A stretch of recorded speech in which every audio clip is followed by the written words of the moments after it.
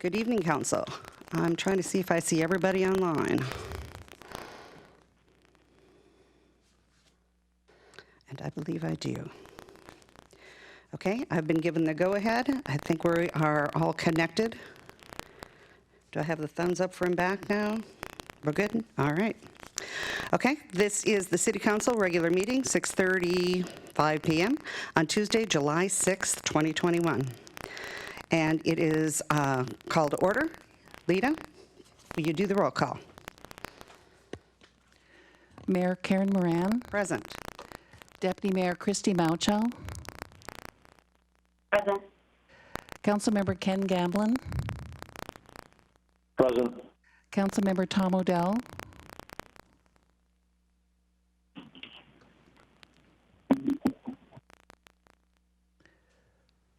Councilmember Chris Ross,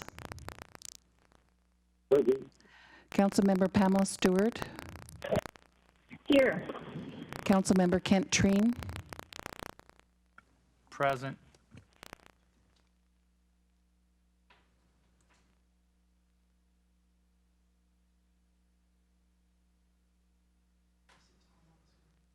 okay. Tom Odell, Councilmember Tom Odell,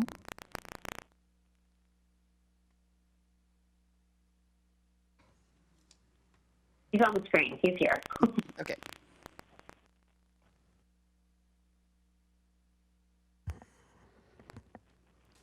Okay, looks like a full council. Thank you. Meeting accessibility. Pursuant to the Governor's Emergency Proclamation 20-28, the city is unable to provide an in-person location for the public to listen to the virtual City Council meeting this evening. Meetings are still accessible to the public, and public comment is able to be submitted. To view live, the city website is www.sammamish.us/TV21. The city YouTube or Comcast Channel 21 within Sammamish only. To view later, meeting videos are available the day after the meeting on the city website. Again, it's www.sammamish.us/TV21, YouTube, and Comcast Channel 21 within Sammamish only. Pledge of Allegiance. And how about Deputy Mayor, would you lead us in the pledge? Absolutely. I pledge allegiance to the flag of the United States of America and to the republic which stands a nation under God, indivisible, and with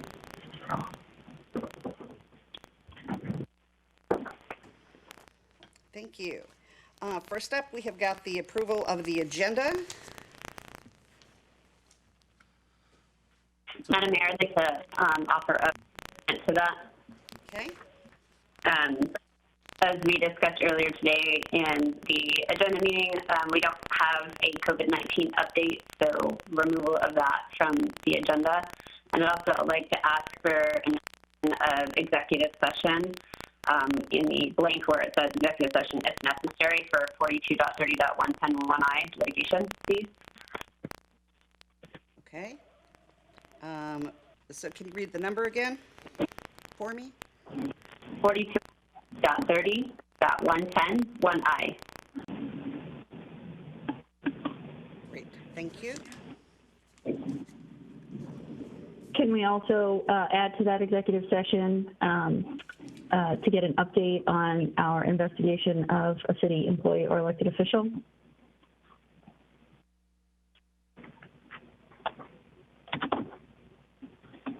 Does somebody have a number for that? The same number as letter G. Just a minute. Just a It's minute. 40.30.110.1G. 1G, got it.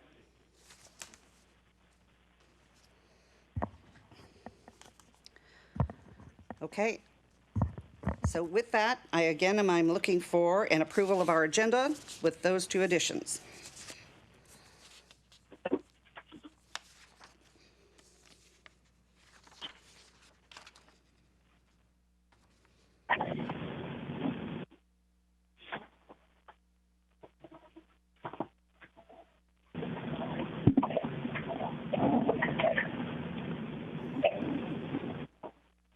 Okay, did I have?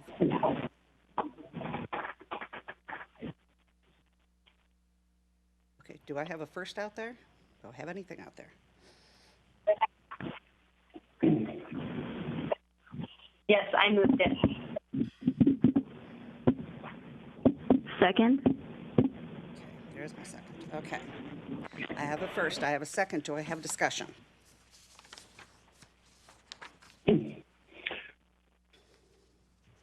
Hearing none.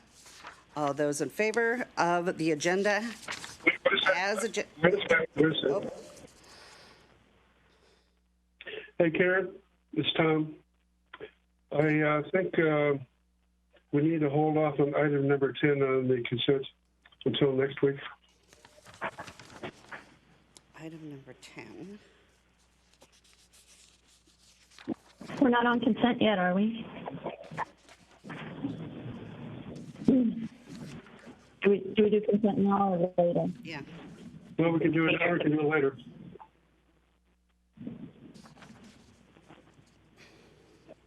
Okay, do you want to remove that? Well, so you want to remove that from the consent?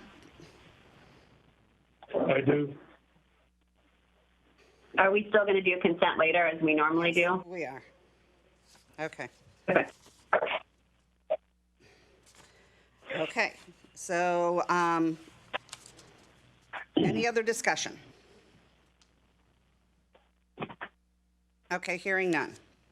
All those in favor of the agenda with the changes made with the executive session added with 1I and 1G, and with taking off the emergency management. All those in favor, please say aye. Aye. Aye. Aye. Opposed? Nay.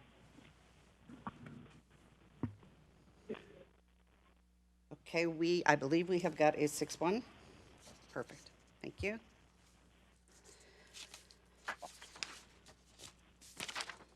Okay, the next thing we have got is public comment. And pursuant to the Governor's Emergency Proclamation 20-25, the city is unable to provide an in-person location for the public to listen to the virtual city council meeting this evening. Meetings are still accessible to the public, and public comment is able to be submitted. Written comment. Written public comment will be accepted until 5 p.m. on the day of the meeting. Submit your written comments by email to the city clerk, L. Hatchie at sammamish.us, and the city council at citycouncil@sammamish.us. Verbal comment, up to 3 minutes of verbal comment may be provided per person live during the meeting. Call the following number and input the access code when prompted by 6:30 p.m. the day of the meeting. Phone number 1-571-317-3122, and the access code is 929-348-197. Lita? Thank you, Madam Mayor. I see that we have 7 people who have called in to provide public comment tonight. I will unmute the callers in the order that they have joined the meeting. When it is your turn to talk, please, when you hear an unmuted voice, say unmute. You then will have 3 minutes to provide public comment. 15 seconds before your 3 minutes is complete, I will provide a time warning, and at 3 minutes, you will be muted. Please start your comment by stating your name and the city that you live in for the record. I will now unmute caller number 1.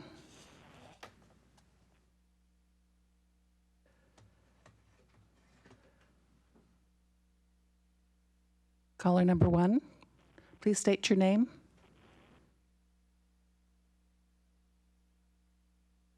Hello? Hello?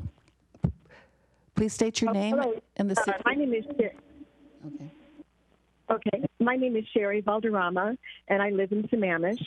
The reason I called in tonight is that on June 16th, I wrote an email to the council and to the city manager, but I did not receive a reply to the 2 questions I asked. So I will read my original message to you, and I request that you provide a response. June 16th. Council members and city manager, I watched the council meeting last night and was so appalled by what I saw that I decided to write to you. I've been watching council meetings for more than 10 years now and have never before seen such a spectacle like what I witnessed last night. Two major concerns. One, when did it become permissible for a city employee to be in the position of making a decision to exclude an elected council member from business of the council based on that employee's perception of the council member's perspectives and voting record? The letter that the council sent in response to a letter from former elected city members should have been reviewed by all current council members, regardless of their individual perspectives or voting records. The citizens did not elect the city attorney. We elected the members of the council and entrusted them to make decisions.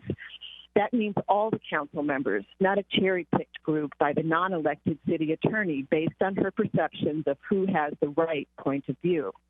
I would like to know specifically who approved this decision and by what authority was this decision made. Number two, the revelations made during council reports were appalling. That 2 to 3 members of this council were reported to have made disparaging comments, including possible sexual innuendos regarding Tom Odell and his daughter, is a complete disgrace. That 3 other council members also came forward during the council reports, Malchow, Ross, and Stewart, was additionally disturbing. I would like to know what the city and council plan to do about this abusive, bullying, and disgusting behavior. Will there be an independent investigation conducted into the behaviors of the council members who reportedly made these comments? Will this be led by an independent HR professional who is experienced in conducting investigations of workplace harassment? If the reported behaviors are proven to have taken place, will there be disciplinary action taken? Please provide a response that includes the action that the city and the council will take to investigate and address these claims. We have a wonderful city. For the most part, it's filled with wonderful people. The behavior witnessed last night is a stain on our city. We deserve to be represented by 15 professionals seconds. of the city by following the rules and who treat one another with mutual respect. Thank you, and I look forward to receiving an answer to the questions I've submitted. Thank you. Thank you. I will now unmute caller number 2. Caller number 2.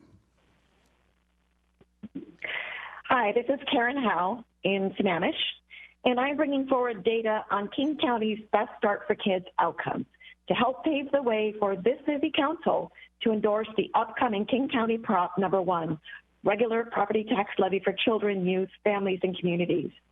Now, full disclosure, I serve on the Children and Youth Advisory Board, but I am representing myself as a resident of Sammamish and as a court-appointed special advocate for youth under 12 in dependency. Passing the levy will continue to fund prevention and early intervention services and capital investments to promote the health and well-being, including child care, prenatal, newborn family services, youth development programs, and so forth. Importantly, there will be additional focus on improving access to child care throughout the county. Now, parents in Sammamish are struggling with child care, and anything we can do to ameliorate this will be very, very welcome. Just a few key facts. I did send in a letter that has a few more facts, but first off, Best Start for Kids. The levy reached 490,000 children in the King County and their families, and 40,000 youth and young adults. Home visitors programs provided over 212 visits to new families.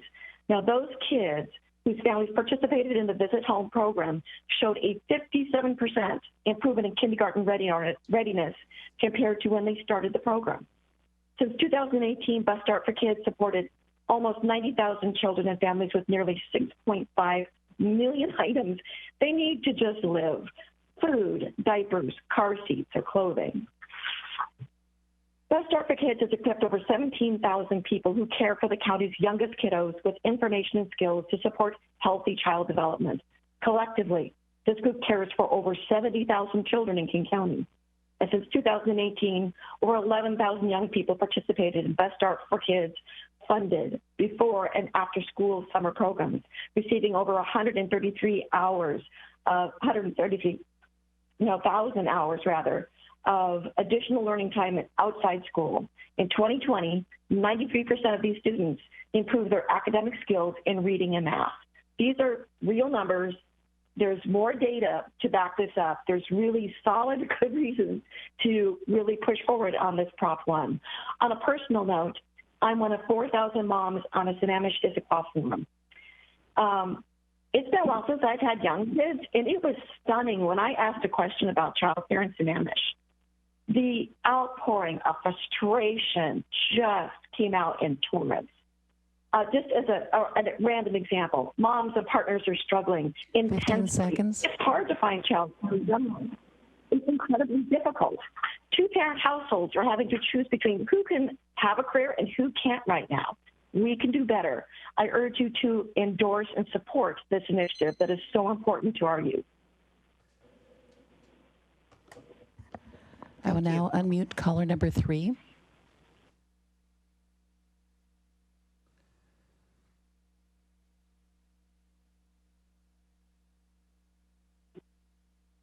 Caller number 3. Good evening. My name is Melanie Smith, and I live in Sammamish. I'm one of the 2 Girl Scout troop leaders of the troop that was approved to paint a mural at the Sammamish Commons Playground. The necessary approvals for this project were granted in January and February of 2020. The troop is comprised of 11 now rising 7th graders who, with the exception of one, attend Inglewood and Renaissance Middle Schools. In January and February of 2020, the then 5th grade girls presented their mural proposal to the Arts Commission, the Parks Commission, and the City Council. The Arts Commission not only approved the project, but also agreed to fund it. The Parks Commission approved the project as well. The meeting with the City Council ended with a photo of 5 council members and the presenting Girl Scouts. Pictures of the proposed mural and the location provide the backdrop for this photo. Please refer to the corresponding picture. The design, size, and location of the mural were specified in the proposal at all 3 meetings, and the painting was to be completed by mid-June 2020. Due to COVID, all Girl Scout activities were placed on hold beginning in March 2020. We stayed in touch with Sammamish staff who indicated that the mural had been placed on the 2021 calendar post-COVID. As COVID restrictions were loosened, we were again in contact with city staff and began a plan for painting mid-spring 2021. Very soon after that communication, we were told that the mural had been put on, quote, pause. Shortly after that, we were given the indication that the mural project was suspended indefinitely. I'm here tonight requesting that the City Council honor its commitment to the Girl Scouts who worked diligently on their presentations and their full project. They received approval. I'm sure you can understand their confusion about the current state of the project. I'm saddened by the Council's move to pause and revisit this approved endeavor. We teach our girls about standing up for themselves. We also teach our girls about the importance of holding their elected officials accountable. And yes, we're in this specific instance especially talking about trying to affect change and how important it is, even if the answer doesn't come down in our favor. But I'd hate for that to be a lesson that they have to learn in their own town from their own city council. I respectfully request that the City Council honor its approval of this project and allow the Girl Scout troop to provide a bit of color and an attitude of acceptance to the playground wall and the city in general. I request that the mural project be approved as presented and approved in February 2020. Thank you. Thank you. I will now unmute caller number 4. Caller number 4. Yes, my name is Mary Wichter. I live in Sammamish for 21 years. I wanted to make comments regarding the Sammamish Retrofit Strategy Guidance Manual tonight, which is on the new business. In the packet on page 222, you don't have to turn to it. There's a map, and you'll see the majority of the map is in purple. The 14 drainage basins, which are part of the stormwater retrofit and part of Sammamish, 3/4 of the water flows to Lake Sammamish, and it changed to only 2/3 of the whole city when we annexed Kohani, but it's the majority of the water in Sammamish flows to Lake Sammamish, so keep that as you consider retrofits. And then also on table 1, they've listed the subbasins, and the purple ones are all listed at the top, with Zakoos being the top one. It's had 11 drainage complaints. It's one of the smaller basins, and it has very little or no flow control and water quality treatment. It's also rated as a relative value and importance by subbasin as high for yellow and figure 5. And then in the sub-basin prioritization, there's a graph of importance versus degradation, and the Zakoos Basin is high for importance and also about medium-high for degradation. So I hope that it'll be considered, because on that page, which is 234 of packet 628 pages tonight, it says that you're doing the other drainage basins, and that the city completed the one for Zakoos Creek in 2019, which it did, but the projects have not been slated yet on your 6-year stormwater CIP or the Transportation Improvement Plan products. And then there's a really good page, 253 tonight out of 628, just on the Zakoos Basin. Subbasin. It talks about Zakoos Creek flows where there are kokanee, which are expected to spawn in the lower reaches, particularly this coming fall. It lists 11 drainage complaints as 5 for erosion, 2 for flooding, 1 for groundwater, and 3 for monitoring and maintenance. It talks about 73 plus 9% are limited to no flow control, which is a total of 82%.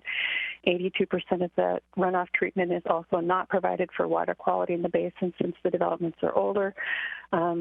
Lake Sammamish is on the 303D list for several categories and parameters for water quality, and most of Zakoos Basin is zoned R4 or R6, so 73% of it is medium residential. So I hope that you will consider tonight that the retrofit strategy does not specifically list Zakoos Basin projects. Those have been prioritized, done by many discussions through the 15 city. seconds. They've been suggested for grants, which $3 million has been given for Lewis Thompson Road Tightline, which is a stormwater retrofit very similar to Inglewood stormwater retrofit, which was done in 2016, originally identified in 2012. So thank you for your consideration. Thank you. I'll now unmute caller number 5. Caller number 5. Hello, my name is Kennedy Smith, and I live in Sammamish. I'm a member of the Girl Scout troop that was planning to paint the mural at the Sammamish Commons Park that you approved last year. We were supposed to paint it in the start of 2020, but we had to postpone it because of the COVID precautions. Then we were hopeful to paint it in this past Memorial Day weekend, but we got news that all projects were put on hold.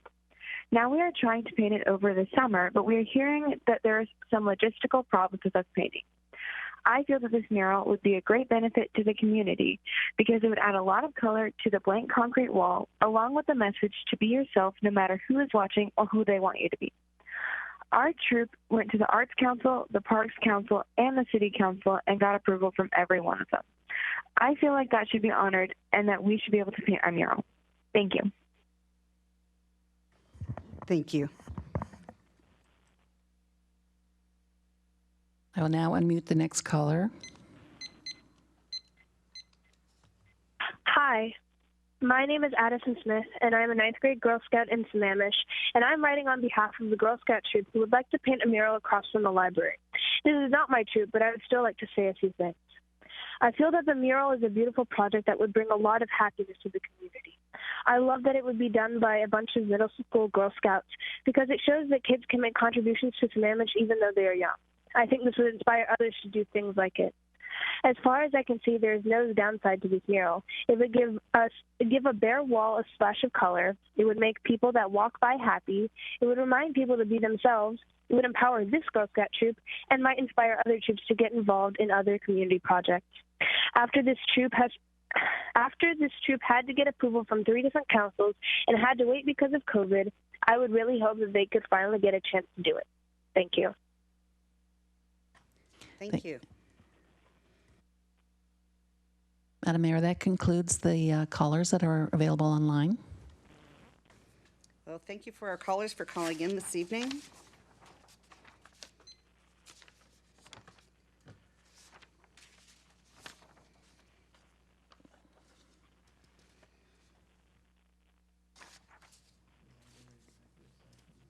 Okay, the next thing up would be our executive session.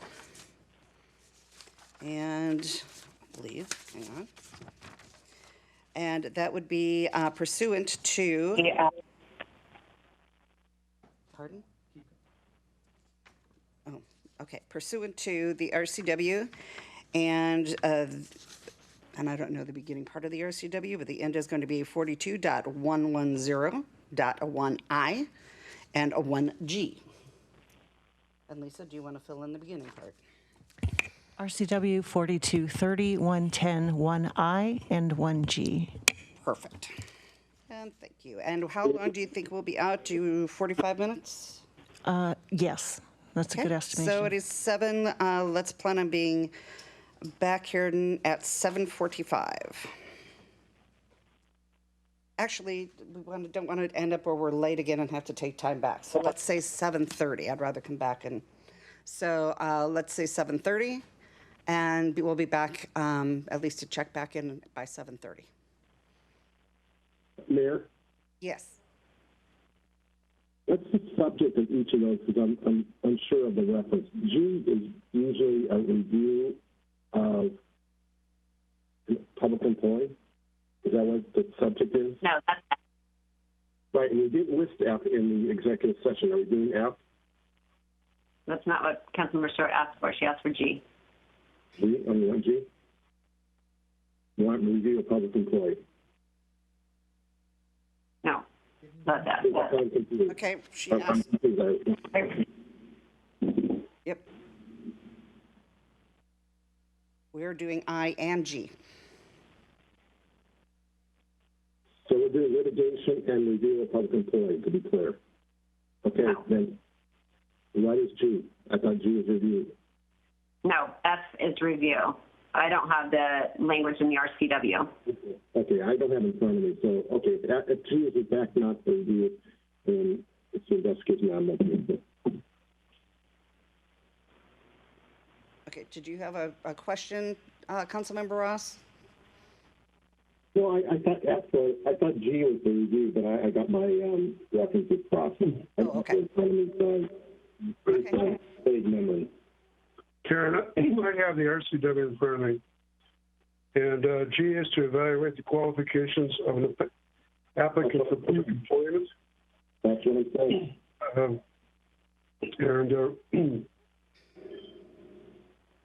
The F was to receive and evaluate complaints or charges brought against a public officer or employee.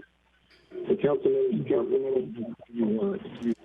I asked for the one for the complaint. Okay, that's F. That's F. So let's cite F so we follow the right RCW.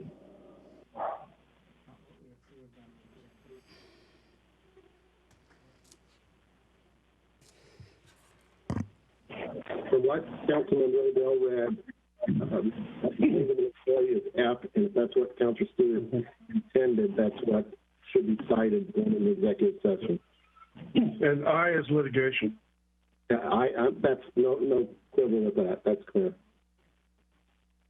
I just think we miscited by citing G. I think that's the wrong site. I think the proper site is F. For several. F and I are the two that should be cited. And waiting for Councilman Stewart to agree with F as the proper site, then we'll go in as such. Correct. Mayor, do you need an amendment to the agenda? That's what I'm asking Lisa. Lisa? You already approved the agenda? The agenda was already approved, so. But I think you can call an executive session at any time. So I think citing correct RCW to go into executive session should be sufficient if Lisa agrees. Okay, so we are going into executive session, and it is now 5 minutes after 7. And we can go into executive session for what we called it for under the agenda that was approved, which is I and G. And for 30 minutes, it is 7:05. We'll be back. Then I would like to make an amendment. I would like to make an amendment. I'd like to make a motion to amend the agenda. Point of For order. the executive session. Mayor Moran, I do think Christy is correct. If you are able to have an executive session at any time, irrespective of what the agenda says, then you should be able to change the reason for the executive session. There's nothing in the OPMA that requires that you stick to the actual citation that was approved, since you can call it at any time. I think that's what Pam is trying to do. So, okay. Right. Point. So we would like her to do F and I, please. Okay. So Councilmember Stewart, please state your motion. I just want, I don't think we need a motion according to Lisa. I think I'm just agreeing with Councilmember Ross that we just need to state the correct RCW, which would be F I think and that's all I. you have to do. That's correct. Yes, Correct. I think that's all you have to do. Okay. All right. That's it. So we are going into executive session. It is 5 after 7 or 6 after 7. We'll be in for half an hour. Thanks.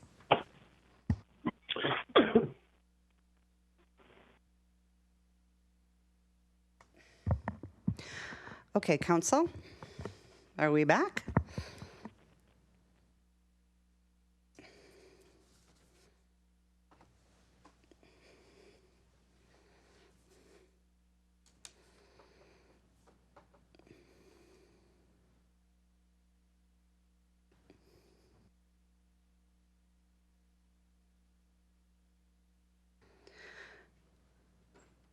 Okay, I think I see everybody back up.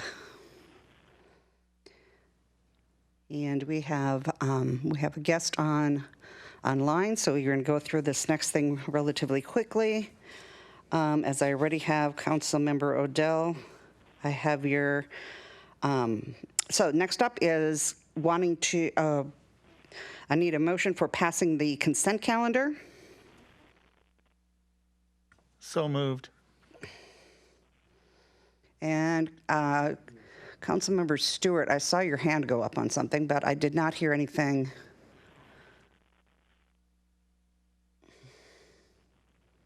Oh, I can't hear you.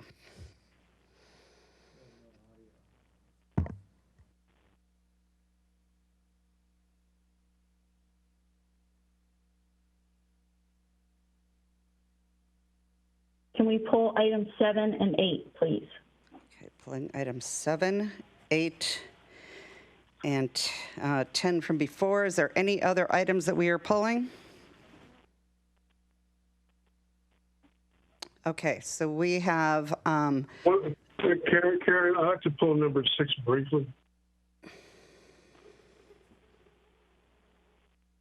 6, 7, 8, and 10. Okay, I'm adding them to the bottom of the unfinished business.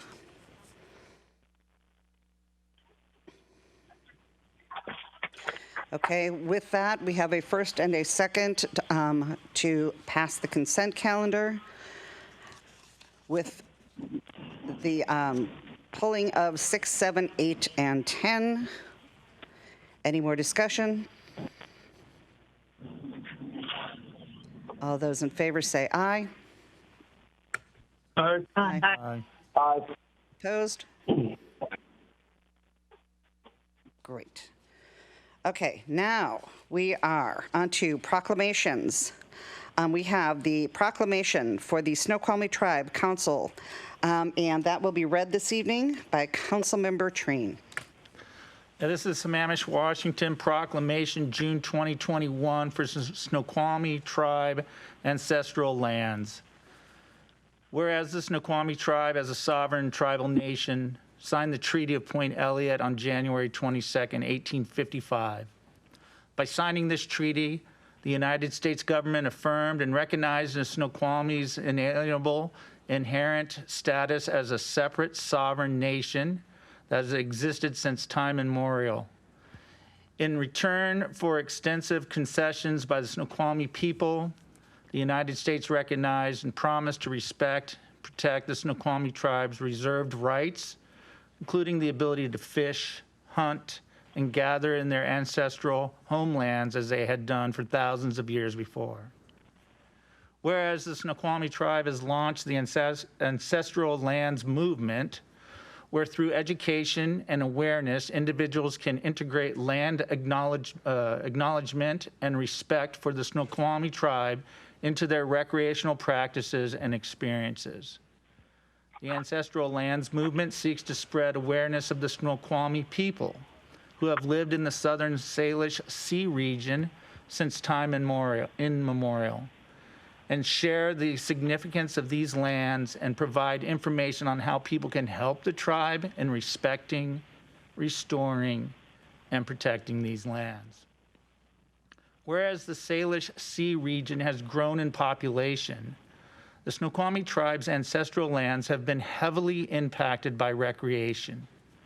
This impact is especially apparent at the popular trails in the Snoqualmie corridor area, where increased visitation has resulted in a degradation of the land.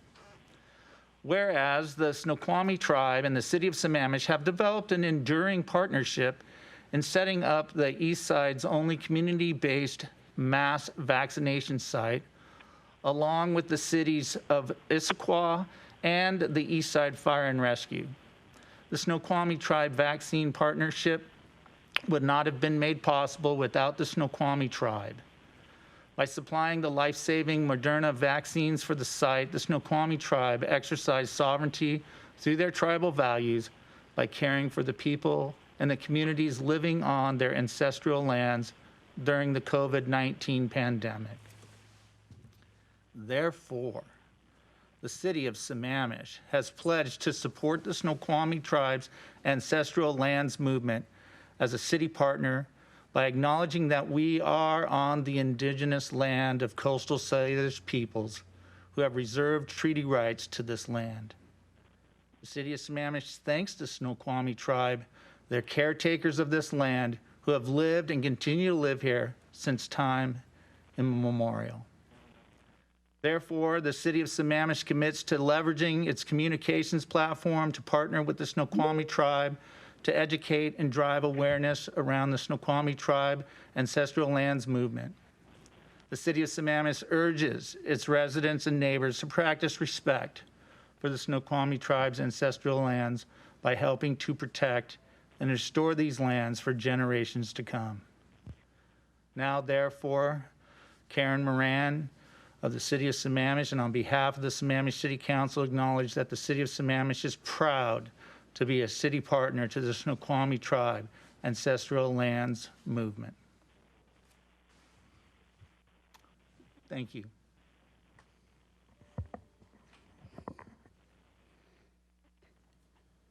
Thank you. And I see that we have somebody from our tribes that is on virtually with us this evening.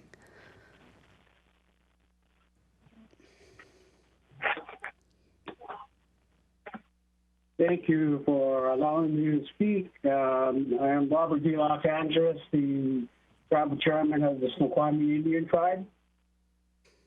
And I would like to say this is an historic day for the city and the tribe, as you have acknowledged the Snoqualmie Tribe that has been here since time immemorial. We have ancient unbroken connections to these waters and lands.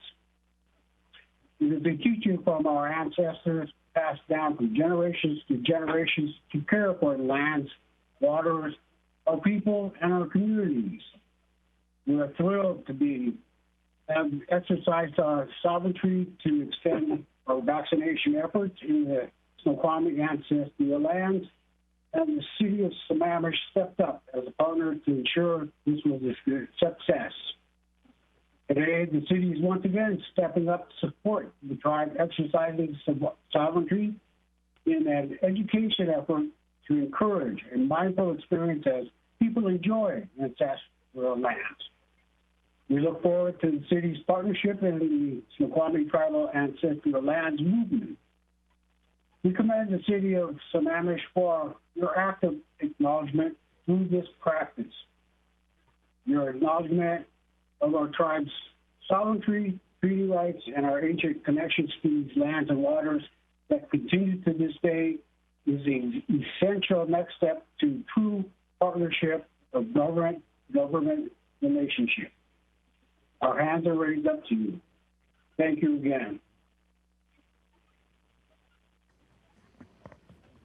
Thank you. We're honored to have you here this evening, and thank you for all that you've done for the vaccination site for all the people in not only our city, but in the area and Issaquah, and all that you've done for anybody who you took the time and all the energy that went in from everything into that site. You guys were wonderful to work with.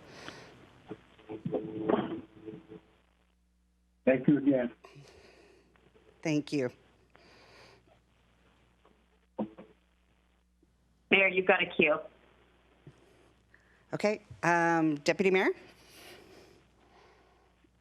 Nope, Councilmember Odell's in the queue. Hang on, Okay, Councilmember Odell. Okay, thank you, Madam Mayor. Chairman de Los Angeles, I'd be remiss if I didn't also mention the longtime partnership between the Snoqualmie Tribe and the Crow King Work Group, which goes back, I think, to the beginning of that organization. Your tribe has been one of the major supporters financially and also in terms of boots on the ground when it became necessary to do a lot of the work we're doing to try to keep the Little Red Fish going in the Lake Sammamish River watershed. So I wanted to also take the opportunity to thank you guys again for your wonderful support in that area as well, in addition to the COVID exercise.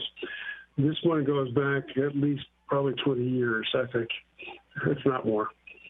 I know it goes back to at least 2010, which is when I first got involved with Crow King Work Group. So thank you again. Thank you, Councilman. Absolutely. The tribe is proud. It helps the community. Absolutely. Thank you. Okay, now Deputy Mayor. Thanks. Yeah, I just wanted to say thank you. I think this is a really special proclamation that we get to do this evening. Had the opportunity to talk and have reflections with Andy de Los Angeles when he was with us.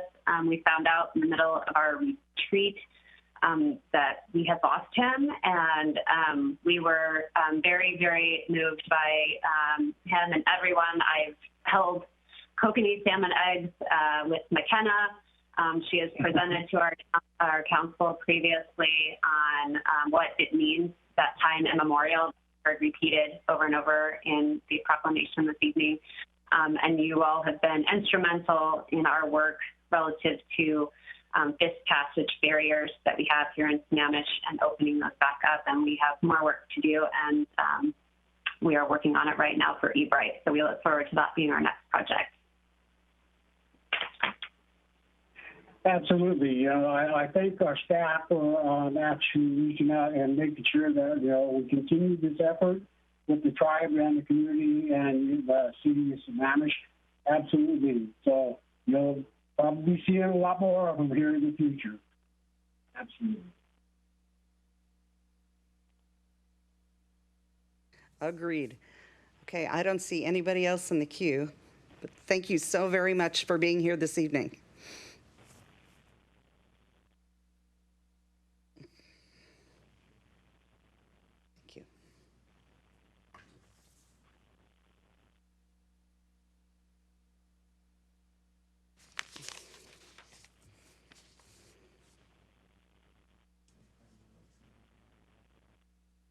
Okay, next we have got a presentation this evening from the Friends of Lake Sammamish State Park. And that, I believe, will be done by Anjali.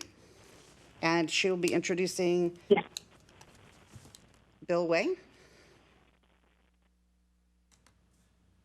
That is correct. Thank you, Madam Mayor, City Council, Mr. City Manager. I'm Anjali Maya, Director of the Parks, Recreation and Facilities Department. I would like to introduce Jennifer Adu, Executive Director, and Bill Way, Head of the Trails Committee of the Friends of Lake Sammamish State Park. The Friends of Lake Sammamish State Park is a nonprofit organization dedicated to supporting, enhancing, and promoting Lake Sammamish State Park. The Friends works in support of and in cooperation with the Washington State Parks and Recreation Commission. The Friends of Lake Sammamish State Park reached out recently with a request to make a presentation to City Council about their comprehensive trails plan. Bill is here to tell us a little bit about the project that this group has been working on with a goal to enhance year-round use of the park. Bill has 43 years of experience evaluating natural systems in the Northwest, including designing, permitting, and overseeing the construction of stream, wetland, lakeshore, saltwater, and wildlife habitat projects. Bill is the founder and former president of the Watershed Company. With that, I'll turn it over to Bill. Thank you, Anjali. I've also been a resident of Sammamish since 1956. My address is 3451 East Lake Sammamish Shore Lane, Northeast. Maybe the next slide. Lake Sammamish State Park is on the doorstep of Sammamish and provides many park services for Sammamish residents. A vibrant Lake Sammamish State Park supports the Sammamish community and augments its own park system by having 2 large swimming beaches, vast picnic areas, and large open venue spaces. A new Sunset Beach bathhouse, a huge new play structure, the only public boat launch on Lake Sammamish, and miles of park trails. Friends of Lake Sammamish was told by State Park several years ago that Lake Sammamish State Park was maxed out in the summer with general use and Friends of Lake Sammamish's special events activities like AVP, beach volleyball, parkability, walk and wag, camp s'mores, etc. They encouraged us to look at developing year-round uses. That is what led us to improving trails. 3 other retired guys helped navigate this comprehensive trails plan over the last 3 years. Kit Ledbetter, who is retired from being the park director at City of SeaTac for 25 years. Rich Benson, who's the head of the Lake Sammamish State Park for 25 years, as well as 4 other parks. And David Kapler, who is ex-City of Issaquah councilman and Alps trail extraordinary guy. State parks didn't have the money or time to come up with a trail plan, and we're delighted that we ran with it. Next slide.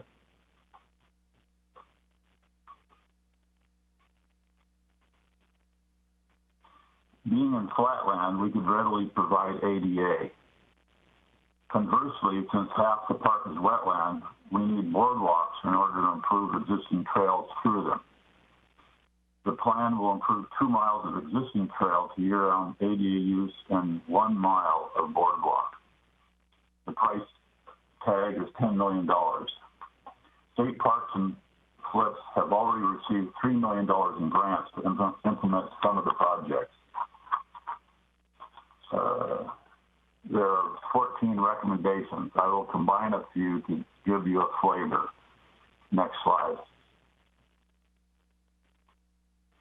From the existing Issaquah Creek Boardwalk, which was built in about, I think, 2014, we'd improved the trail across the footbridge of Issaquah Creek, and then it's kind of dark or orange shaded, going south east to the foot of a business park that Microsoft is one of the users in now. This is a key arterial trail that leads us also to our intention of building a pedestrian bridge across it. Next slide. Once the downstream Issaquah Creek Trail segment is built, we'd request discussions as a corporate business park to build a trail on its north perimeter between Lake Sammamish State Park and East Lake Sammamish Trail. It is straightforward design, permit, build project. joggers now run through streets, parking, and sidewalks to access both trails. Next slide. We also propose and have funding for building a crosswalk across the main entry road and connect Sunset Beach parking, Tibbetts Beach parking, and kitchen shelter parking. Safety improvements will also provide a gateway to improve trails through the Orchard Loop Trail Network, which is also partly under 1,100 feet of it. Next slide.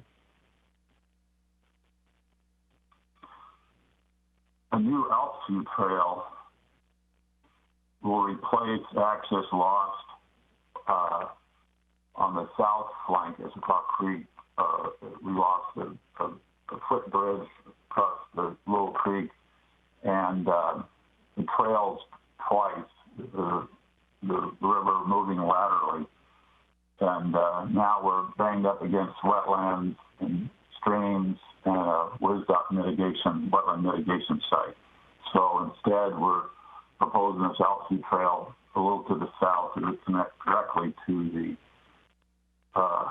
a new footbridge and then access what's now isolated trail to the south. Next slide. One that may pertain more to you guys, a boat launch trail extension to East Lake Sammamish Trail. The whole thing, several thousand feet, is wetland, so it would require a boardwalk, but it would bring a substantial trail to not just East Lake Sammamish regional trail, but to the parkway. And you'll notice on the map that there's a lot of land that State Parks owns to the other side of the street. And maybe go to the next slide. So you see all the parks land. So we'd be in a better position to develop a trail up the hill to connect the city of Sammamish's trail network by President's Point and Southeast 43rd Way. We've done some work trying to figure out a pathway, but we have more work to do. So, and to recap, State Parks received a $2.7 million grant for Loop Trail, including new footbridge and a new Elkview Trail. And Friends of Lake Sammamish just received a state legislature grant for $3 million to include a crosswalk and 1,100 feet of trail, including 200 feet of boardwalk. We're in the process now of coming up with matching grants. In order for those projects to go forward, we've got the grants, but now we need to raise $200,000. So let's really appreciate the support the city of Sammamish has given us over the years. Thank you very, very much. Any questions? I'm done.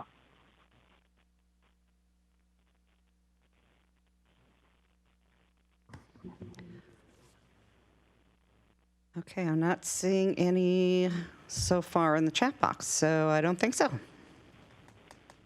All right. Thank you very much. Oh, there's one. Yeah, well, Mr. Way, I just want to thank you for all of your work that you're doing, the time and effort. It's a lot of work going into this and a lot of organizing people. So just really appreciate you taking the lead on that. We appreciate your work. Thank you. Yeah, it looks amazing.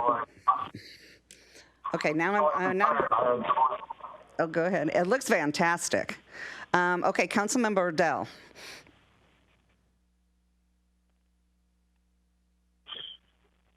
Thank you. Bill, many thanks to you and your friends for all the hours you put into this. I know this is one of your labors of love, and I think the result is fantastic. So congratulations on the great outcome here, and keep up the good work. Thank you. Thank you.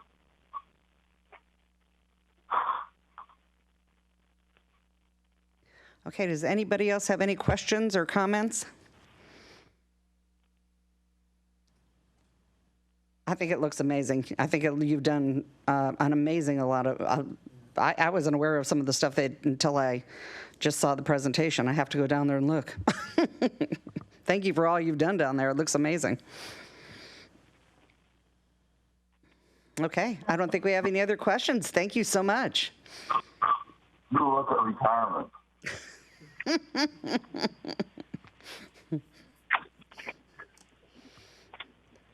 Okay, perfect. Thank you.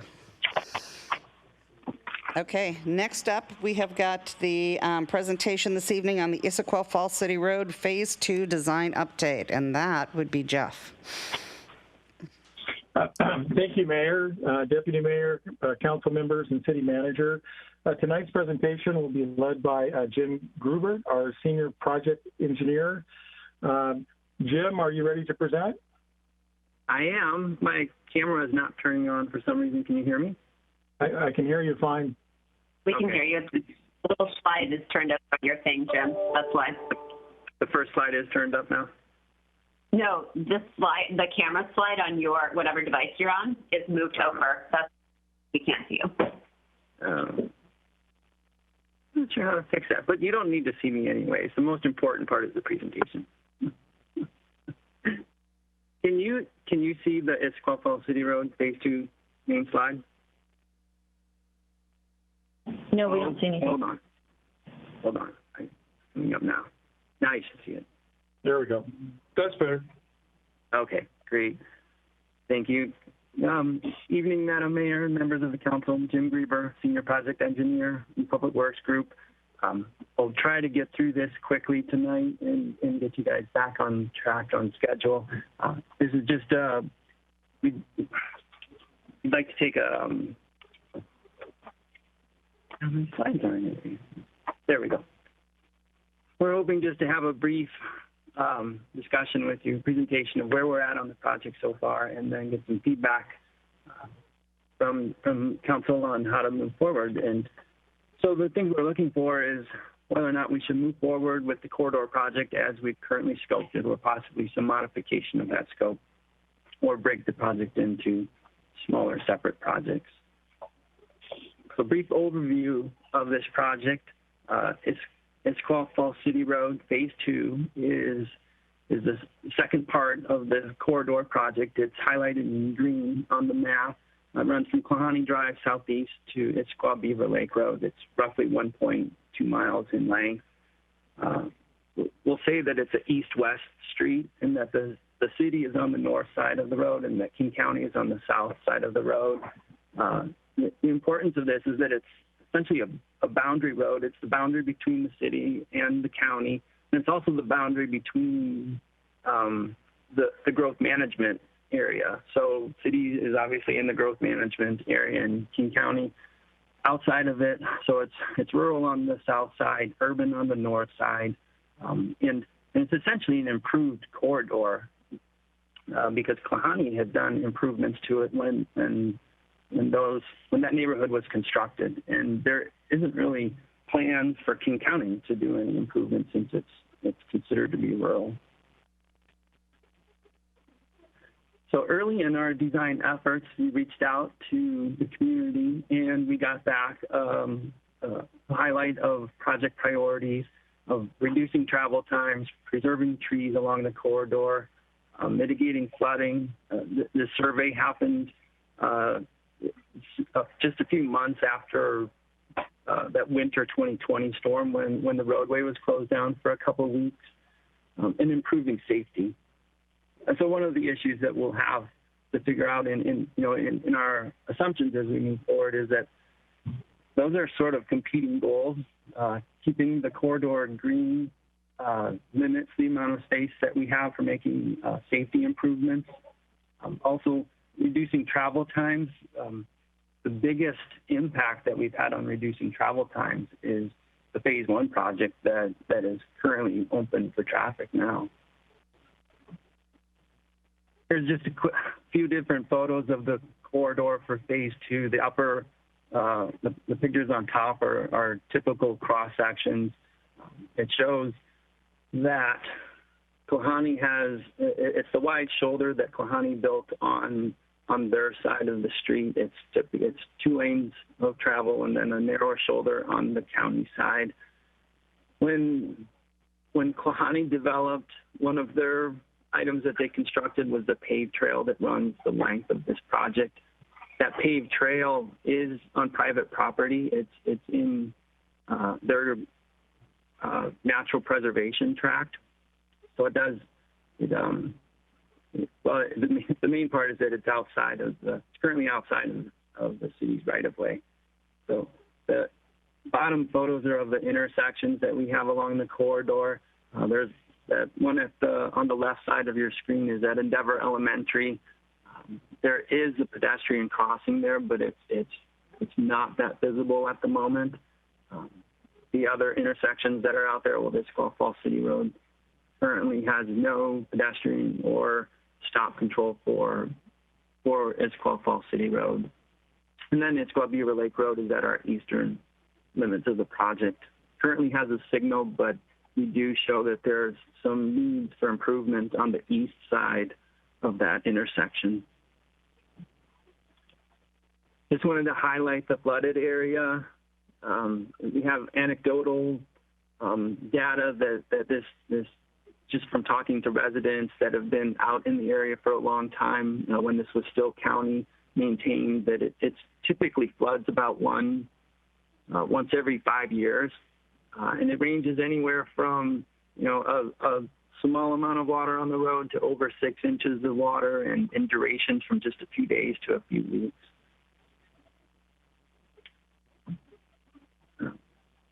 Throw this in there as our, I'm sure you guys have seen this before. It's our standard cross-section for an arterial roadway, sidewalks, bike lanes, 3 lanes of travel lanes.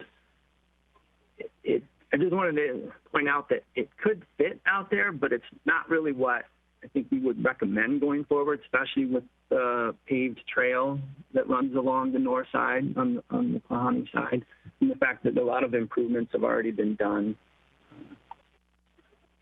And if you want to, we can go back to this, but I'm just going to keep it short for now.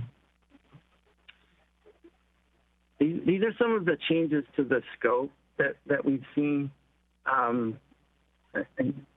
In 2014, when that annexation study was done, I think that study was really focused on just keeping with the current King County's comprehensive plan goals, which was to just do a center turn lane and consider it as a minor capacity project.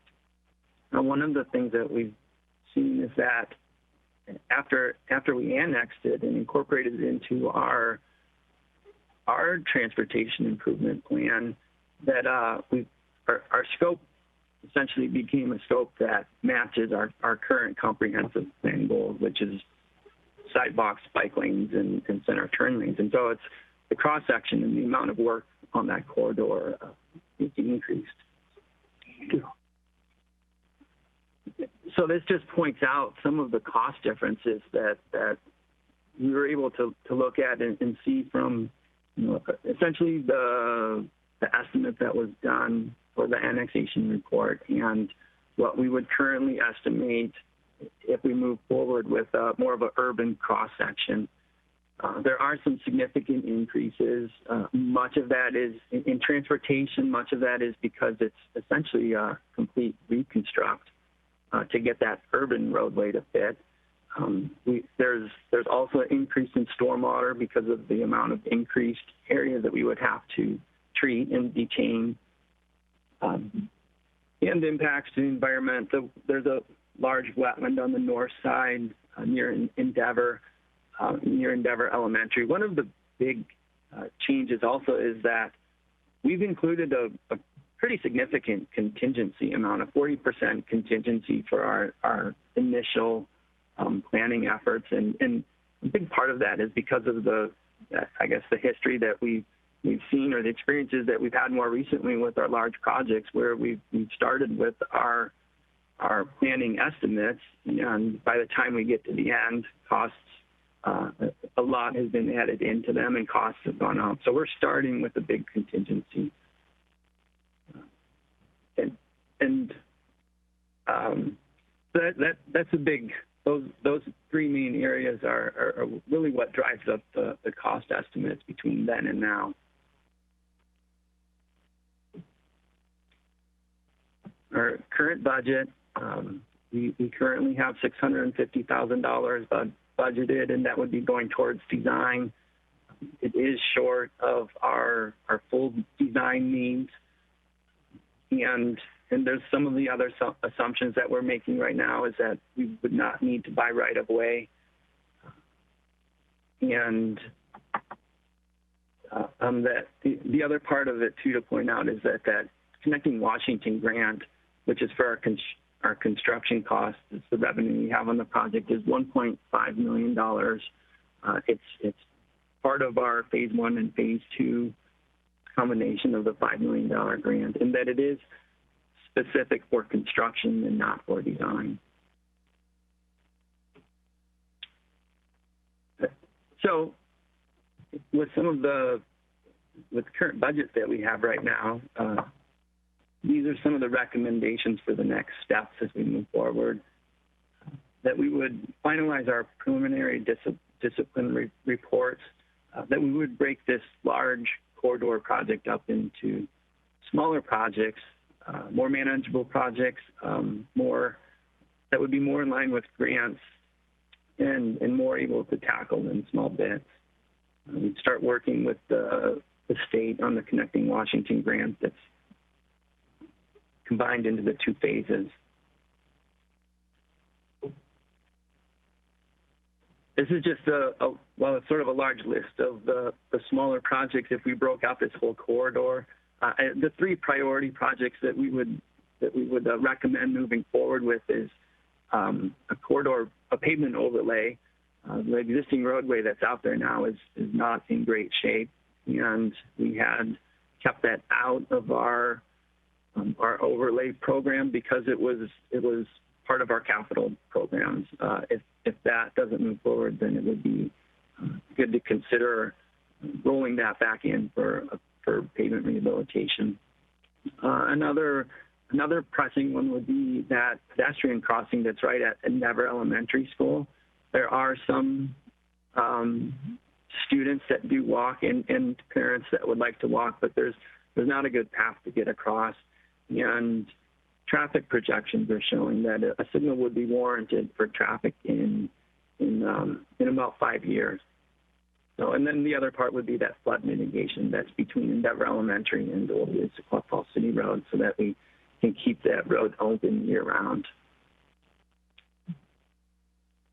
So this is just a quick summary of pavement preservation. If we added this in, roughly $1 million to rehab that corridor. It's not related to the carryover that we looked at a few weeks ago. It just happens to be close to that same amount. So just wrapping up with the purpose for the discussion of whether or not we would move forward with the current corridor project or look at essentially breaking it into some discrete projects. And so that's it, and I'd like to turn that over for questions and answers and discussion. Okay, questions we have. Okay, from the chat box, from the top, Deputy Mayor.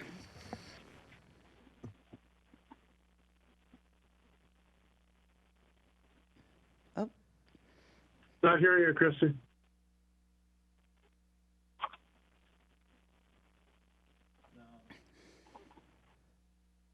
Nope.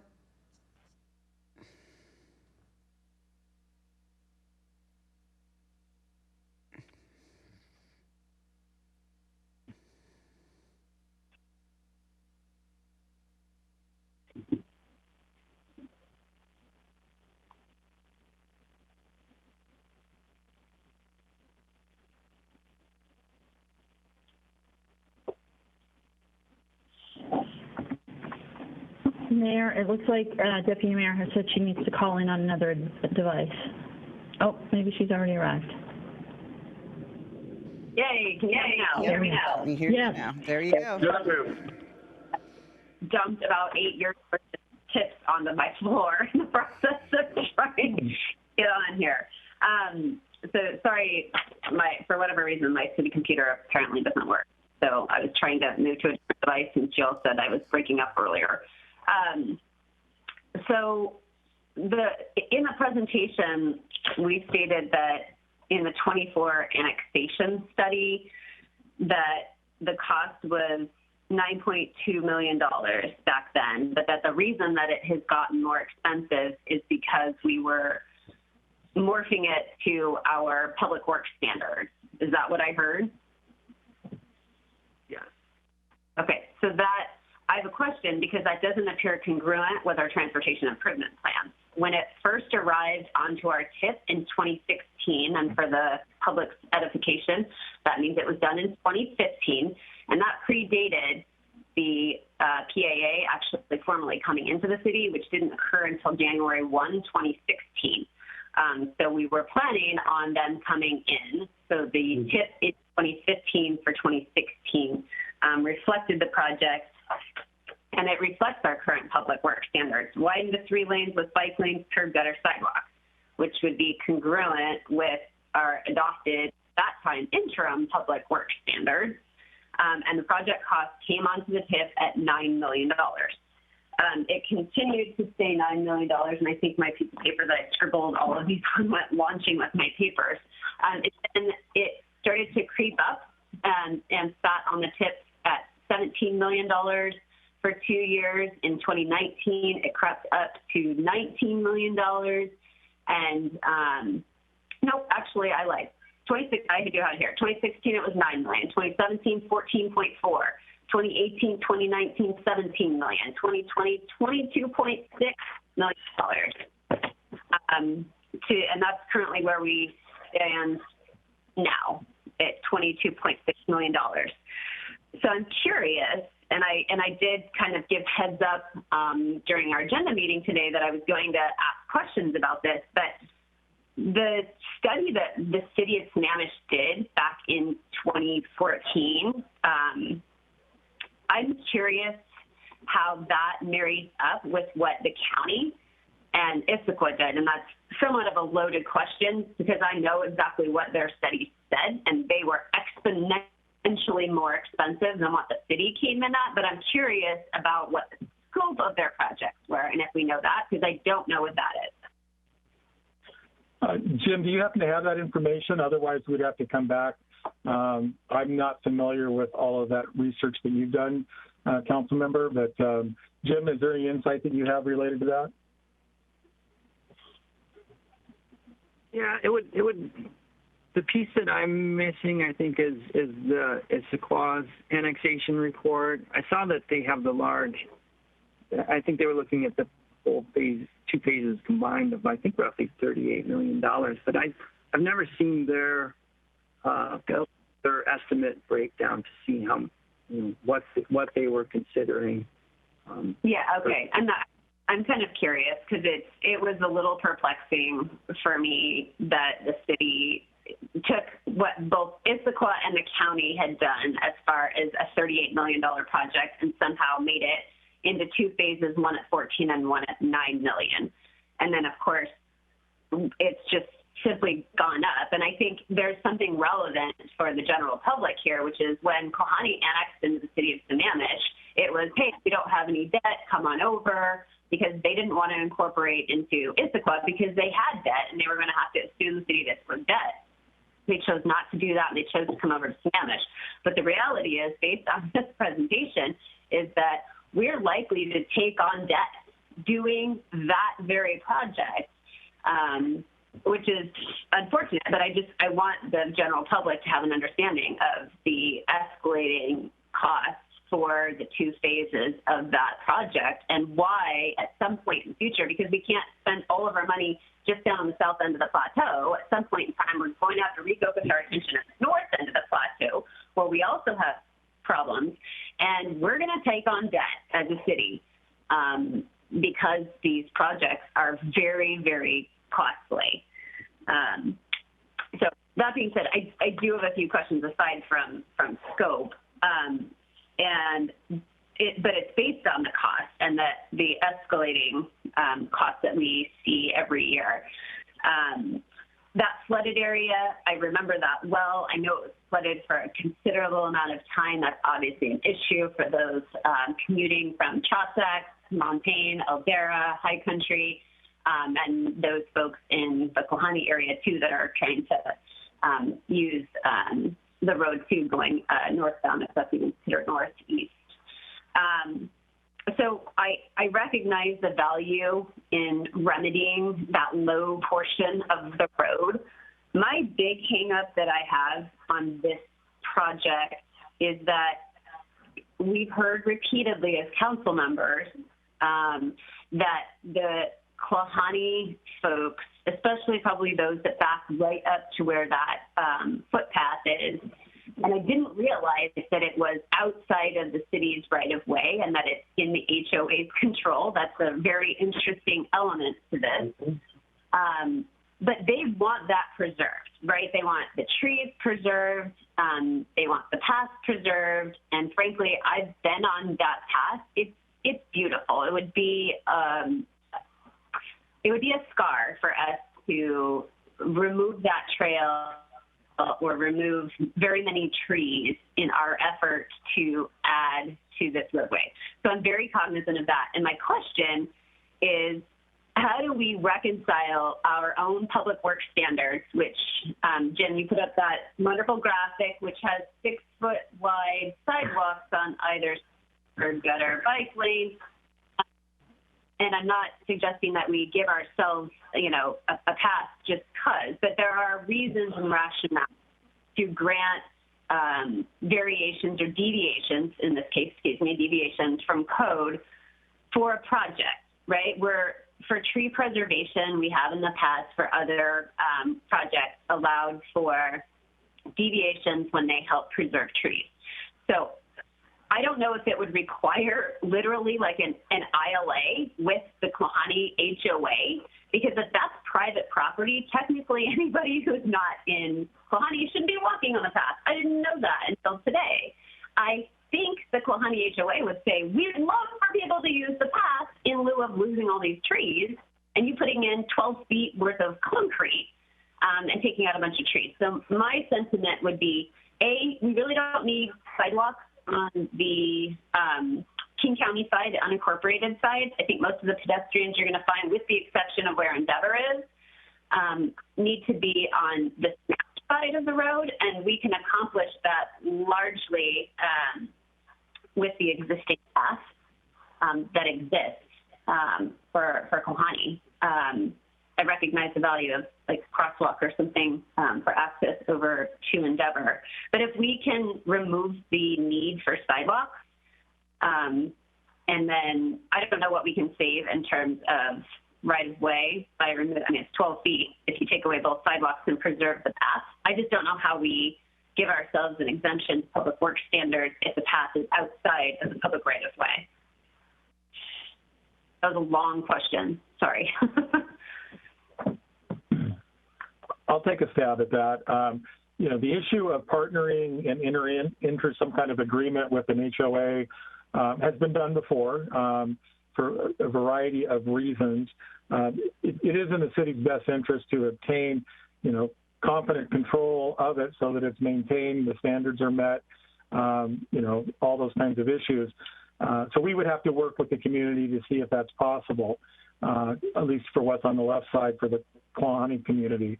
On the right-hand side, where the sidewalk is, or the easterly, wherever side that is there, removing sidewalks entirely, I would caution against, only because not everybody would have a way to get across. I mean, you'd be having people cross a 3-lane roadway section to get to the main walking path, as opposed to having, a standard walkway at least on one side. Is that in the best interest of preserving trees and so forth? Possibly. And there might be some other options and alternatives that need to be considered that we haven't explored yet as well. So there's some more work that could be done to modify and come up with alternatives and plausible roadway deviations from standard that we've not looked at or addressed at this time. So I would make a strong argument for it being wildly unnecessary to put sidewalks on the other side of the unincorporated side. There just aren't people that are likely going to be walking there, with the exception of the necessity to get pedestrians safely to and from Endeavor Elementary School. So I think that is a potential savings for impervious surface, for tree removal. You know, of course, I want to look at this through the public safety lens as well, but I think we had kind of had this discussion previously. I don't know that there's a sidewalk on that side of the road that we just finished for phase 1. So it would be congruent, and correct me if I'm wrong, there may be parts where near the church and near PCMS where we have sidewalks that I don't think they come all the way down on the east side, but I could be wrong.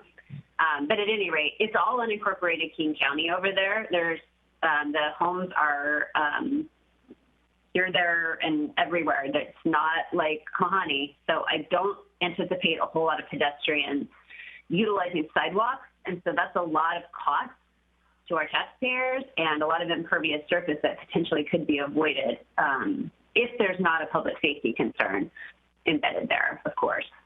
But I'm curious on a cost breakdown, if council can have a little bit better idea, like what does it cost to rectify the low point of the road so that we don't have to contend with flooding in the future? I think that would be helpful to understand.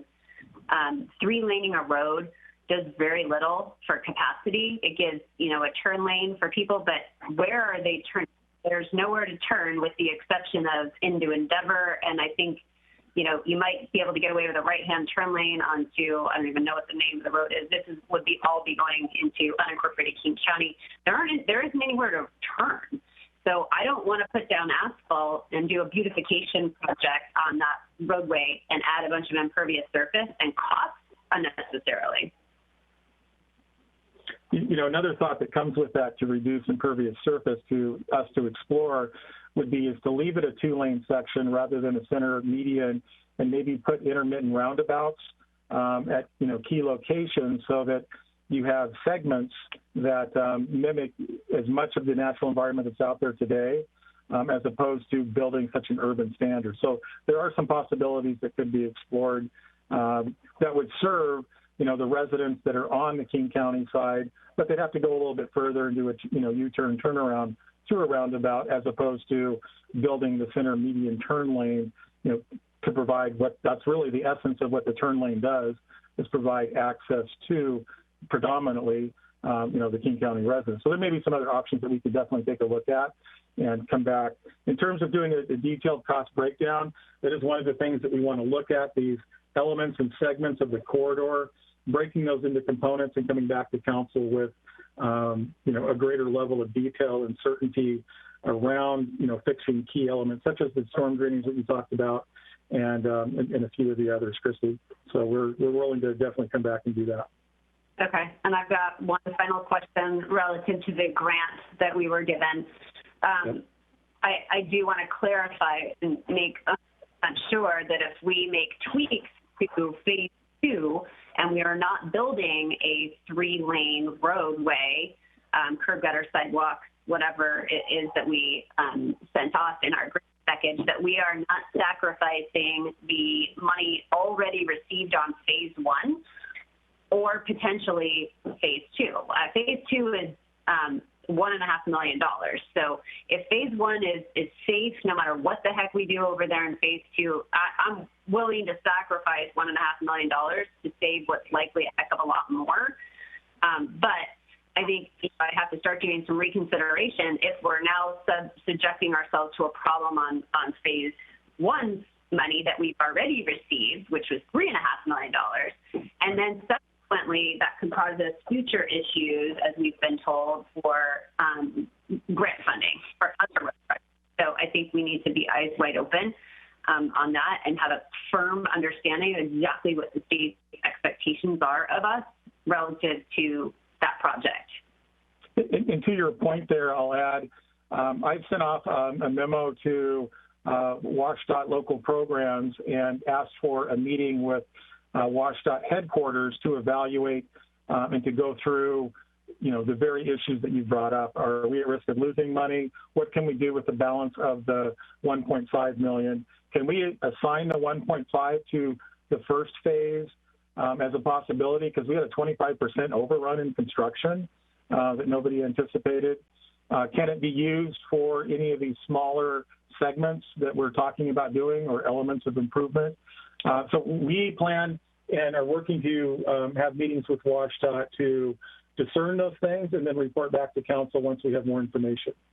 Okay, I think those personally, from my standpoint, are critical before I can give you really solid feedback on what I want to see on that road. That is primary.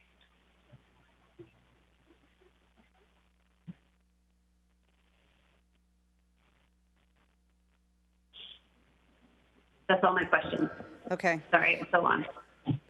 All right, so just so council knows, if you might have to correct me, but my chat boxes seems to be frozen, but I believe the next person is Councilmember Odell. You are correct, Madam Mayor. Thank you. I'm almost tempted to go into my closet and dig out the 1.5-inch thick file I have on this project from the beginning. And the beginning goes back to the annexation of Klahani, which I was around for.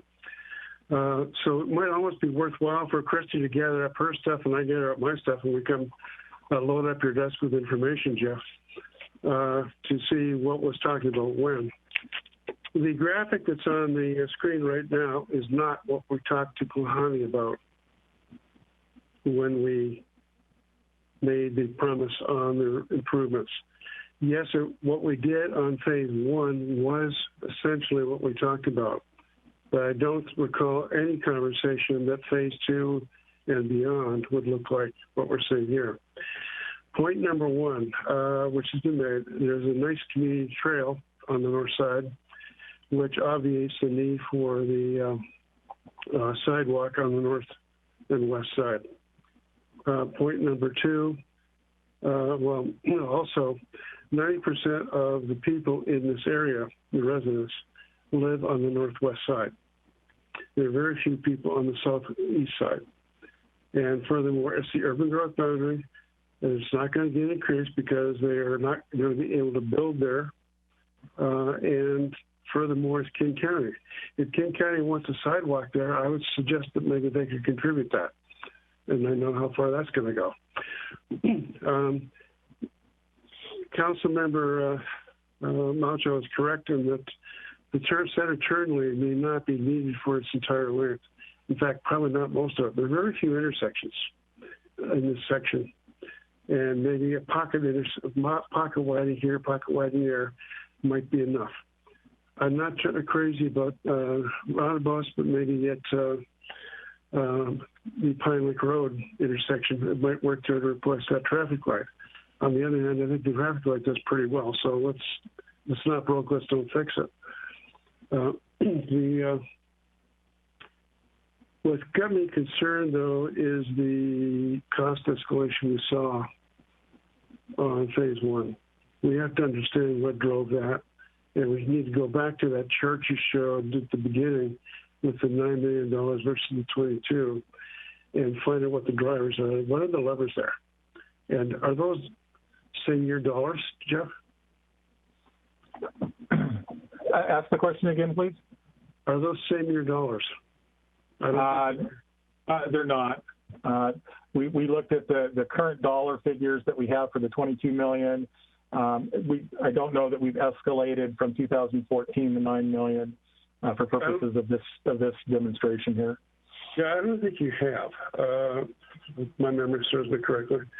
But anyway, we did not promise everything that was shown on that urban arterial design to Klahani, so we don't need to be wedded to that. And I totally agree that the people along there will scream if you start taking down a lot of the trees. I went to a lot of those meetings, and that was usually one of the first things mentioned by people living out there. Leave my trees alone. I'm just going to flip through this. You had an overlay as one of the options. Yeah, for purposes of clarification. purposes of clarification, if we break up the project into pieces that are bite-sized achievable as opposed to a corridor, the roadway needs to be paved sooner than later. Okay.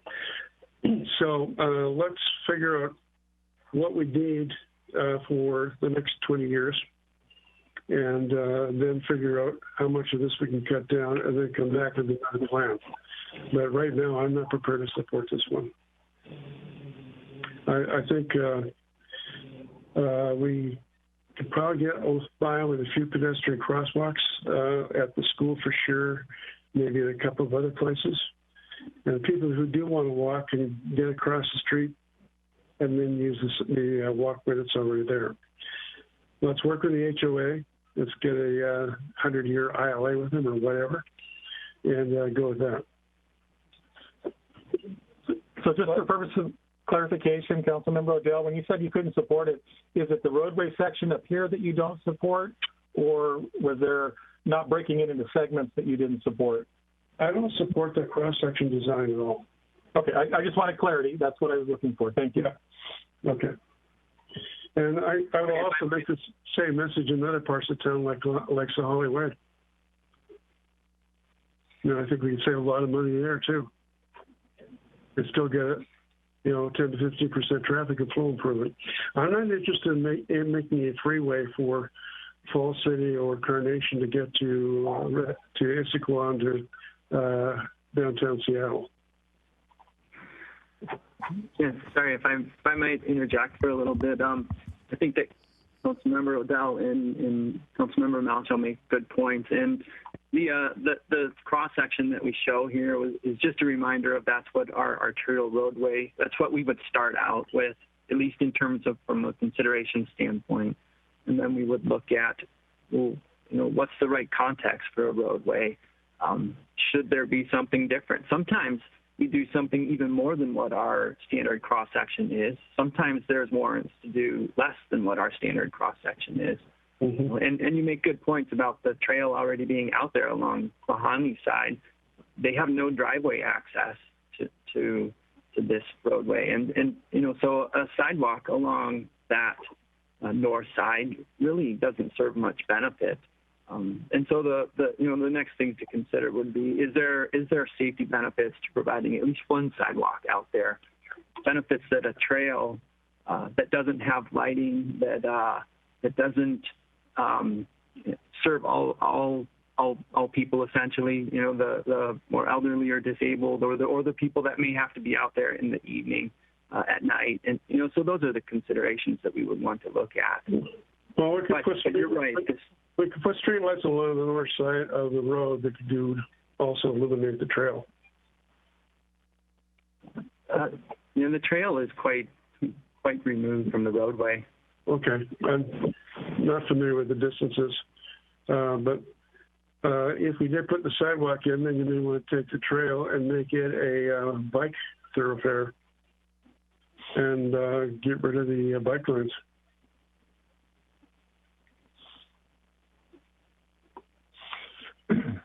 So I don't want to microengineer this thing right now, but these are some thoughts. We did promise Klahani a better road, and they're getting a better road, but we're not promising them a urban arterial.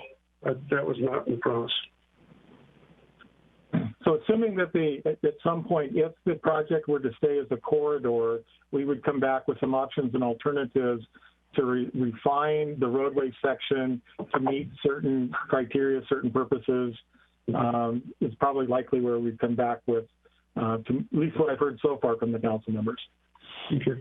Jeff, if you would like, and if Dave is okay, I'd be happy to sit down with you and go through what I have on this thing, and maybe we can come up with something that actually would be acceptable on both sides. There's a lot of history here that I don't know, so it would be fascinating to witness the binders that council members have on this project, to say the least. But they might even be museum pieces at this point in time. I don't know, but I would welcome at some point an opportunity. So, okay. Well, before this thing goes much further, maybe we should have that kind of discussion. Okay, Councilman. Okay. Are you finished, Go ahead. Councilmember Odell? I am. Thank you, ma'am. Okay. Then next I have Councilmember Stewart. Thank you. Jeff, I'm not going to repeat some of the things that Deputy Mayor Malchow and Councilmember Odell said. I think for me, the priorities are one thing that Councilmember Odell did say is what is needed. I'm sorry, Councilmember Odell, could you mute? I'm getting a little background noise. I'm sorry, I forgot I was still alive. Pardon me. That's okay. What do we need for the next 20 years? So I know there's a lot of history for this project. I know that there's a lot of estimates. I know that, there's a lot of calculations with inflation and, dollar value calculations, et cetera. I think that's all fascinating. But I honestly think that we probably need to be focused going forward and looking at what do we think we really need, and what do we think we need in terms of capacity, and are there updates we think we might need there. And I completely agree that where we can not duplicate sidewalks, I think that's essential. I also completely agree. I am not a fan of center turn lanes to nowhere. Putting a third, that third lane in there for miles and miles when there's really no use for it doesn't seem cost effective. It doesn't seem environmentally friendly. We should be very targeted and specific about where we need to put turn lanes. And, I like your idea of looking at all sorts of different design options. Maybe it's right turn only, and you have roundabouts, whatever kinds of, options we have. I think we should definitely explore those. But I'm very big on making decisions in terms of what we think is going to be most efficient. And when I say that, I mean efficient in terms of impacts to the residents, in terms of having road closures and downtimes, and also efficient in terms of the total cost perspective. So if it's more cost effective to do something all at once, because generally when there are cost efficiencies there, they can be rather large. If they're not and breaking it up makes more sense, that's great. I just would hate to see us break it up into smaller projects and that road is perpetually under construction for the next 20 years. I don't think that serves anyone either. So I trust you guys to make good decisions or to come back with some good options for us, but I definitely like Jim's comment of this is where we start from and then you guys will design appropriately. You won't put a center turn lane where it's not needed. You will only put turn lanes where they're going to be used and effective. You won't put sidewalks where it's going to be redundant. I would say that I believe that bike lanes are important. Just because not having bike lanes means that you put bikers onto the sidewalks, and bikers and pedestrians are generally not a good combination, so I don't really like that idea. And the road as it currently is not safe for bikers at all. So I definitely think we should be looking at that. I do think that there are safety issues in a number of areas. So obviously the flooding, even an inch of water on the roadway is incredibly dangerous. And that just needs to be addressed. And if there are other areas where there might be water coming across the roadway, I think all of those need to be addressed, and they need to be addressed as soon as possible. I think that improvements around the school are also incredibly necessary. That is not a friendly area. And if we do want to be encouraging people to use alternative forms and not drive their kids, 3 blocks, then we need to make it safe and we need to make it welcoming for people to do so. I do think that we need to also understand how does this roadway fit into an overall long-term transportation plan? And that's kind of where I started with, is we need to be looking forward. What are the needs going to be for the long haul? We don't want to invest, even if it's $9 million, we don't want to put $9 million into something and then 10 years from now we have to dig it up and invest, more. Let's really figure out how does this roadway play into connecting people to light rail. I think that those are important considerations, but the safety issues, whether it be at the school, flooding areas, other areas where we know that there might be heavy pedestrian traffic, I'd be willing to consider not putting a sidewalk across from the trail if, Jeff, to your point, we could find ways to put in maybe sections of sidewalk to crosswalks and have people cross the street and use the trail. I think that makes sense. But I do think we really need to make it safe.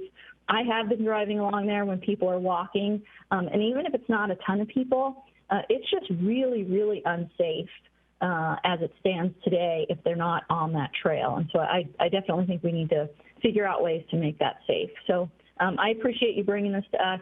I also concur with with Deputy Mayor Malchow that we really need to understand the implications of that grant and what will happen to the $3.5 million we've already spent, as well as what will happen even to this $1.5 million in terms of, again, long term. If we do something that causes us to forego this grant, I don't believe that our state legislators are going to be happy about that, and that may impact our ability to get grants in the future. So it may not really be just $1.5 million. So I think we really need to understand all of those implications. But I do appreciate you guys bringing this forward. I like the idea of we have standards, we start there, and then we design smarter. We design for the situation, and we make designs that make sense, and we don't lay down any pavement that isn't really necessary. I would also, I do think it is important when we present these numbers and we talk about those numbers that we calculate in time value of money because I know one of the estimates was $17 million before it went to $22 million. You know, the 8% inflation on $17 million, that's $1.3 million a year. And so I do think that some of these estimates, as they're changing, could in part simply be the very high inflation costs on these construction projects, which would potentially encourage us to do some of these sooner rather than later, because the cost will go up rather significantly over time. So to the extent that we can do them sooner rather than later, I think that's better. Thank you. Did you get what you needed there, Jeff? Yes, thank you. I appreciate your input. Councilmember Trine? So the question is this roadway, I mean, it was stated, so I'm just for clarification, is this roadway the boundary line that separates the urban from the rural? That's correct. That's correct. Okay, so that then, according to Jim, and by the way, thanks, Jim, for the presentation, that would put the right context of the roadway. And that would be my opinion there. The roadway then, well, my thinking would be that this roadway should blend into the environment since it's headed out to the rural area. So this is a prime piece of property or roadway for showing the rest of the region. Jeff, this is a good challenge for you and your staff. This is a roadway that would show the rest of the region what a roadway should look like when it's on the edge of the urban growth boundary. That being said, how hard would, because safety then becomes an issue, how hard would it be to straighten this road out to where Endeavor Elementary School is to actually make that a safe crossing?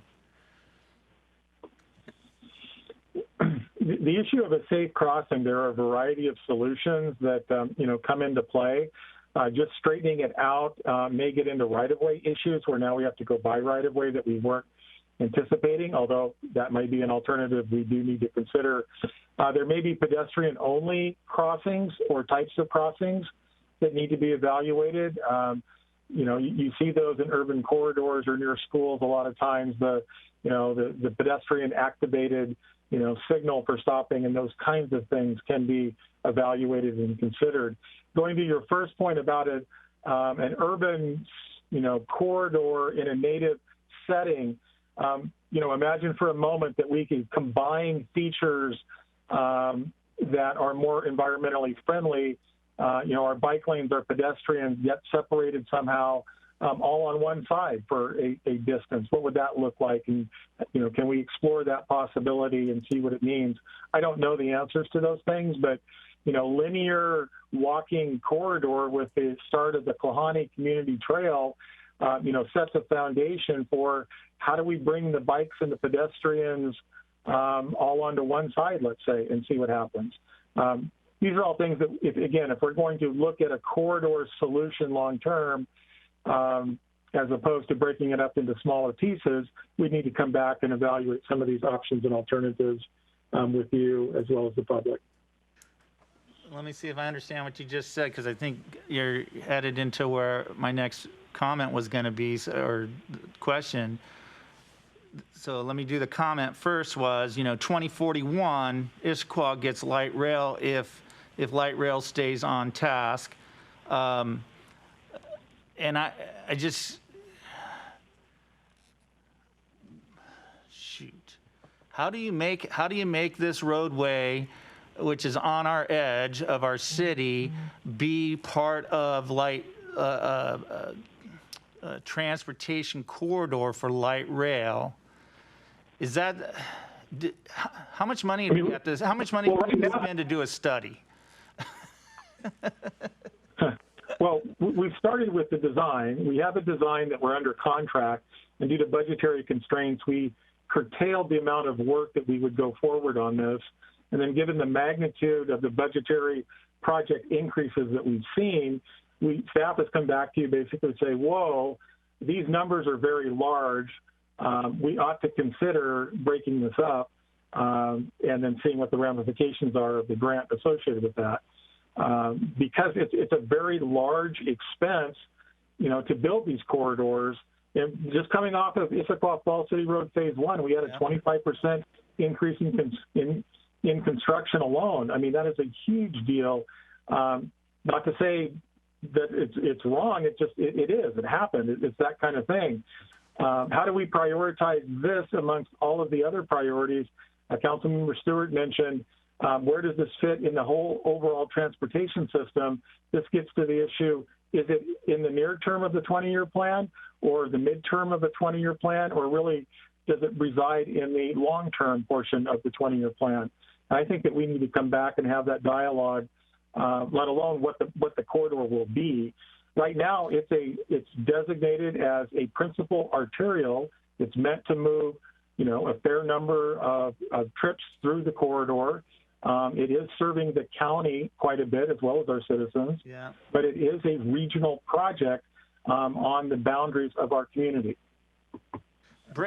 So my determine how to proceed. Break the project into smaller, separate projects. Let's put them on the TMP, and they would roll into the TIP. If we go from the transportation master plan, they'd roll into the TIP, and then we could look at it as far as a council. We should be, like you said, looking at the SIP as well, right? Looking as a whole as to where we're spending our money on capital projects as well.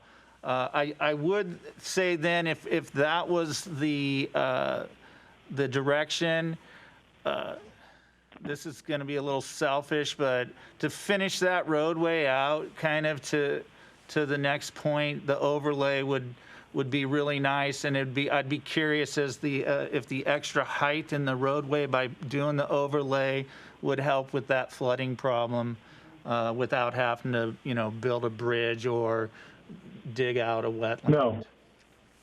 Thank you. The answer to that question is no. The roadway where that flooding is occurring needs to be raised. Proper culverts need to be installed. We have, with council permission, pursued county flood grants already. And so one of the reasons for contemplating breaking the corridor into segments is there are buckets of money that are willing to pay or participate in certain elements of the project. It's just, how do you find $20 million or $15 million of super grant money, to build the entire corridor, when we might be able to build segments of the corridor because certain grants allow that element to be, nearly fully funded, such as raising the road where the flooding is. And on the flooding issue, we do have a stormwater utility that can help participate towards that particular project. So, that's where we stand at the moment. Well, Jeff and Jim, thank you very much for the presentation. Like where you're headed. Break it up. Okay. Okay, and then I'm next. So, not wanting to, I've got to look through all my notes here because I don't want to duplicate too much. I'm going to go back to the study that was mentioned. I think it was mentioned by Deputy Mayor and by Councilmember Odell. And it was a study that was purchased from Issaquah and then it was updated from Pete Butkus. If that was the study everybody is talking about, I believe it is. And it used to be, Pete Butkus used to be the deputy city manager at one time under Ben Uziki. And there's actually some pretty interesting facts in there. If you can locate that study, you should probably pick it up because there was some interesting ideas that I believe they had in there for that road. But one of the things that was talked about was the fact that it was part of this, some sort of, it was a promise made to Klahani. And we're at the point with that road and all the promises that were made to Klahani that as we continue on now, we're at a promise kept as a promise broken. So because the remainder of the city was told that it would cost them nothing to annex when the city annexed that area. So now as we're having to have the rest of the city put in money for these roadways, as we complete a promise to that area, it's a promise broken to the rest of the residents. So with that in mind, I want to make sure that we're making very smart decisions. And to me, when I look at the roadway design as it's presented, to me, it looks a little bit more like it's a little overkill to me. I'd rather go with some more flexible design standards on it. I am going to be a big advocate for the sidewalks. I know the trail is there, but for people who have to walk with wheelchairs or a cane or any sort of handicap, they want a sidewalk. So, and something lit at night, I think that's also a necessity because, at 4:30 in the afternoon, if kids have got something late after school, it's dark. So I'm going to be a big advocate for that. But I don't see where we would need to have a sidewalk on both sides. I don't like the center turning lane that doesn't do anything. I think that's a waste of space. But I do think, flexible design standards on that, you guys can go out there and figure that out pretty easily. And, being really cautious on, what you put in those lanes. And I'd like to see something just brought back, keeping that in mind. That's my input.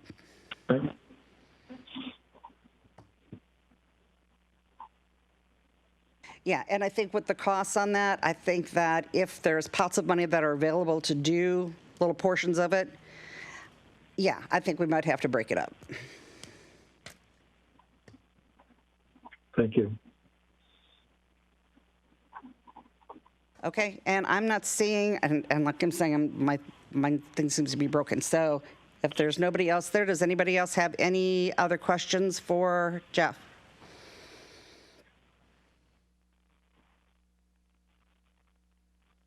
Okay, I think we can move on. Thank you, Mayor and council members. Okay, excellent. Thank you. Okay, next we're moving on to unfinished business.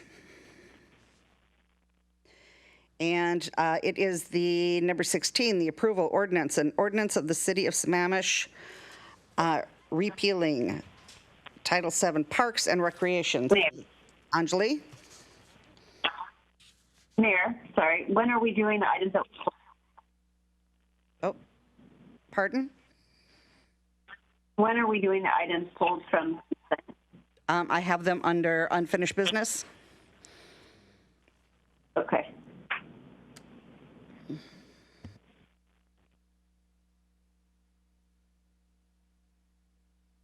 Madam Mayor, would you like me to go ahead? Yes, go ahead.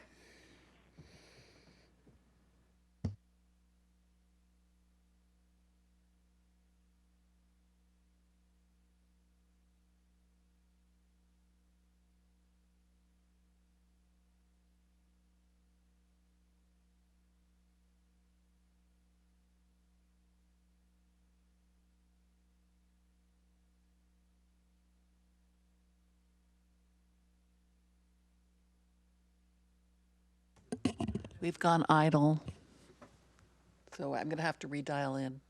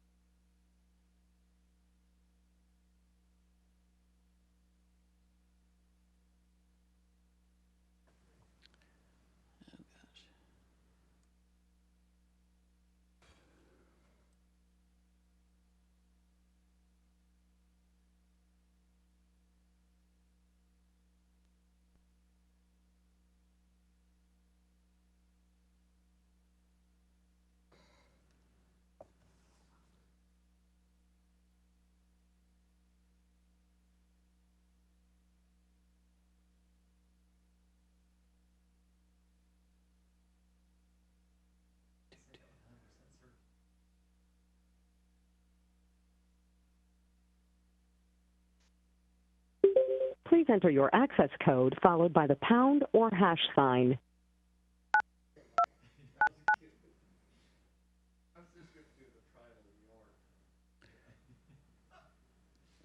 The access code you entered is invalid. You entered 9299. Please re-enter your access code followed by the pound or hash sign.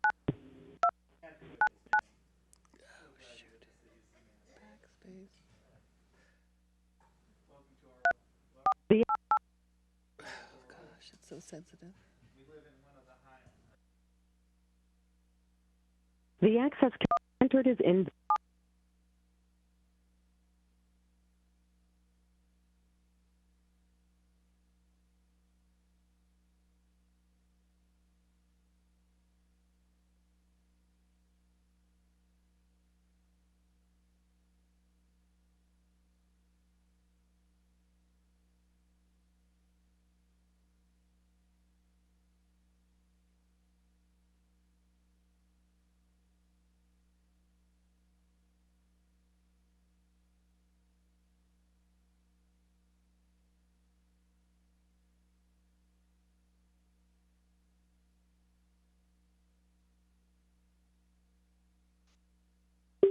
Please enter your access code followed by the pound or hash sign.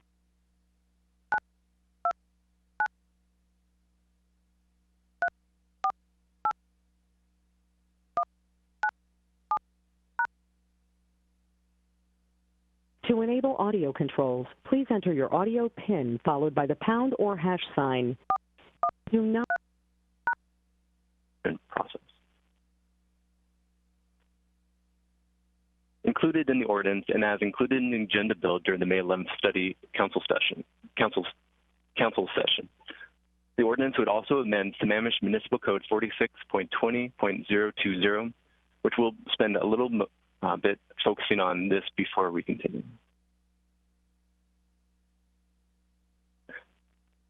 Currently, the City Code includes an existing ban on motorized foot scooters in city parks under Section 46.20.020.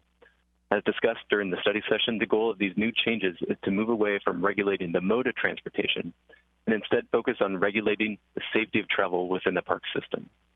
While the ban on motorized foot scooters would be lifted, the city would still maintain strict guidelines on the safety of travel, including established rules on safety, speed limits, traveling in a safe manner based on existing conditions, having regard to actual hazards present, prohibiting traveling in a negligent manner, and preventing travel that endangers others. Through the department's continued efforts to collaborate closely with affected stakeholders, this amendment was reviewed by staff in Public Works in order to move forward with the full changes that we are discussing today.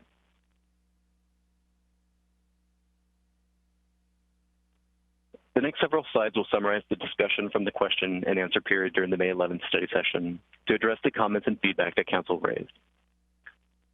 This includes discussion around the proposed park fines and their effects on deterrence, pets and animals, biking and sensitive areas, special use permits, drones, and fishing.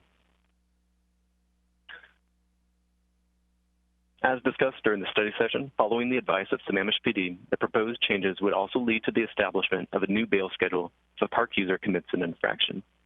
$47 for the first violation and then $138 for every subsequent violation.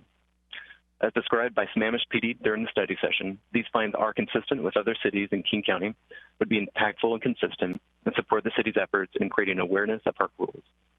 If Council adopts this ordinance immediately following this agenda item, Council will have the opportunity to approve a resolution that adopts this bail schedule. If approved, the bail schedule will then be filed at the King County District Court, Issaquah Courthouse. As a note, the proposed changes would not include a bail schedule for misdemeanors, as fines would be assessed by the city prosecutor at the time criminal charges are filed.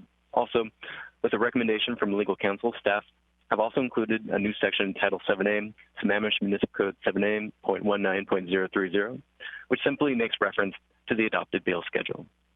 This will also serve as an opportunity to provide clarity and transparency to the public, since the city can embed a link to the bail schedule in order for the public to easily review the park fines electronically when accessing the city code on a computer's or mobile device. Finally, at the request of Council during the May 11th study session, staff provided data on police calls at city parks which were included in the city manager's bi-weekly report to City Council on June 7th. This included 10 years of police calls broken out by types of calls across the entire park system, as well as by each individual city park over the same 10-year period. During the study session, Council discussed several issues involving pets and animals in the park system for staff to consider when updating the new park rules. Fortunately, many of these issues are already addressed in the current city code, or staff have already taken effort to address these topics directly.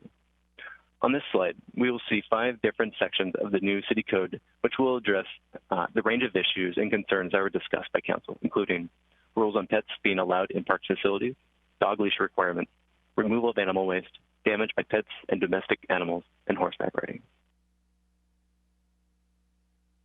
Council also discussed rules around biking in sensitive areas. As proposed, the rules will require that no person may use or operate a bicycle of any kind on a maintained soft surface trail in a sensitive area or on a boardwalk unless otherwise posted and designated.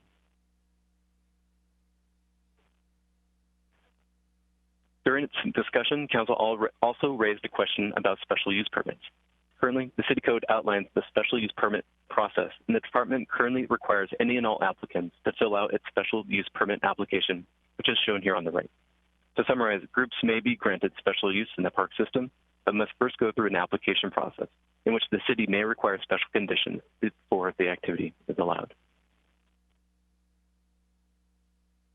Drones was a topic that was briefly discussed, and the purpose of this slide is to show where and how drones will be included in the new park rules. As proposed, the term drones and unmanned aircraft systems would be placed under the existing definition of aircraft to create consistency and alignment with how drones are regulated by the Federal Aviation Administration. The existing rules would then apply to drones, which state no aircraft, and now including drones, may land or take off from any body of water or land area in the City of Sammamish open space, trail, park area, park facility, or associated marine area. One request from Council during this study session was to include a definition of fishing pots to clarify how the updated park rules will apply to this activity. Banning fishing pots will be a new park rule, which was requested by the department's parks maintenance team and is based on current existing signage. The rule will state, no person may secure or attach a fishing pot used for the harvest of shellfish or fish to a park dock. With the support of our park maintenance team, the following definition of fishing pot will be a submerged 3-dimensional device that permits marine wildlife to enter an enclosure but make escape difficult or impossible. This definition includes but is not limited to a device designed to secure bait attached to a rope or buoy on the surface of the water, set individually or in a long continuous series, be configured to trap marine wildlife.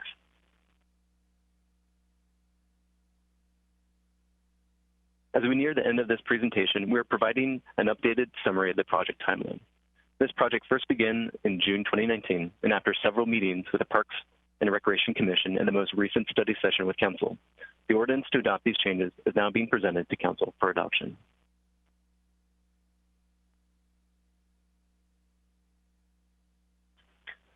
So with this update, Council now has the opportunity to adopt an ordinance which repeals Sammamish Municipal Code Title 7, amend Sammamish Municipal Code 46.20.020, and adopt Sammamish Municipal Code Title 7A.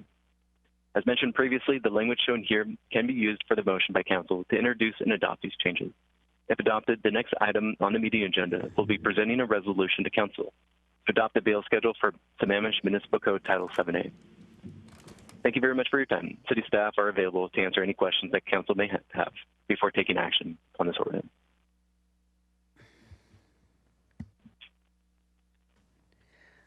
Okay, Councilmember Odell.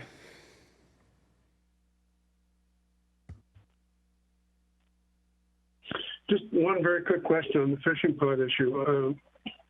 One of the concerns I have is if you have a government agency or even an NGO working on behalf of a government agency who's doing a study of containment of fish in the or other wildlife in the ponds and the lakes, would they be excluded from having live traps? Just looking this up right now.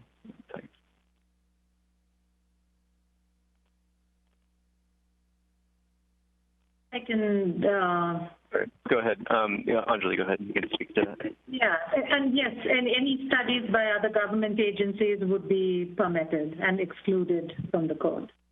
Okay, thank you. That wasn't obvious from the language of the discussion. Okay, I have no further question then. Councilmember Stewart. Yeah, I'm going to go ahead and make the motion that we adopt an ordinance to repeal Sammamish Code Title 7, amend SMC 46.20.020, and adopt SMC Title 7A. Second the motion. Second. And I'll speak to my motion and just say that I wanted to thank the park staff. This is a lot of great work. I know there's a lot for us to make things more consistent and more clear for people, and really appreciate that. Thanks. Thank you. Okay, we have a first and 2 seconds on this, and nice job to the park staff. They really did a good job. Okay, and do we have any other comments on this? Okay, hearing none. All those in favor, say aye. Aye. Aye. Aye. Aye. Opposed? Excellent. Excellent. Great job to the park staff. You did an excellent job.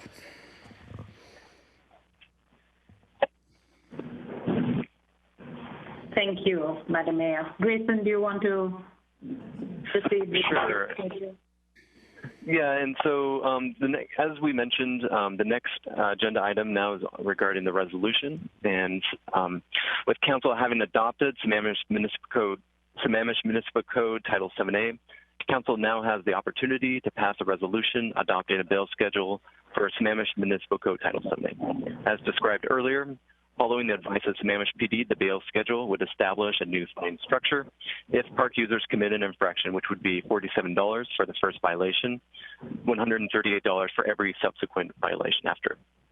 As previously mentioned, these fines are consistent with other cities in King County, would be impactful and consistent, and support the city's efforts in creating awareness of the park rules.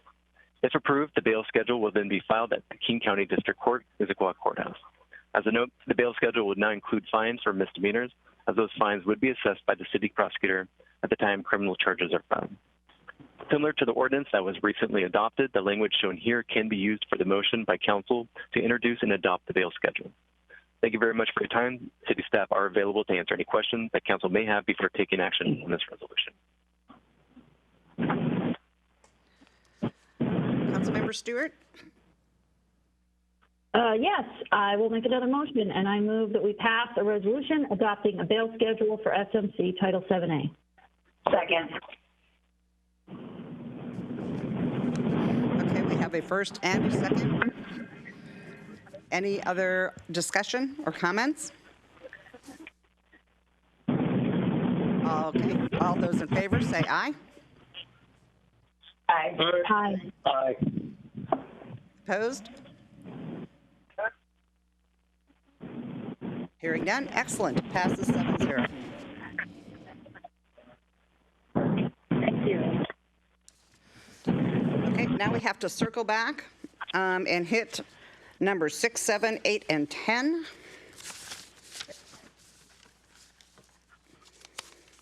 And we'll start with number 6, revised urban forest management strategic implement. Oh gosh, it must be getting late, but it's not. Okay, number 6, who's going to be hitting the forest plan?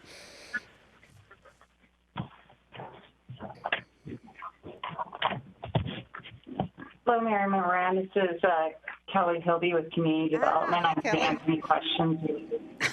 Hi, I'm here to answer any questions related to the approval of the revised urban forest management strategic implementation plan and the 2021-22 work program. That's a mouthful, I'm telling you. Okay, and so the floor is yours. We had, and I don't remember, who was the council member that asked for that to be pulled? I believe it was Council Member Odell.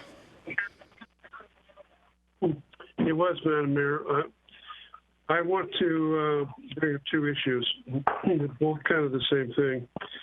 One is the issue of the city forester, and I fully support the idea of having a city forester on our payroll. The going salary in the Puget Sound area for commercial forester is in the order of $70,000, according to Siri. Not necessarily the world's best source, but still indicative. So the full-up cost of the city would probably be about $100,000 a year, benefits included, maybe a bit more. To me, this person could do an awful lot to direct the implementation of this urban forest master plan, their management plan.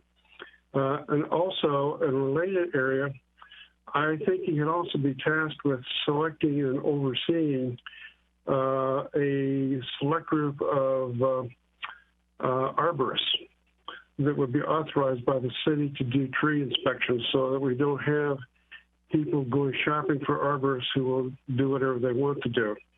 And I think if we have a city authorized list of arborists that this guy could help manage and maybe select, the city would be better off for. So I would throw that on the table for discussion by the entire council in regard to this issue. And those are the only 2 issues I had with this whole thing. So, Madam Mayor, back to you. Or Kelly? Kelly? Yeah, I think that is a good consideration and one that I'd like to ask the council. Is there any further comments on that? We could add to the group 1 or to the 21-22 work program. We could do some research and provide a cost estimate for hiring an urban forester. I'd just like to add, Councilmember Odell, that this is someone who could help manage the urban forest management plan and lead it so that we are continuing to make progress on these implementation strategies. I think it's a really important point. And if the council sees fit, we could do research on what the cost would be to hire an urban forester. We could bring that to you at mid-buy or at the 23-24, and that just seems a little far away, but it really is not. That's next year's discussion, the next biannual budget. And more to that, Kelly, I also see this individual as possibly playing a role in community development in terms of enforcing the tree rules. And with respect to public works with regard to issues involving forest trees there.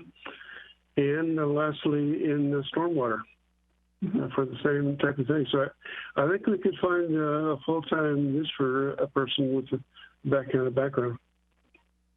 Absolutely.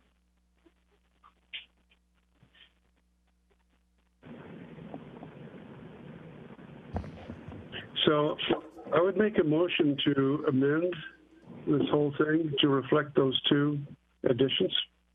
I'm not sure what the wording would be, but I could work on it. I move that the city manager be authorized to include the full-time position for a city forester for the purposes I've outlined before, managing arborists, helping with stormwater issues, helping with public works issues, and also community development issues. And secondly, that the city manager authorize this individual to develop a list of certified tree arborists for use, exclusive use by the residents of the city of Sammamish.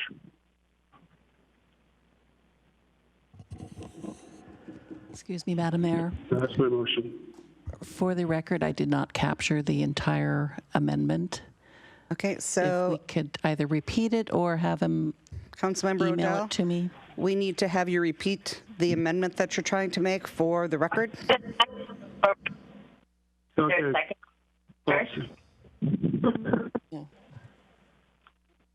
Well, should we do a second and then I'll repeat He it? doesn't, if there's not a second. There's not a second. Okay. The motion is twofold. One, authorize the city manager to bring on a city forester to support the urban forestry management program and to also assist community development, parks, public works, and community development with forestry-related issues. And number two, to set up and manage a list of approved tree arborists for certification work in Sammamish.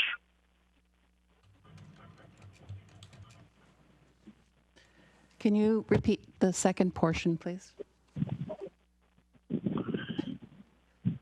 To authorize the city manager to use the forester to develop a list of approved arborists for use by residents of Sammamish with their tree removal permit applications.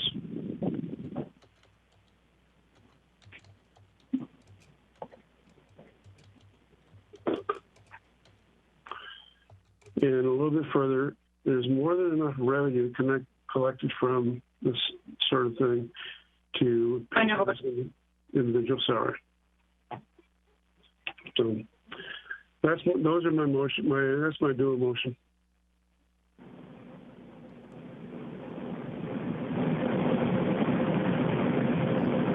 I'll second that just so we can have a discussion, Councilmember Odell.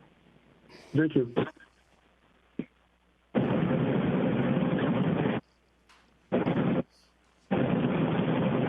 Okay, so I'm having a terrible time. I get a terrible noise. Does anybody else have a terrible kickback? Okay. I'm going to go from the chat box, and I see Councilmember Raw. Let me see. Councilmember Treen. Was it before?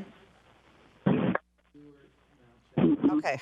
Okay, let's start at, I'm going to go with, starting with Councilmember Stewart.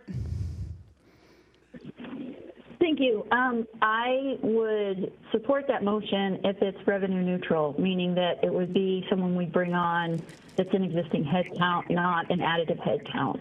I do definitely think that the skills that a forester would bring would certainly be a great addition to some of this work. So to that end, I would support that. But again, if it was going to be a budget impact, I think it would need to come into a full-on budget discussion.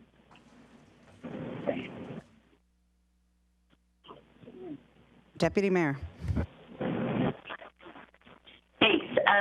I assume our city manager is still on the line because this came up during our agenda meeting this morning because we received public comment via email from Jan Bird, and I asked her question, and I did not hear the city manager chime in during this discussion, but what he said is that it's just premature at this point because there's still work left to be done. So, Mr. City Manager, if you're on the line, maybe you can say exactly what you said during the agenda meeting when I asked this very question. And if it's premature, then I'm not going to support the motion yet.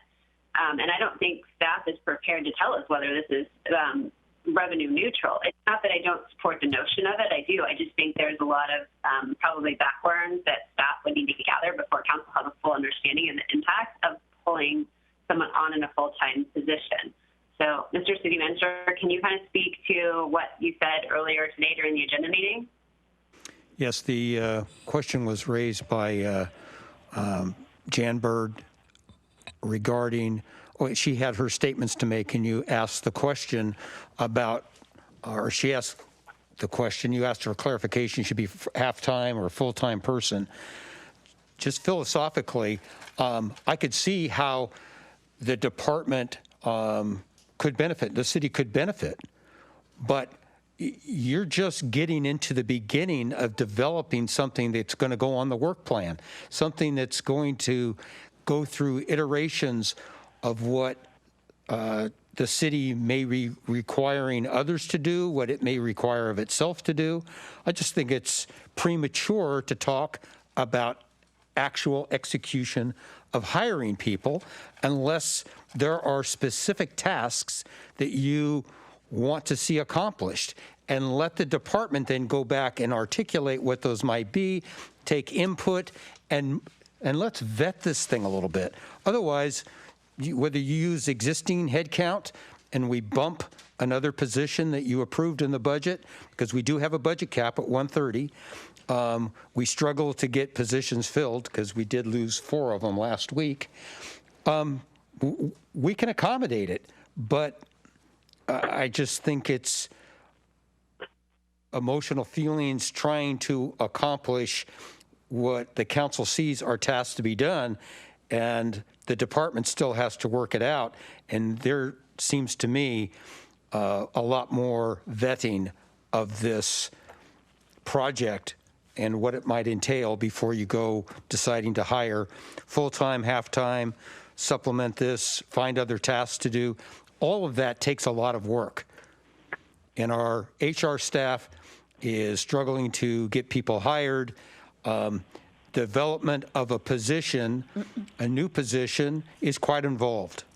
So that's what I'd have to say about it right now. Thank you. I wanted the full council to hear the context to what was stated earlier in the agenda meeting. So Councilmember Odell, I think on its face, I support your motion. However, based on what I'm hearing from our city manager, it's just premature at this point to pull the trigger on this until we do some further vetting. So I will not be supporting the motion. Councilmember Treen. Yeah, I had nothing for this motion, but I had one for prior to that, so I'm good. Councilmember Ross. We've been trending about 20 open positions for a long time, and so I do not think it's wise to do incremental budgeting. I think this needs to be addressed through the budget process. One thing the city manager did well during the last budget process, among other things, is he reassessed the priorities across the city organization and moved some positions around to optimize our production and output from the city service standpoint. He will do that again, and when we go through the next budget process, it may be this is a priority position amongst others, but he's got some leeway and flex within the budget and open positions to reassess priorities and see if we do need to stay status quo on staffing or increase staffing, but I don't believe in incremental staffing outside of the budget period.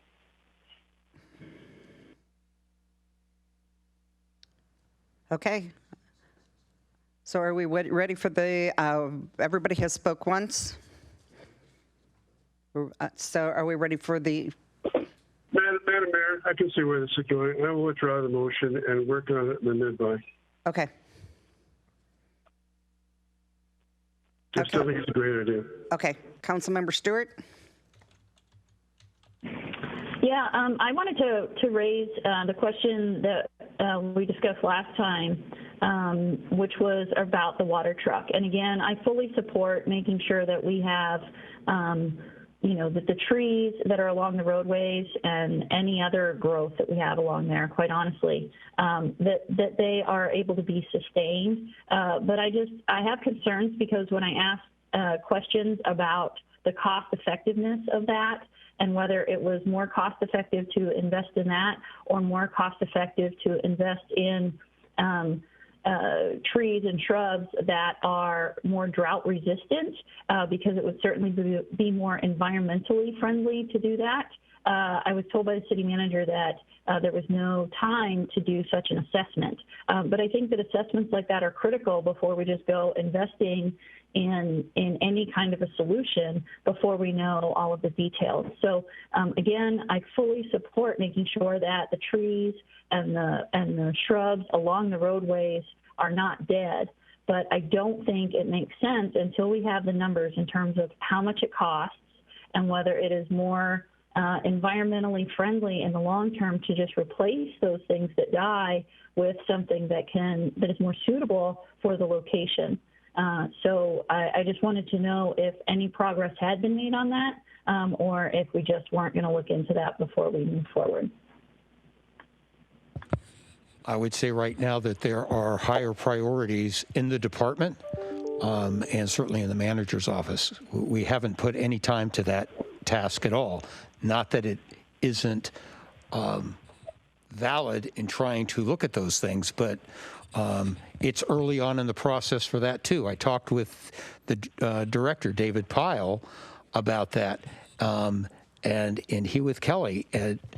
It's just something we look at down the road. It's, again, a premature issue unless you want to act outside of that project trying to address it. But there are other means of doing some of this. Some of them we're trying to take a look at in the way of, Kelly, you might help me with, they're called gators or bladder bags that go around trees. You fill them up and they slowly trickle in water over a period of time. It saves time, labor, vehicles. There are other options out there. But well, I agree, but I thought that you included the water truck in phase 1, and so that's what my concern is. We're not. Yeah. Kelly, can you help me with this? Sure, I can, definitely. I completely agree with the city manager on this. The amount of analysis and research, and also really talking with our stakeholders, which is our maintenance crews and leads, not just in public works, but also in parks. We need more time, and we just did not have the time or the resources to do that type of work prior to this meeting. So what we did add to group 1 is that we would explore costs and present options for mobile watering systems, so not committing to a water truck, because I believe at the last minute we talked about adding tanks onto existing trucks, other cost-effective options to be considered. We need more time to do that analysis to bring back to the council as a whole, so you're hearing it all as one, not just kind of piecemealed and rushed, because that great doesn't do anyone good. And so, well, I appreciate that, Kelly, because I appreciate that. I just don't want us jumping to a solution that may not be the best solution. So I think that that what you're proposing makes sense. Yeah.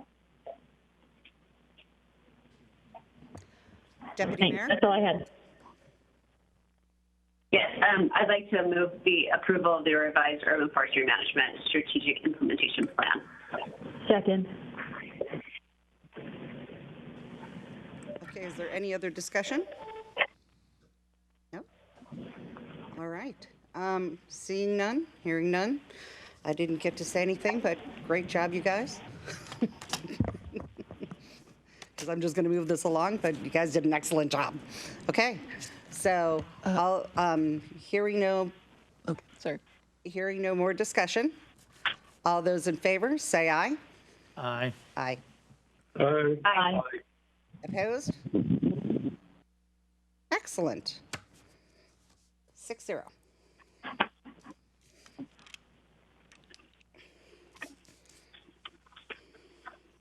Okay, number 7. Did we lose somebody? Yeah. did we lose a council member? Hey, you said it was 6-0. Who did we lose? Ken Camblin is out. Oh, he's showing he's still online. Unless he's not. I'm here. Oh, he is here. There he is. Okay, well, I guess it was a 7-0. Okay. Hi, Ken. Sorry. Okay, we're going back to number 7. Okay, 7 is the EGLIC contract, and I'm assuming that was going to be Lisa? And I believe it was Councilmember Stewart who had a question on that. Yeah, I had a couple of questions. One is that we spent somewhere in the neighborhood of $85,000 on just legal advice on the GMA, not specific to any particular legal case. And so I feel like that's a lot of information that should probably be shared with the council and with the public. I think that there's a lot of probably lack of understanding of the GMA. And so if we're going to spend $85,000 on something, I'm hoping that there's some work product that we can share to educate everyone more on the Growth Management Act. And before we just write another check for $100,000, I think it would be important as part of that amendment to understand where that $100,000 is going to go, because these legal bills are starting to get pretty high, especially relative to some of the other priorities that we have in the city when you look at, helping community members and other environmental issues and things like that. So I would like some more detail before I can vote to approve another amendment for just another $100,000. Lisa? I have no comment at this point. Dave, do you have something to say, Dave? Yes, regarding the contract amounts, I'll point out that the lion's share of our legal expenses right now are the litigation that has been brought against the city by STCA and the Jaron matter. And that's where the lion's share of these legal monies are going, besides the everyday code enforcement, other matters that we have to attend to. And the legal cost is what it is. It's going to be even more significant this week as we have our STCA appeal before the hearing officer for their failure to comply with our city codes. But that said, we are still well within budget. I encourage the council to approve the request. And comparing it to some of the other issues that the council has, if I can finish, is comparing it to some of the other tasks that we have on our work plan, and before us it's apples and oranges.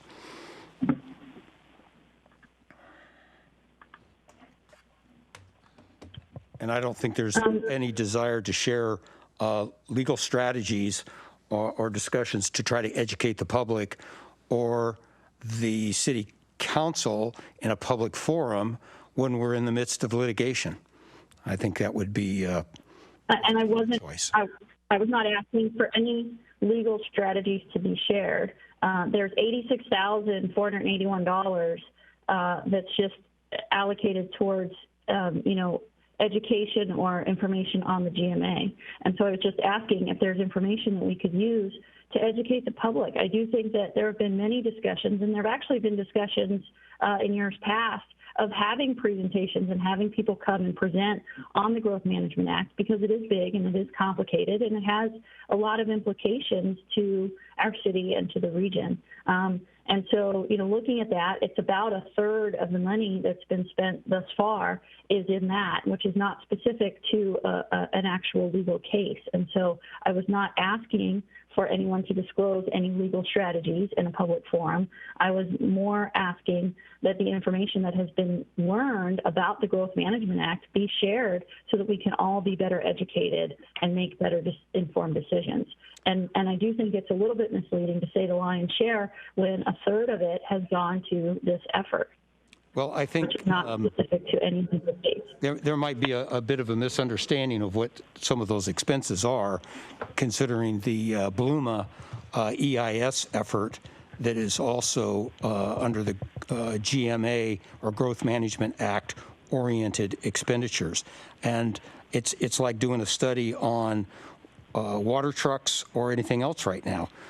Staff is focused on executing our mission, not the other items of trying to inform the council or do educational classes on the Growth Management Act at this time. It may be beneficial, certainly, at some other point in time, I would contend. Is there a way perhaps for the... I appreciate your input. Perhaps for the Go ahead, Vice Mayor. newsletter this fall, maybe we can do a nice section on the Growth Management Act, and by then we will have the court case will be done in September, and we can do maybe a section of the newsletter on it. Okay, and we'll have our, the draft EIS is scheduled to be out by the end of August, and we are doing a presentation to the council in mid-September, I think it is. So we can begin. That would be a perfect time to do a really good out to the public. That'd be great. And I think, Mr. City Manager, thank you for your input. I think that keeping the council informed and informing the public is always a priority for the city. So I would respectfully disagree with your assessment there, but thank you.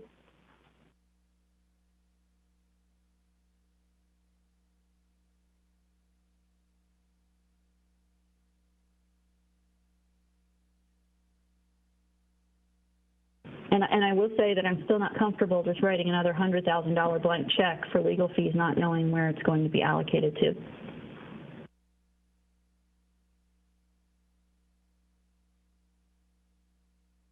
Okay, Councilmember Trine?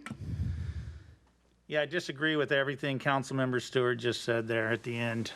Keep it short and sweet. I move that we authorize the city manager to sign supplemental agreement number 2, Exhibit 1 for the contract number C2020-142, and I'm looking for a second.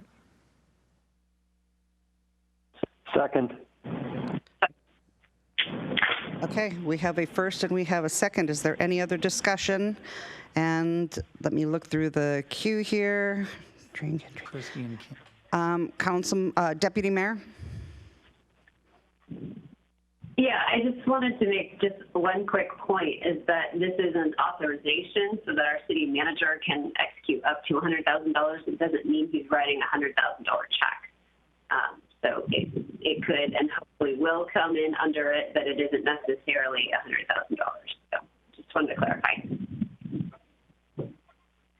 Councilmember Gamblin? Yeah, I'll third that this is not a blank check. It is an authorization if he needs it. And also, I can't think of any better money to be spent than to authorize the city manager to keep moving forward, defending the city against actions by a developer so that they don't have to meet the specifications on code on a project they put into the city, and that's what we're looking at here. So let's be realistic why these budget numbers are there. It is for the city to defend itself against an action that's been brought against it. Thank you. Okay, seeing nobody else in the chat, I'm going to call the vote then. All those in favor say aye. Aye. Aye. Aye. Opposed? Nay. Motion passes with a 6-1. And now we are on to number 8, which is the King County Solid Waste Division rate restructure, and that would be Jeff. Yes, I will have Audrey Starcy, our Deputy Public Works Director, who's been here just a handful of months, helping out in that new position, and she's come up to speed as best she can on this subject matter. So we're available for questions on the matter. Okay, good to see you, Audrey. And I believe it was Councilmember Stewart that had a question on this. Yes, thank you so much. And I really appreciate the information that you provided to us.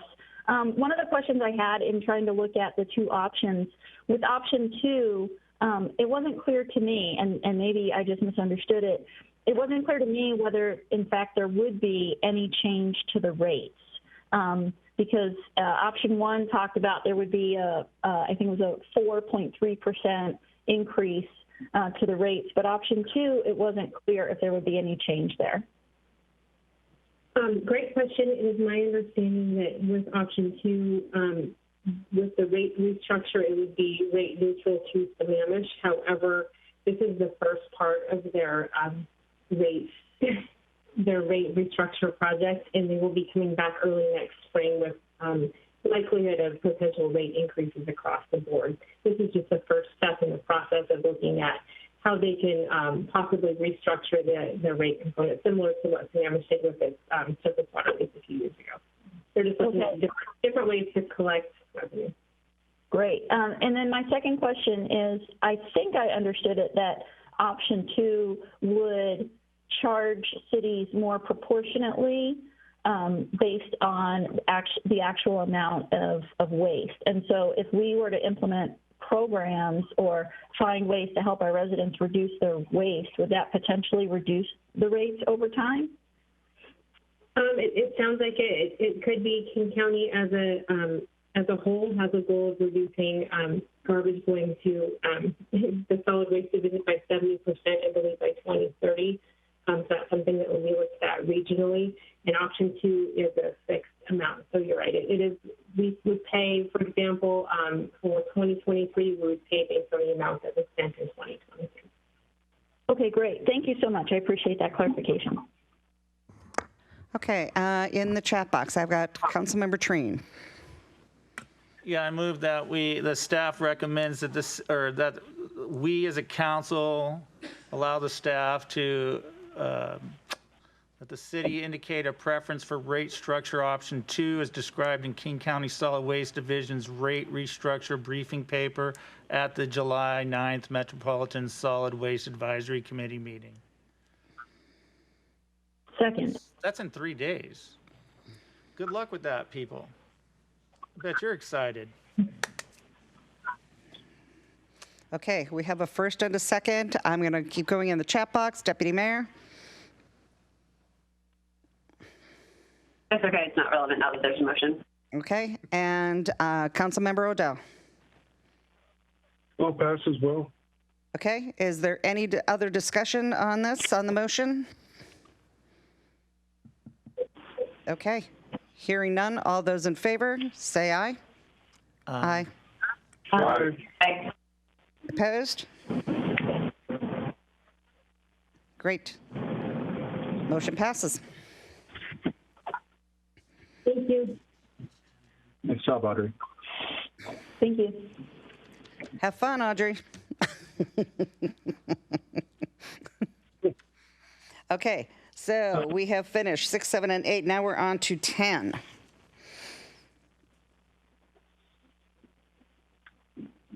Which is the cancellation of the July 20th meeting. And this is going to be,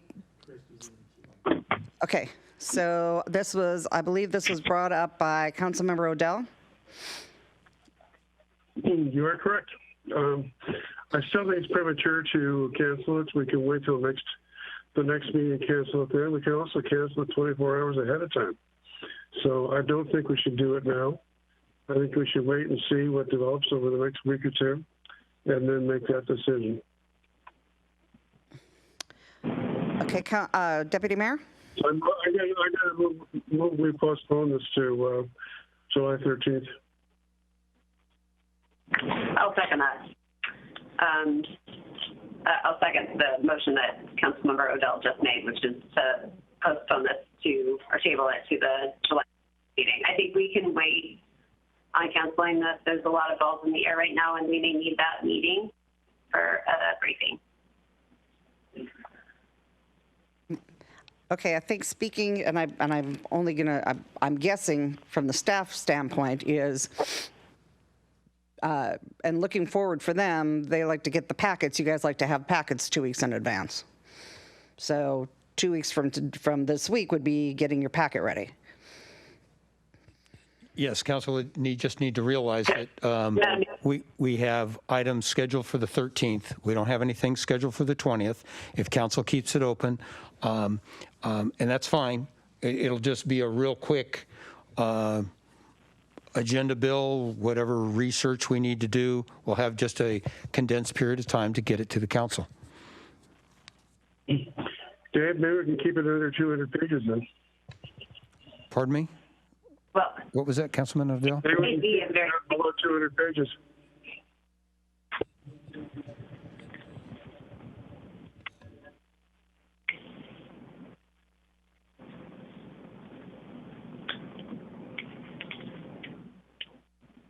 Okay, okay, so going through the queue, Christy, did you still have something else, or were you just seconding? I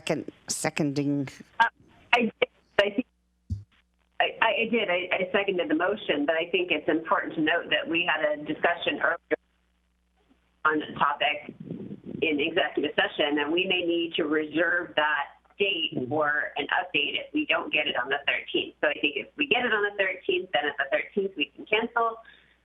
But at this juncture, I think we should hold that meeting in the event that we need to meet. Councilmember Ross? I agree with what Councilmember Odell stated, and I support the motion. Okay, is there any other discussion? Okay. All those in favor of canceling or of keeping the meeting scheduled for whatever the day is. Okay, so yes. Could you state your motion for the record so Lita has it? I move we postpone any cancellation of the July 20th meeting to the July 13th council meeting. Okay, and Deputy Mayor was the second. All those in favor of that motion say aye. Aye. Opposed? Nay. Nay.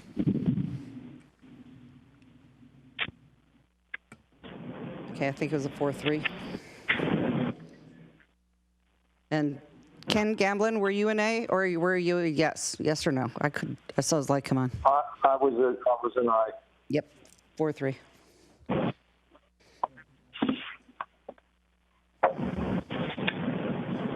I thought he said he was an aye. Oh, I thought he said it was a nay. Yes, that would be 5-2.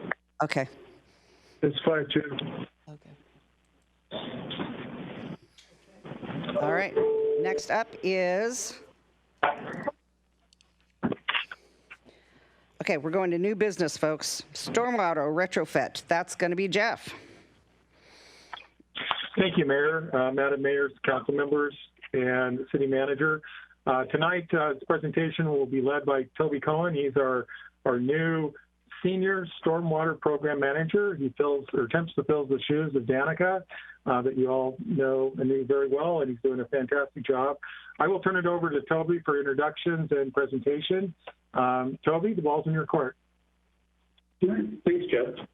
We've got a presentation, and I'd like to read it, pull that up. But good evening, council members, mayor, deputy mayor.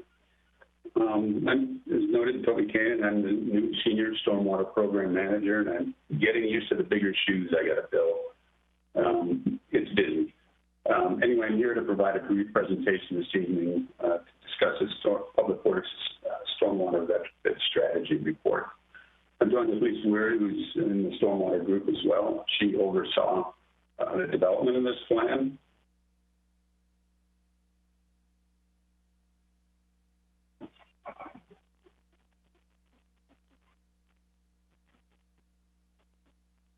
And also here's Doreen Gavin. She's a program manager with AHBL. They were the consultant that prepared this plan.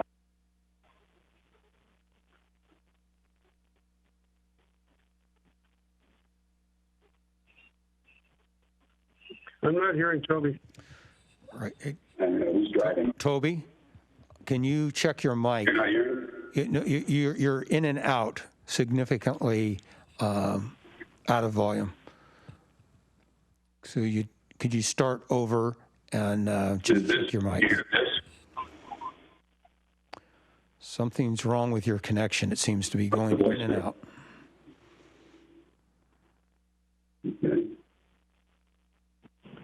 Maybe if everyone else mutes, we can make sure he doesn't get overridden. Can you hear this? Yes. Yes. Okay. Does that mean you need to talk? If you need to talk closer to the mic, give that a try. Okay. How clear is this? Good. Good. All right. We'll begin again.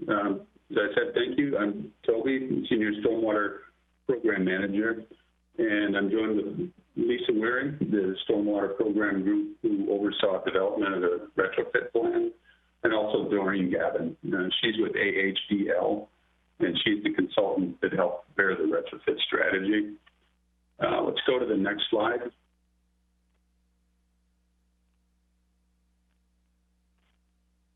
Okay, thank you. Our agenda tonight's aimed at providing you with a quick introduction of what's involved in the stormwater retrofit strategy. It's important to offer some context to this effort and consider some of the steps that went into developing the plan. Specifically, we'll explain what stormwater retrofit planning is, and then why we're pursuing this. We'll also go over what we know and how we prioritize the different basins. And then finally, we'll touch on the public outreach effort. We open things up for questions after that. Next slide.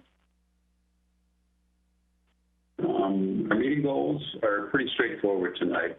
We've wrapped up the retrofit strategy report, and we want to provide an update consistent with that milestone here. This is part of our overall efforts toward transparency before the council and the community. The presentation should also set the groundwork for eventual adoption by City Council of this plan.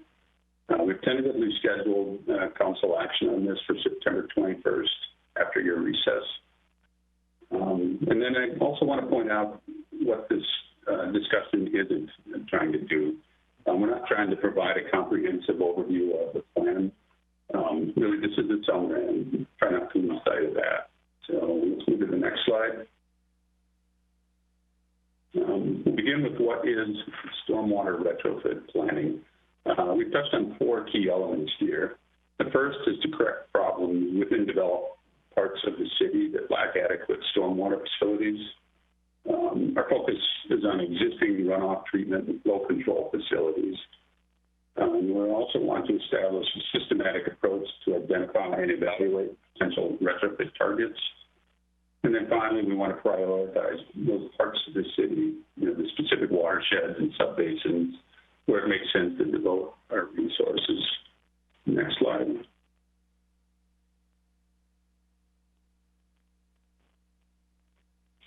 Okay, so why are we doing this? The notion of retrofit strategy has been around for quite a while, but it really gained legitimacy with our 2016 Stormwater Comp Plan. The key goal in that comp plan was to develop stormwater retrofit strategies to implement water quality and flow control treatment where none currently exists. And then secondly, to retrofit existing facilities for better functionality. So that's a real primary driver here. And another element is climate change. The retrofit strategy presents a real good tool to look at existing facilities and then to evaluate how we might respond to climate change and some of those uncertainties. Another key reason for developing this strategy is our NPDES permit. The retrofit process will soon be part of a permit requirement, and we want to get out in front of this. Then finally, Ecology has made a push for communities to follow the Commerce Department's guidance document, which is building cities in the rain. Let's look at the next slide. So we should start with the overall planning process. There's 3 basic steps involved: assessment, prioritization, and then the action plan. And the overall strategy, if you will, the look of it, is intended to kind of provide a fairly general view. I kind of liken it to, the view from 10,000-foot level, if you will. One thing I would point out, if you look at the bottom of the graphic, you'll notice that these 3 steps, they also mirror the process to develop the Stormwater Management Action Plan, or SMAP. The SMAP is that new part of the NPDES permit that we're required to do. It differs a little bit from the retrofit strategy in that it's a little more narrowly focused. We're only asked to look at one specific basin. And I liken this one more to a view from 5,000 feet. That's just dialed in a little bit more than the overall retrofit plan. The retrofit strategy and the SMAP do share the common goal, which is prioritize our subbasins and watersheds and determine where to focus our efforts. These two, the synergy between them is real helpful, and that, you know, the retrofit strategy really acts as a roadmap for our SMAP effort. So I think we're in good standing as we move forward with that. Next slide.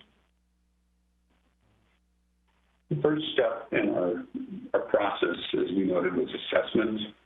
And this begins with looking at what we know. AHBL inventoried the entire city and produced really a huge amount of data that they cataloged in their report here. The snapshot that I've shown, it shows, kind of outlines some of the key features within the city and really points to the fact that we're kind of rich in aquatic resources. Next slide. This is kind of part two of the assessment process. This looks at what we've learned through the overall review. This is another huge data sifting exercise for AHBL. I've included an example that looked at how well our existing stormwater facilities treat runoff within Sammamish. And ultimately, the results of this are depicted on the map, pulled directly from the report.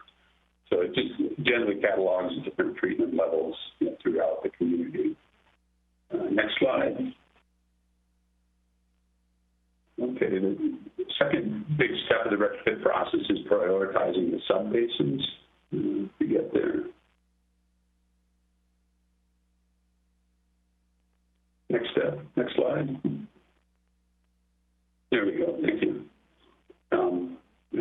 Here's a look at this prioritization process.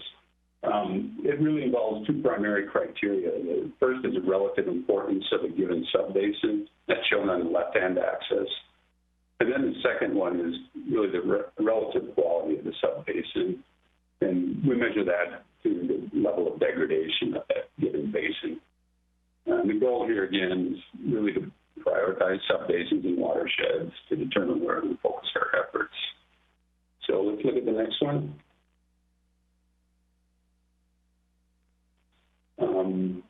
I included the different criteria that AHBL used to quantify the value of each subbasin, as well as the level of degradation. My hope is that it helps you recognize the objective criteria that they use to establish each subbasin's, you know, overall value and overall degradation. Let's move to the next one.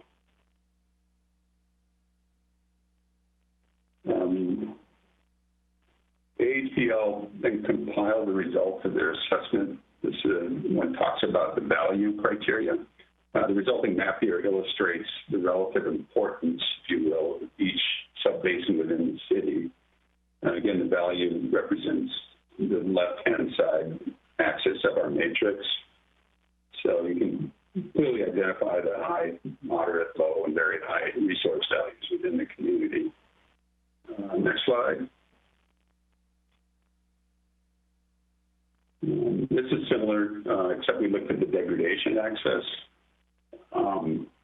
And you'll notice here, for example, the very high levels of degradation. These correspond primarily to the older, more developed portions of the city. The degradation here, you know, is pretty consistent, you know, with what we've seen in other developed areas too. Next slide.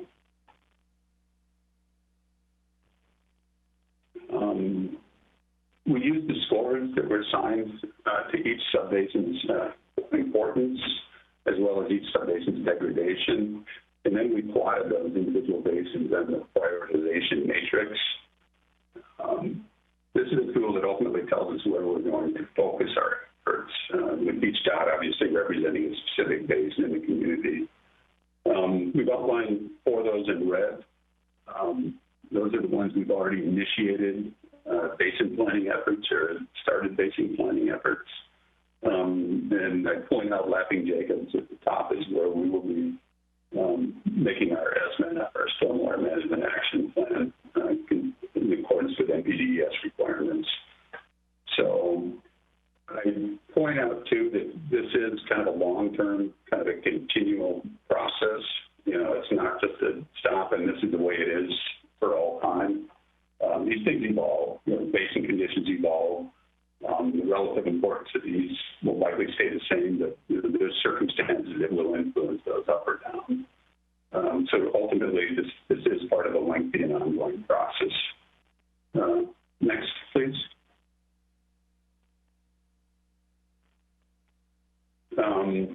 A big part of our retrofit strategy involves seeking input from the public. We listed some of the key milestones through the process that Lisa and Lorraine took part in. The significant details, the surveys and what have you, those are all included within the basin plan, or rather the retrofit plan. So those are available for review. Next step. Here we go. The next item in the process is action planning. The first part of that involves evaluating potential retrofit sites. Took a snapshot from the report just to illustrate some of the different criteria used to establish a list of candidate sites. We've also summarized the selection criteria used to rate those sites, and evaluate them. The report provides a lot of scoring, tremendous amount of detail. I encourage you to... Toby, I'm going to interrupt you for just a second. We have to extend the meeting. I move that we extend the meeting till 11 o'clock. Do I hear a second from somebody? Okay. Second. We have a motion and a second. All those in favor to extend till 11 p.m., say aye. Aye. Aye. Aye. Aye. Opposed? Aye. Okay. Well, keep going. Thank you, Toby. All right, no problem. Absent the nays, I'll continue. Anyways, I was getting it. I encourage you guys, as you do review the report, dig into some of the data, because it really is instructive, and it helps you appreciate, everything that's going into kind of ensuring the objectivity of the different evaluations that occurred. Let's move to the next slide.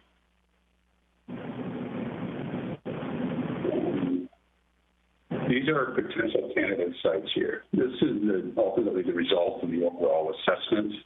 The retrofit strategy produced this list, and I want people to recognize that this isn't the top 20 list per se. This is really intended to provide a comprehensive look at different types of available sites. As the next step here, AHBL selected 3 sites in green of the 20, and what they did was evaluated different approaches to retrofitting. And again, these aren't the top 3 sites per se within the city as candidates for retrofit, but that's not the intent. Rather, these are examples to show how we might approach retrofit opportunities within some of the high priority areas. A couple takeaways here I'd offer is that this is by no means a definitive list. There's other sites out there, worthy of retrofit efforts. But these are representative projects. And again, these are projects that we're looking at from kind of the 10,000-foot level. The other thing I'd point out, too, is that this is really just step 1 of the process. We will follow up with, these the SMAP. We will follow up as well with the stormwater capital plan. And ultimately, these will refine the prioritization process, and we'll compile those into a more comprehensive list. So I guess the main takeaway I'd leave you with is that this is the start. This is the beginning of this process that we're leading to. So let's go to the next slide. So finally, I thought I'd touch on really what the next steps are. As I noted, the first thing we're asking is council to review the retrofit plan strategy report, and then adopt the plan next September, barring any objections to the material. We will also use the retrofit strategy as a roadmap to develop our stormwater management action plan that's required by ecology.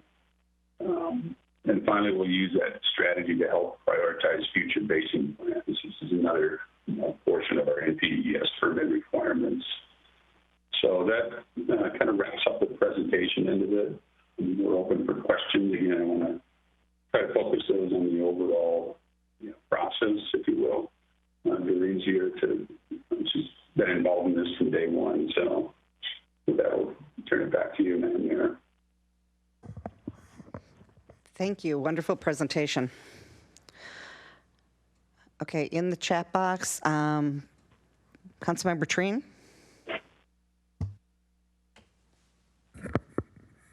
Yeah, so the first, hi, Toby. Good job, by the way. You guys and Lisa and Doreen, very excellent job. So on the drainage base, let's just start with kind of stay big picture, right? So let's stay at the 10,000 feet. We got the 4 drainage basins. And then, so is part of this retrofitting also have to do with the flow controls? Or I'm kind of trying to understand whether it's flow controls, or are we doing a retro of stuff that's already doing flow control? It just needs to be upgraded or changed, fixed. Can you help me out in that way? Yeah, okay. I'll say both, and I'll let Doreen provide those details. Certainly. Stormwater retrofits refer in this study and in ecology's terminology as both. Stormwater retrofit can be a new facility that is providing flow control and or treatment for an existing development that was constructed years ago. Is like a legacy project or development that does not meet current requirements for flow control. A stormwater retrofit can also be an existing flow control facility which can be enlarged or modified to provide additional flow control and or treatment. We found, the city of Sammamish has over 400 stormwater facilities that the city is responsible to maintain. And because of that, the city also has access to go in and modify and improve or enlarge those facilities. So many of those sites, and the study looked at over, more than 1,200 parcels within the city to identify the best sites within our preferred priority basins. And we came up with 47 potential sites, and then when we sat down with staff and looked at it again, we put a priority on modifying existing facilities that were developed in the 70s or 80s or even in the 90s and fall short of meeting current requirements for flow control. And the current requirements from ecology that the city of Sammamish has adopted actually do a very good job of mitigating for the development. So, okay, and then kind of a follow-up question to that is, because our friend Mary Wichter is water quality, and I too am about water quality. I like to drink clean water, like us all. So right now in the city of Sammamish, are we aware how much, do we test our water? Do we have, are we testing our quality of water at the headwater and then before it gets into the lake? Do we have those kind of facilities already with, Lisa, you might know that, do we already have those in place in some parts of the city? We are doing monitoring, which is completely separate from this retrofit strategy. We do water quality monitoring through King County at, George Davis Creek, Ebright, I want to say Pine Lake, and I'm probably missing one other location. So the question is up at City Hall. There's a location at City Hall. So, because I'm reading about, that one of the, you're assessing that, but does that mean then we assess the water quality? Does that mean that in retrofitting these whether it's a stormwater pond or a vault or whatever, right? The facility there, are we planning, would there be a plan to bring forward testing that goes on at that site?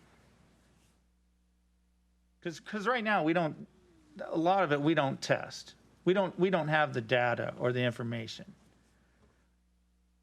So it's quite possible that there could be some sort of testing are you asking to do testing at the stormwater facilities, or I'm not sure. Are you talking about our water bodies? Yeah. Testing at. So I will have to let Toby or Jeff speak to any future plans on expanding water quality monitoring at our stormwater facilities. I'm not aware of any.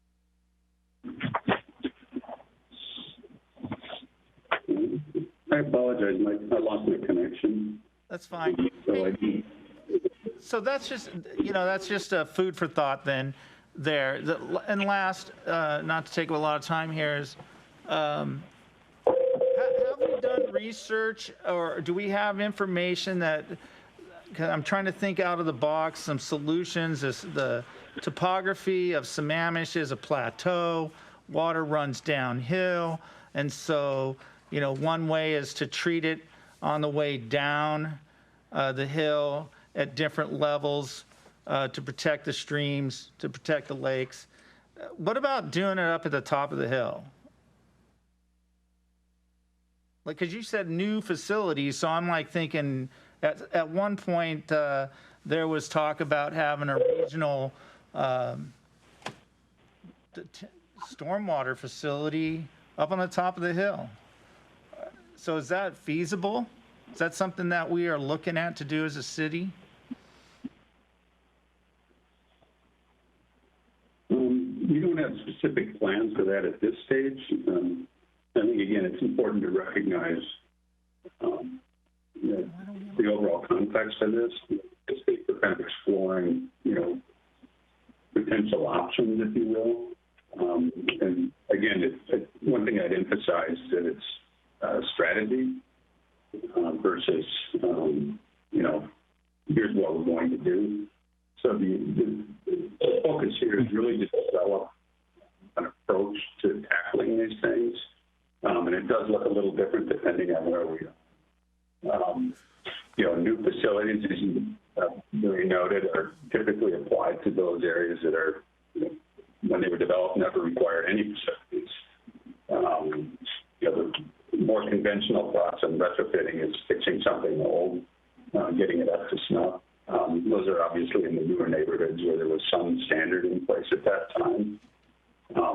But in terms of,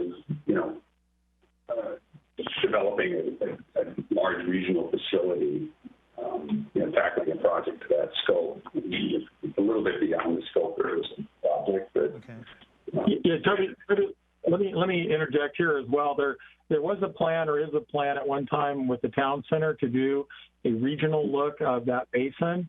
And when we get done with E8 and E9, we believe that we will reinstitute or bring back that project that was started but put on hold for a period of time. But it's something that's coming down the road after we get through some of the analytics that are on our plate at the moment. All right. Does that help, Councilmember? So yeah, Jeff, thank you, Jeff. So that's really clear there. So this retrofitting is just one part of the whole plan for handling stormwater. Correct? Now I got it. Sweet. I would say, think of it this way. Where's the biggest bang for the buck throughout the basin to either do water quality fixing and or flow control fixing? It took a look at and prioritized citywide where the greatest benefit needs to occur. And then this will be rolled into our comprehensive planning, our rate study that's coming up. And as Toby said, it's strategic in our thinking as to how we go forward. And I assume then, wait, maybe I shouldn't assume here, but that it would also then be, part of this is retrofitting these is with the idea, right, meeting some of our goals and objectives in our comp plans especially the environmental section of it, is to protect our streams and creeks, the waterways and the lakes. Correct. And those also stem from our stormwater comprehensive plan that roll into the overall arching comprehensive plan for the city. And we will be doing a stormwater comprehensive plan update in the near future as well. So it all interties into the bigger picture. So, and then that ties into that portion which would move to community development, where we move the stormwater regulation or the implementation at the beginning of the development phase. That's correct. So that we have predictable outcomes, kind of that four-legged stool we talked about in the past. Sweet. Thank you, guys. Okay, Councilmember Stewart. Yeah, thank you guys so much. I had a question. I think you said that there were 47 projects of the, something like. If I recall correctly from when Donica had presented information to us, and this was a while ago, so obviously you guys have done a lot of work since then, she had talked about, Jeff, you talked about the biggest bang for the buck. She had talked about the fact that if you look at the maps, right, where you can see where we have development and undeveloped land, and then you can see where we have the degradation, you can see that the degradation is in the places where we have older development and it's degraded. And so I guess my question is, if we're really trying to look at the biggest bang for the buck, is it worthwhile making sure that we're focusing more of our resources on these retrofit projects and fewer on looking at our code? Because I think, Doreen, you made the comment that our current code, right, we're trying to bring everything up to the current code, that our current code is really good. And so if we really want to have the biggest impact on our environment, it would be focusing on the retrofits and bringing these older developments from, the 70s, 80s, and 90s up to the current standards, and not focusing our energies on maybe making some small incremental change to our current codes, which is going to impact very little, because we're not really developing much right now. Would that be an accurate statement?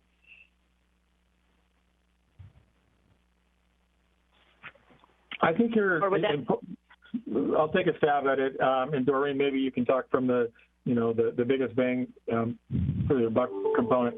The doing code changes, planning, all these things interweave and are part of the entire solution. It isn't just one or the other. Code changes do help us bring the problem to light that we're dealing with right now with stormwater tends to be or can be a secondary thought, and then they come in for changes afterwards because now they're trying to cram everything together. We're trying to bring stormwater to the forefront of the planning process for development to understand that. These retrofit strategies are dealing within the basins and subbasins of where we need to do the best improvements given all the priorities that we're dealing with. Doreen, can you add to that? Yes, I can add a little bit to that. Some of the code changes are required because Ecology changes their stormwater drainage manual about every 5 years, and the MPDES permittees need to adopt an equivalent manual or the Ecology manual. So that sets into this cycle of reviewing your code, making sure it complies with Ecology's code. I agree. You did understand correctly, Councilwoman, that current regulations are doing a fine job for new development and for redevelopment. But at the pace of redeveloping, it will take, I think the estimate was 40 to 50 years before there would be, a positive measurable impact. And because of that, Ecology is now requiring the municipalities, the jurisdictions like Sammamish, to begin stormwater retrofit planning.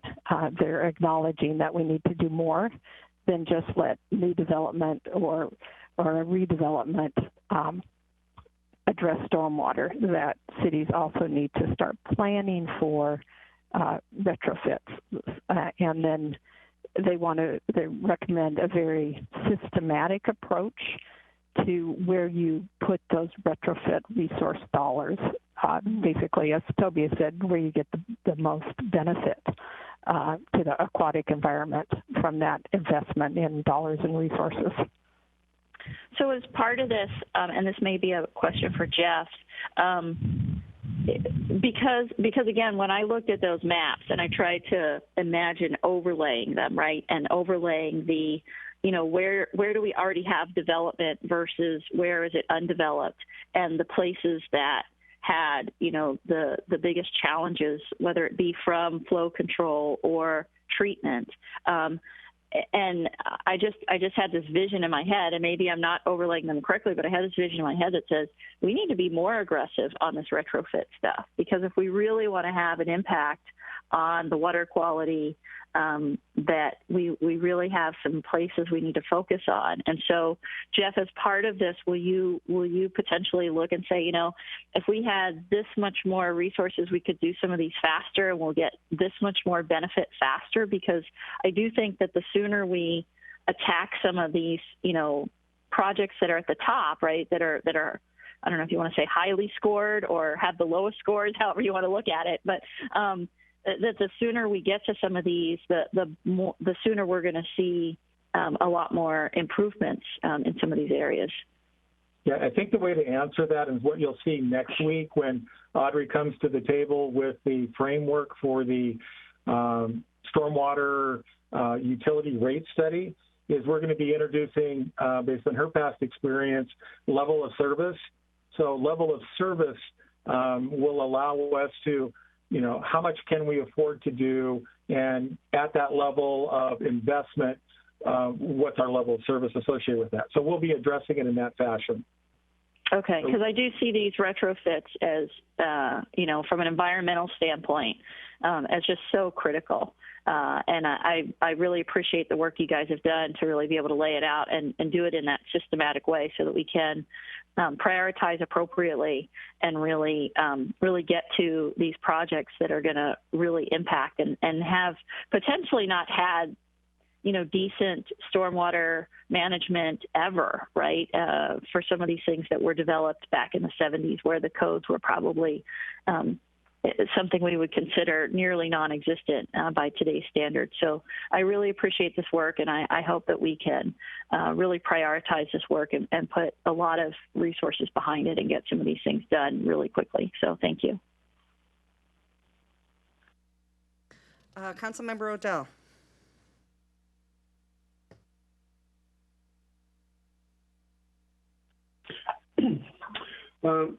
Back on the water testing question for a minute. I do know that we were testing several streams in Sammamish. I think Ebright was one, maybe Zacchaeus. I would like to see a list of all the streams in Sammamish that are of significant size and what we're testing for, if we're testing, or maybe we should be testing. And Jeff, if you and your guys could dig up a one-page chart on that, I would like to see it. We may come back with some recommendations to it. Secondly, under the CARES Act, one of the potential uses for the funding there is for investment in stormwater management. And I assume that Mr. City Manager and Mr.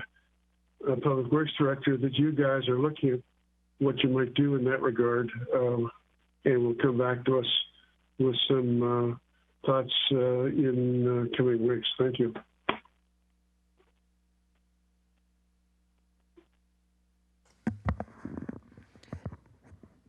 Okay, I'm not seeing anything else in the chat box. Do we have any other questions for Jeff?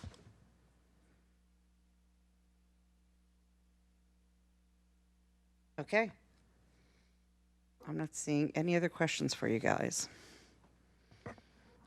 So just a reminder, as Toby asked, during your break, if you could review the document, queue up questions, and we'll be back in September. Okay.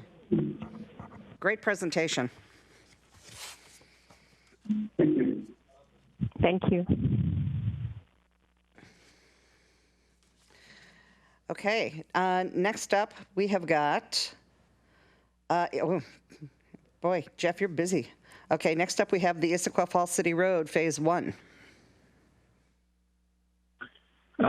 Thank you, Mayor. Tonight, we'll be doing this a little differently. We have Jed Ireland will be presenting on a recording. He happened to have a family vacation that coincided with tonight, and so I made him a deal. I said, you wouldn't have to go find a hi-fi or a Wi-Fi hotspot if you could record it and have it available. So between Ben Ressler, our associate project engineer, he and I will work through this. But we're going to start off with Jed's presentation, and then we'll open up for Q&A after that. So Ben, if you could start it. One comment, you might need to turn your volume up so you can hear just a tad bit better.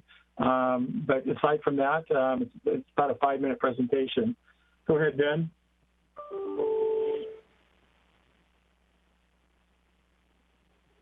Mayor and council members, tonight's presentation is on the Issaquah Falls City Road Phase 1 project and staff's request for a supplement to the construction management reserve.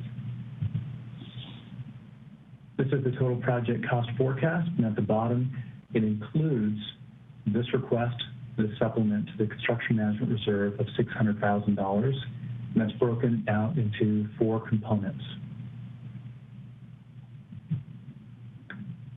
Now, the construction management reserve is related to the construction contract.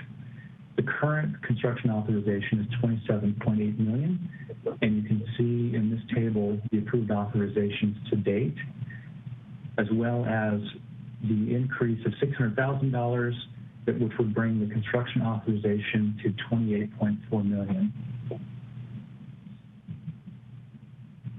This slide goes into the components of the supplement to the construction management reserve. The first is related to the estimate completion that was prepared by Lochner, which is the construction management consultant for the city. In February, when it was originally completed, this figure was reported to council at a March council meeting. But since then, some of the larger items have significantly overrun their bid item quantities. Now, the bid item quantities are estimates. And so the fact that it's not a problem with the work, and these are items that needed to be done, it's simply that the estimates had the items too low to complete the work. The difference is $283,000, and I will go over them. I'll go over these. There are 5 items. The first one is hot mix asphalt, which was around 6%, which is a large dollar figure, ends up being almost $100,000. There's also the erosion sediment control, that because the work proceeded beyond the original construction time and into the spring of this year, the Baker tanks, the piping, and the ground stabilization had to be preserved longer, and so there was a cost to that. The other items were topsoil, stamped concrete, and select borrow gravels for the retaining walls leading up to the bridge. Now, these are work items that need to be done. They simply are an adjustment to the bid item quantities, and had it been known in February, they would have been reported at that time. Now, there are 3 other items related to the supplement request. Staff is also requesting a 25% contingency on remaining work. That's $143,000. And this is related primarily to the work under the bridge, which is the stream bed restoration work. As the stream bed restoration work has started during the fish window this summer, it's already been discovered old fording logs that were buried in this location and were undiscovered up till now. Now, these are milled logs that were used for crossings in the early 20th century, which was somewhat common, but these were undiscovered and they need to be excavated in order to complete the grading per the permit. The last item are potential claim settlements of $123,000. The construction contractor wants to pursue the claims process per the contract related to a couple items where they believe they have entitlement. Staff has not determined that the contractor has entitlement, but in the process, this would allow the city manager to offer a settlement should it be in the best interest of the city to do so. And so those items add up to the $600,000 construction management reserve request. It's being done now because this work is nearing completion. It must be done in this summer, primarily the work under the bridge to be completed during the fish window. And in addition, council will be in recess in August. And so that's why this is being brought now. I'd also like to highlight that on April 20th of this year, staff had brought an interfund loan request to council for approval of loaning funds from general fund to the Transportation Capital Improvement Fund. And staff will be returning later this year with final costs and repayment of that loan, as was promised at that council meeting. And this completes this presentation. Back to you, Mayor. Okay, do we have questions?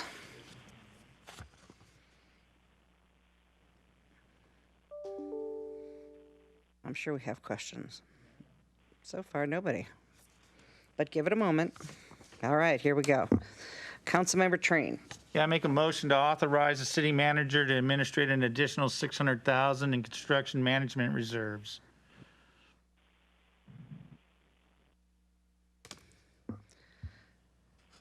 Well, I'll second that. We need to have this discussion. And let's go to discussion and Councilmember Stewart. I believe you may have skipped over Councilmember Odell. No, he was on there from a last Councilmember Odell, were you in the queue first? Oh, last round. Okay, sorry. Thank you. That was last round. Okay. On the $123,000 for potential claim settlements, did I understand you correctly? Are we expecting those to come through in August, and that's why we would pre-approve them as opposed to allow the city manager to negotiate and then have the conversation in real time as to whether or not we would want to approve those? That just seems like an awful lot of money to just put out there prematurely. It is our belief that having that in the back pocket of the city manager, subject to the details that we find over the next 6 weeks, might be an easy resolve. Or if it's more complicated, we come back in September to deal with, the specifics of the issue. But at this point in time, we were looking for bringing closure if we could, and it is a contingency amount that gives the city manager some leeway to negotiate over the next 6 weeks. Okay, this is, Jeff, I know we've had a lot of conversations about this, but this project has just, it's a pretty big overage, right? Is it, what are we, 25%, 30% over? Right. Okay, so it's a little, I guess I'm struggling a little bit, and I appreciate the presentation, but just struggling a little bit with kind of yet another 600,000 kind of thing. Thank you. Okay.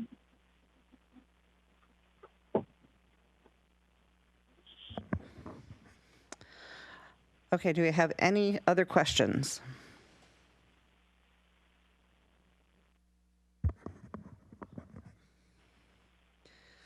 Okay, I think we're all struggling on this, but I'm going to call for the vote because I don't see any other questions. All those in favor, say aye. Aye.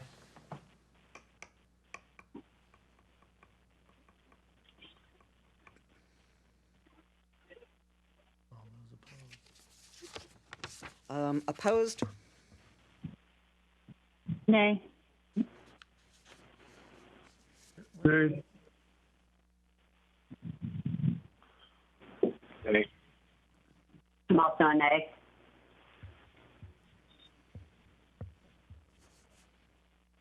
2 to 4 fails. Did we lose the mayor? Yep. No, I didn't vote, which means it's a yes, but, so it's 2-4. Mayor, if I may, once the vote is decided, I assume that the motion failed. Is that correct? Yes.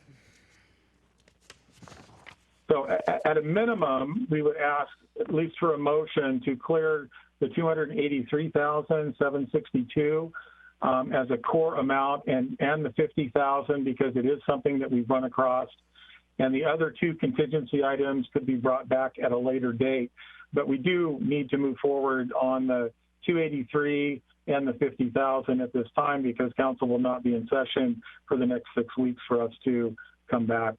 But the other items, potentially, we could come back at a later date once we have better clarity as to what those amounts are. So moved. Second. Okay. So, all those in favor of moving forward on the 283 plus the 50? We have a first and a second. All those in favor say aye. Aye. Aye. Aye. Opposed? Okay.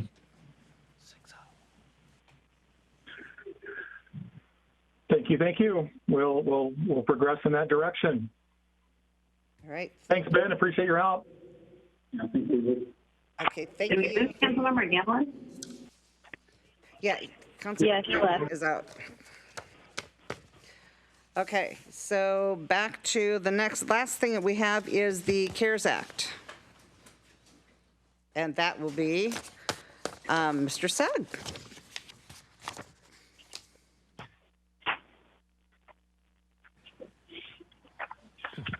All righty. Good evening, Madam Mayor, Council, and Mr. City Manager. Mike Sugg, Senior Management Analyst, here to discuss an update on the CARES Act and ARPA funding. You'll recall during the Council's meeting on June 1st, staff provided an update on the American Rescue Plan Act, otherwise known as ARPA. The Council made a motion at the end of that item directing the City Manager to request the city's ARPA allocation from the U.S. Treasury. I'm happy to report that the city's request was successful, and in mid-June, the city received the first half of funds from the Treasury totaling about $2.38 million, with the second half coming this time next year. On June 1st, there was also council discussion and requests for more information on the remaining CARES Act funding and this new ARPA funding. Tonight's agenda bill provides information responding to some of that June 1st discussion. It's divided up into two exhibits. The first responds to Council's request for more information on the CARES Act expenditures to date, and the second exhibit follows up with details related to ARPA. So we'll look at information from the first exhibit. If Lita could move us to the next slide, thank you. This table in Exhibit 1 shows the COVID-19 expenditures through June 24th, 2021. Starting from the top, we had revenues of about $3 million, which consists of the CARES Act grant of $2.9 million, plus a $98,000 grant from King County for small business grants. On the expenditure side, the largest category was for the 2 rounds of small business grants, totaling $1.18 million. Then you had the human services grants, which at the time of this update, $279,000 had been reimbursed of the $525,000 in total that was allocated across the 4 rounds of grants. And there will be a little bit more on this in a second. $215,000 for technology equipment in 2020 to facilitate the switch to fully remote work for all staff. $132,000 for city supplies and equipment related to COVID, including PPE, sanitation supplies, workplace mitigations, truck rentals for the MOC, and similar expenses. And $92,000 for contract support to help with grant coordination and technology needs. So this revenue minus the expenditures leaves about $1.1 million remaining. But recall I mentioned just a minute ago that the city is under contract for $525,000 in human services grants, of which $279,000 has been reimbursed as of this update on June 24th. So removing the balance which hasn't been reimbursed yet leaves $850,000 in CARES funding that has not been committed. And keep moving down the table. From this uncommitted funding, the city manager recommends using it to pay for the vaccination partnership ILA costs, or excuse me, interlocal agreement costs of $312,000, and the unfunded Eastside Fire and Rescue staffing and supply costs through March 3rd of $509,000. The city will seek reimbursement for the $312,000 in vaccine site costs through FEMA. But until that reimbursement is confirmed, the city manager recommends withholding that amount from the remaining CARES savings. The $509,000 in unfunded EFR staffing and supply expenses are described further in the memo from Chief Clark, which is attached to tonight's agenda bill. And I believe Chief Clark is still on the line with us for any questions about those costs. This represents Sammamish's portion of the vaccine site expenses, with Issaquah and North Bend responsible for their own share.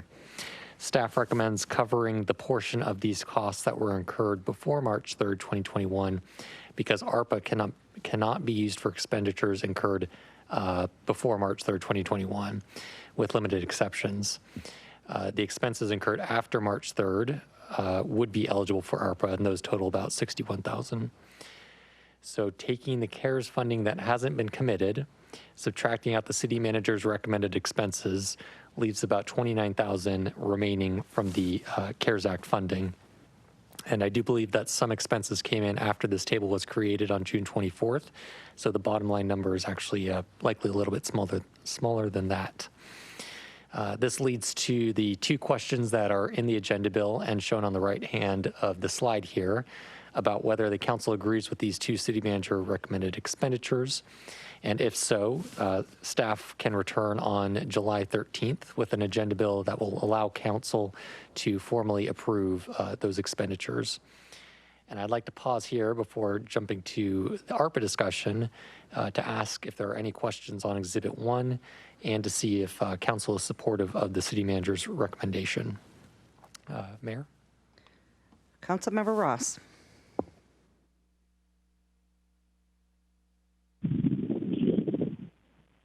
I support both recommendations.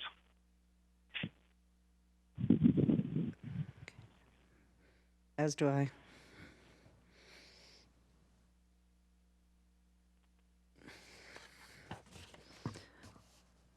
Okay, Councilmember Stewart.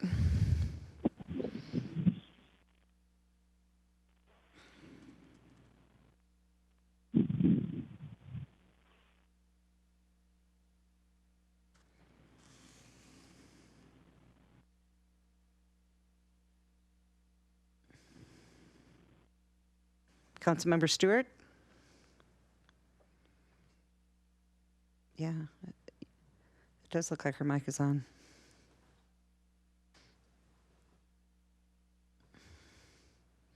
Okay, Councilmember Stewart, it looks like your mic is on, but we're not hearing you.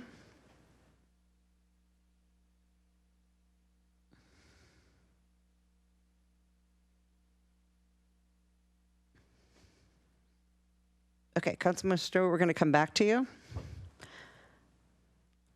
Councilmember Treen? Yeah, I support both. Thanks. Councilmember Odell? I support both as well, and I'm going to make a motion that we approve it. I'm sorry. Oh, there she is. Councilmember Stewart. Yeah, I wanted to ask about the what our plans are in terms of making sure we assist our residents when the eviction and foreclosure moratoria are lifted, and if we have any estimations on what those needs from our community will be. Yeah, I saw some of that in the packet, so. Can I ask to hold those questions until we get to the next item, which is the American Rescue Plan Act? Okay, so that is in the packet, and we're going to finish this, and then we can answer that when we get to the next part of the packet.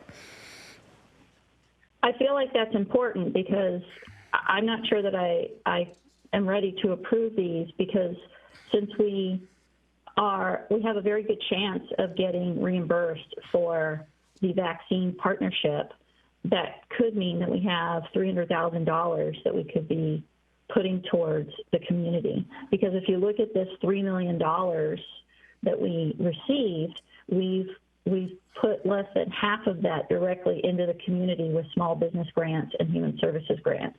And so I want to be able to see if we can put more money into the community. That was really one of the primary goals of this CARES Act funding, was to help the people as directly as possible.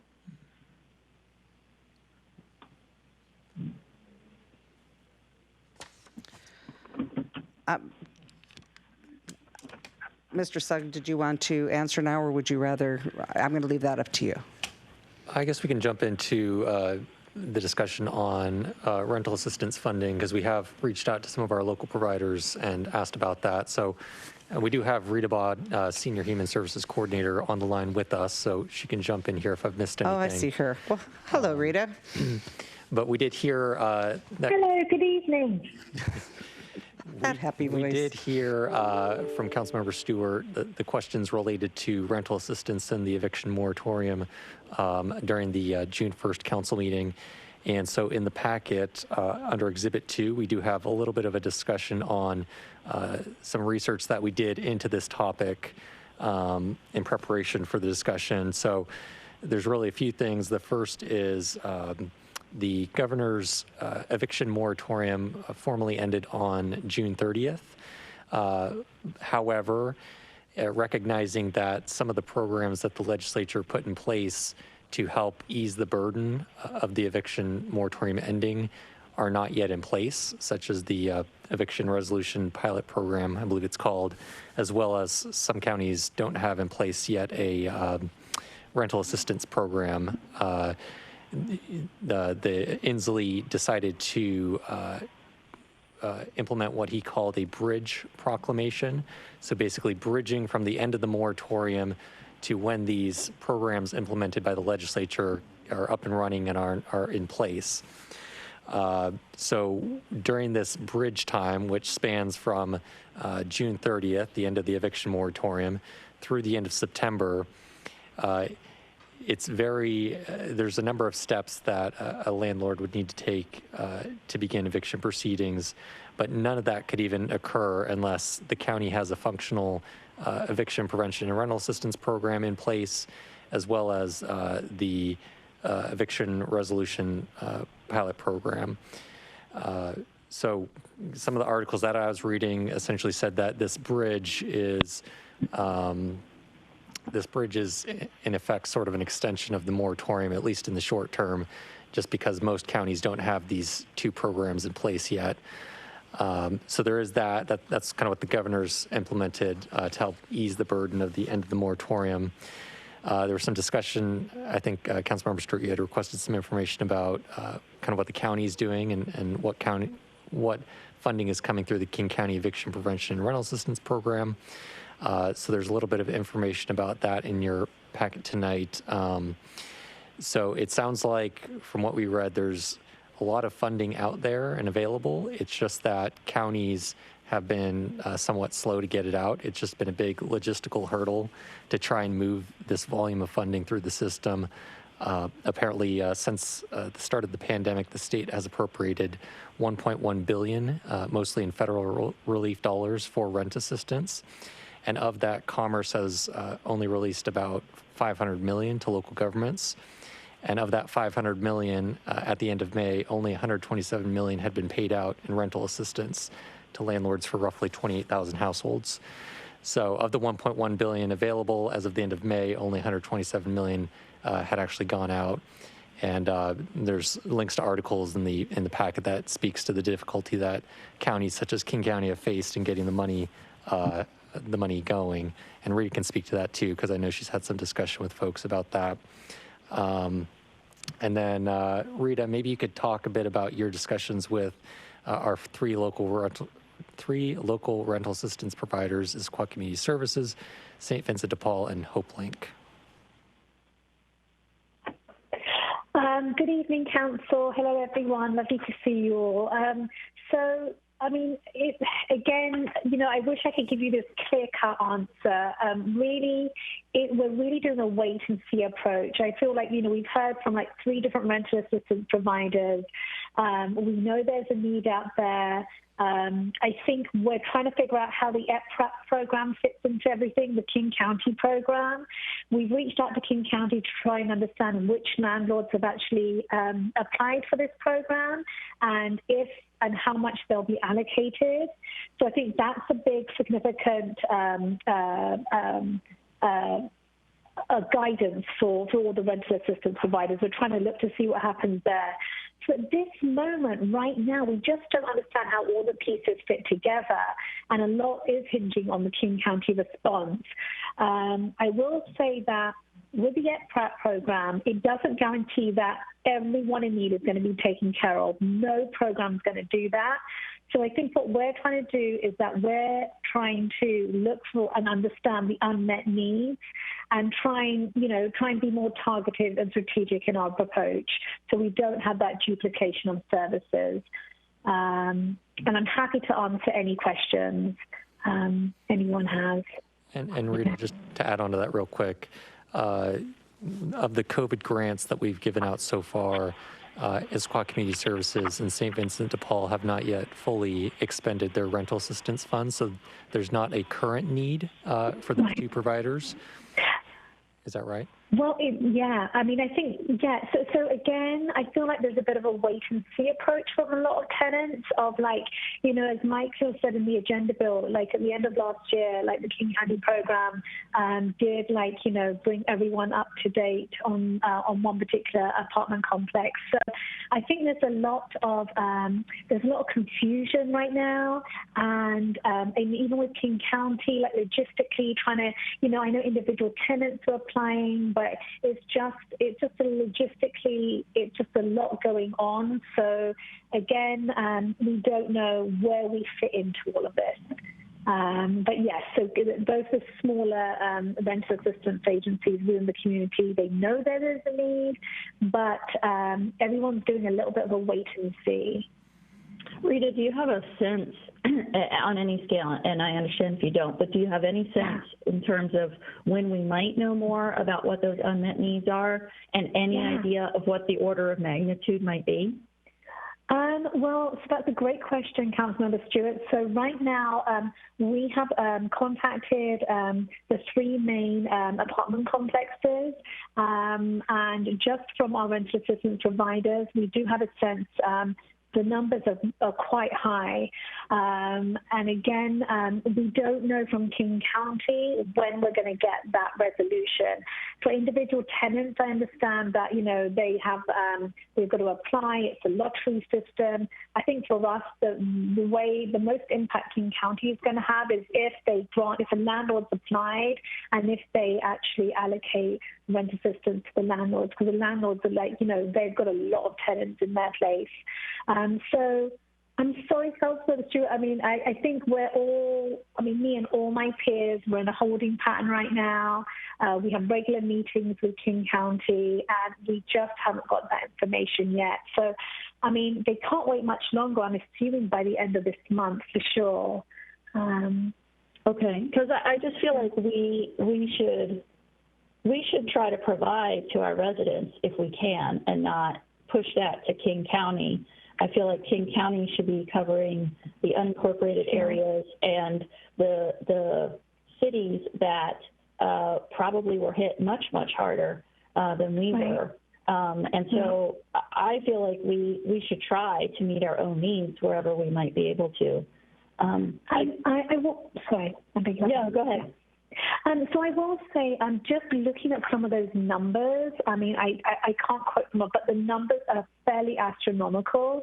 And I do know that, again, even with the King County program, we do not expect the King County program to take care of every resident need.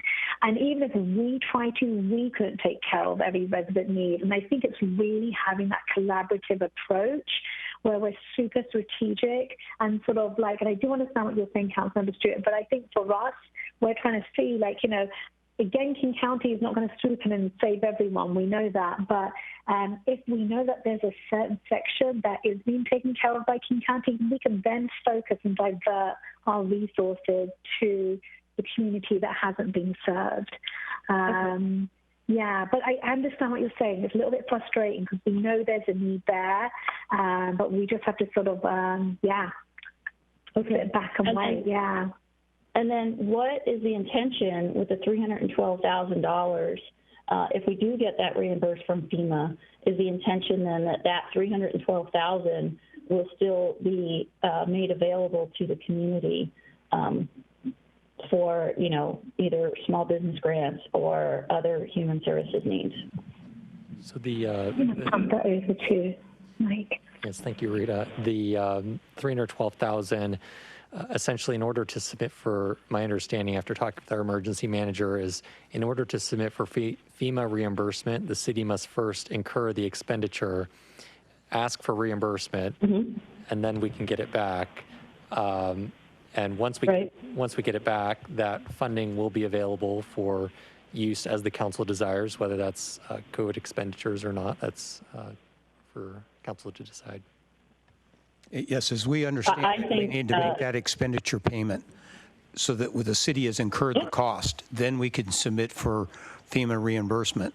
And the concern about the FEMA reimbursement was that the county never bought into our program, and we were well supplied by the Snoqualmie tribe, a sovereign nation, and it's hoped that us working through them will be able to get FEMA reimbursement.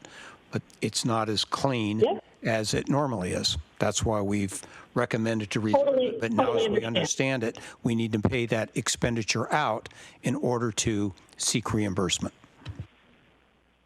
Totally understand that. And my question was not that. My question was, we pay this money and then we submit for reimbursement. And assuming that we get reimbursed, what is our plan for that $312,139? Should we get reimbursed from FEMA?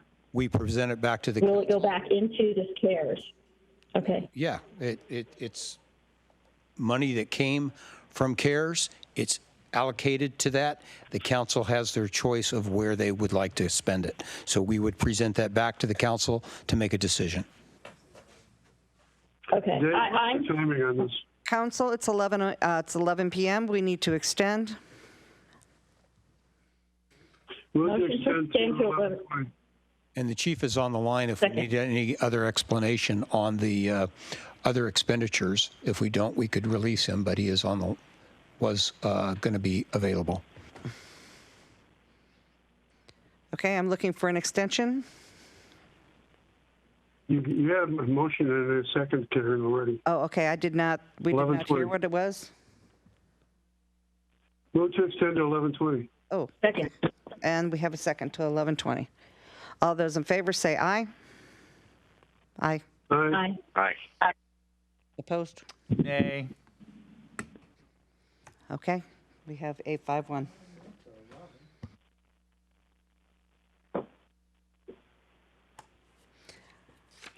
Okay, Pam, are you finished, or did you have another question?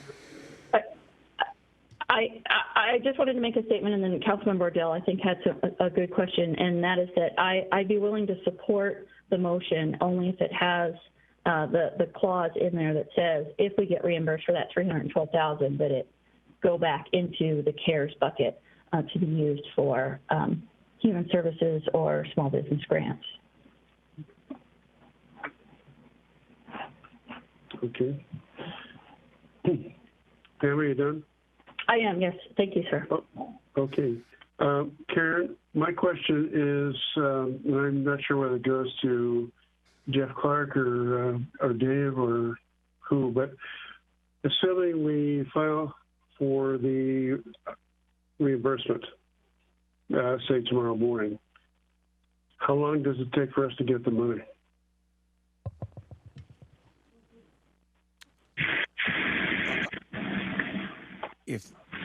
If the chief would like to answer, I'll defer to him, or I'll give you an estimate of what it normally takes for FEMA, approximately 1 year. Oh boy, okay. That's what I was afraid of.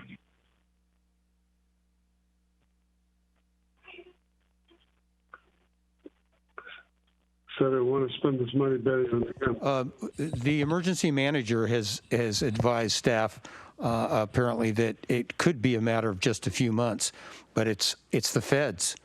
Depends. FEMA often on wildland fires and that sort of reimbursement often trails by several months to a year. Same thing on hurricanes?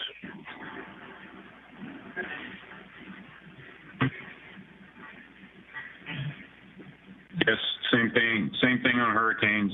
Anything FEMA related can be a couple of months. It can be up to a year. Some have waited 2 years. I doubt on this subject it would take that long, but it will take some time. Either way, I just want to remind you on the 312 that this is expense that EFR is out of pocket, and contractually Sammamish needs to pay from these funds. But you're going to have to make the expenditure to start the process at some point. Okay. I think we should go ahead and live up to our obligation for EFR on this one, but I wouldn't spend the money coming back from FEMA just yet. I'd like to offer an amendment to the motion, which is that if we are reimbursed by FEMA, that $312,000 be allocated toward either small business or human services grants.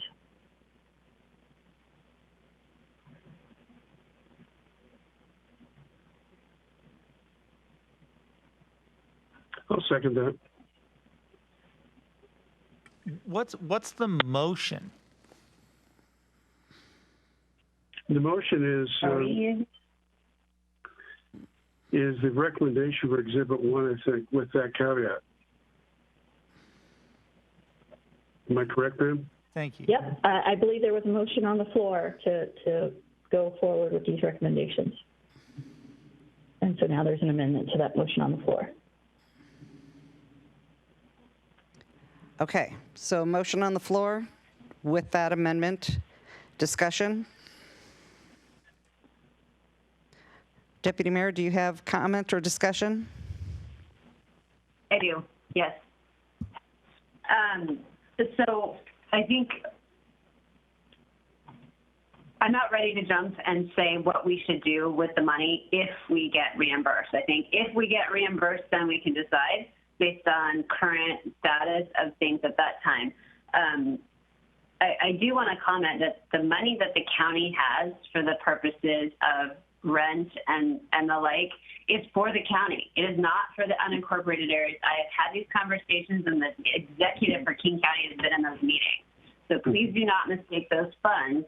They are for King County, not unincorporated King County. King County includes Sammamish. So there are available funds for residents that are struggling to make their rent payments available, and the county has money. They just need to actively work to get that. So I'm not going to support the amendment, not because I don't think that human services aren't valuable. I just think at this point we don't know what expenses we'll have, what reimbursement we have. And when we get that reimbursement, then this council can decide based on current state of affairs what we should be doing with it. Councilmember Ross? I 100% agree with everything Deputy Mayor said. I think the amendment is too restrictive. If you look at this chart, you got other expenses. So I think when we do get reimbursed, if we get reimbursed, we'll go through COVID-eligible type expenses, whether they're business, human services, or other, and find out what we should be reimbursing at that time. So I don't support the amendment because it's too narrow. If I were to amend the amendment, I would say eligible expenses, but I'm not going to do that right now. I'm not going to support the amendment as stated. Okay, and I'm not going to support the amendment only because one, I agree. It could go for businesses, it could go for social services, but it could also go for utility expenses that haven't been paid. It could go for rent that needs to be paid. It could go for a whole lot of things. So as far as I'm concerned, it just needs to come back and go into CARES funding. So to allocate it for specifics at this point in time, I just can't do that. So I'm going to finish our roundtable here and go to Councilmember Treen. No comment at this time. Okay, so let's vote on the amendment on the floor, which is... Could I ask a quick question, Madam Mayor? Oh, okay, go ahead.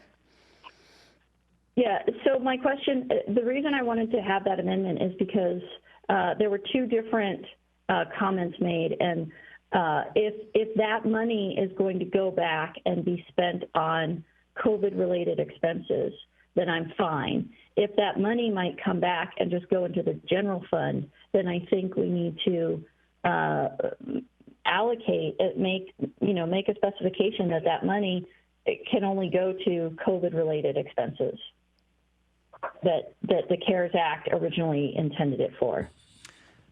For clarification for the council, that's all that staff ever intended, because the council's already given that direction that this is COVID or CARES related money. It would go back to that fund. Excellent. Thank you, Mr. City Manager. Appreciate that. I'll withdraw my amendment then. Okay. And my second. Okay, so now we are back to, okay, so who made the original motion on the floor? I believe it was Councilmember Odell. It was. So we're back to the original motion, which is per Exhibit 1. Reserve the vaccination site expenses from the remaining CARES Act budget savings until reimbursement is confirmed through FEMA. And number 2, reimburse Eastside Fire and Rescue with the city's portion of unbudgeted COVID-19 staffing and supply expenditures using the remaining CARES Act budget savings. Great, thank you. And who was the second? Might have been me. I think it was you, Kristen. Okay, so Lita, you've got that for record. And was there any other questions? Okay, I'm going to call for the vote. All those in favor, please say aye. Aye. Aye. Aye. Aye. Opposed? Excellent. That is a 6-0. Okay, next up we have council reports. Oh, well, sorry, I passed on that too fast. I am sorry, Mr. Sugg. Okay, he's got another portion of this. I apologize. It's all yours. Lita, could we move to the next slide, please? Okay, so moving on to Exhibit 2, which is a discussion about the American Rescue Plan Act funding. As I mentioned earlier in this item, just a few weeks ago, the city received its first half of ARPA funding, totaling about $2.38 million. On June 1st, we heard a variety of interests and ideas from council regarding the use of these funds, some of which are discussed in the agenda bill. One area of interest in particular was hearing more about the use of the funds in the revenue loss replacement category, which is one of the 4 main eligible use categories allowed under ARPA. Revenue loss replacement, which was specifically disallowed under CARES, is now allowed under ARPA, and funding for this purpose can't go into a reserve fund, but can be used to pay for general city services. Upon an in-depth review of the Treasury's detailed and very nuanced guidance, our finance staff calculated a loss from 2019 to 2020 of either $4 million or $5.3 million, which is shown on the slide here. The Treasury says that recipients should use nearly every source of revenue when they're doing this calculation, except for federal transfers. So we take out the CARES Act funding, for example, utility revenues, and a few other categories. So the difference you're seeing on the screen there between the low and the high estimate comes down to surface water fees. The high revenue loss estimate removes the fees as they could be considered utility revenue, but the guidance is not clear on this point. So staff have asked the Treasury and the National League of Cities for clarification, but have not yet received a response. This could be due to the fact that over 30,000 jurisdictions receive funding and they're just overwhelmed with questions at this point. Regardless of which calculation is correct, it appears the city has enough in revenue loss to claim the entire $2.35 million in first half ARPA funds in this revenue loss replacement category. The benefit of using funds in this category is that it creates flexibility. Basically, these funds can be used for any government services, and the non-exhaustive list of services mentioned in the Treasury's guidance includes maintenance of infrastructure, for example, our pavement overlay program, building new infrastructure, including roads, health services, public safety, and other services. The only restrictions mentioned is that the revenue replacement funds cannot be used to replenish rainy day funds, to service debt, or to pay settlements or judgments. Staff interprets this to mean that funds could be used for the fire station renovation, which we heard as an area of interest during the June 1st council discussion. And this leads to the first question on the screen, which is whether there's interest from the council in using the first half of funds in the revenue loss replacement category. But before we discuss this question, I also wanted to point out that there were some additional information in the agenda bill about infrastructure, as well as information responding to questions about other categories such as hazard pay, nonprofit needs, and as we discussed earlier, the current rental assistance picture. And for the sake of time, I won't dive into each of those as part of this overview, but I'm happy to answer questions. So there are two prompts for the council shown here. One, does the council want to claim the first half of ARPA funds in the revenue loss category in order to expand the possible uses of these funds? And two, does council have feedback on how it would like to allocate the funds? And given that ARPA is intended to be longer-term recovery funding, we do not need any decisions made today, but if we understand council's interests at this point, we can do some further research and return with more information at a future council meeting. And with that, I will turn it back to the mayor for any discussion or direction. Thank you, Mr. Sugg. Okay, Councilmember O'Dell.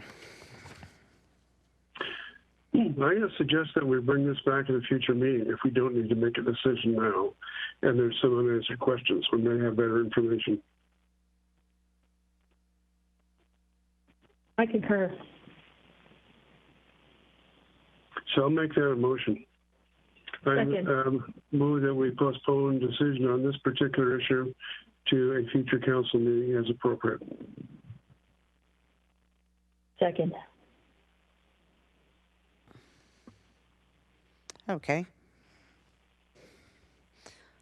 Okay, we have a motion and a second. And who was the second? I'll speak briefly to it, Karen. Okay.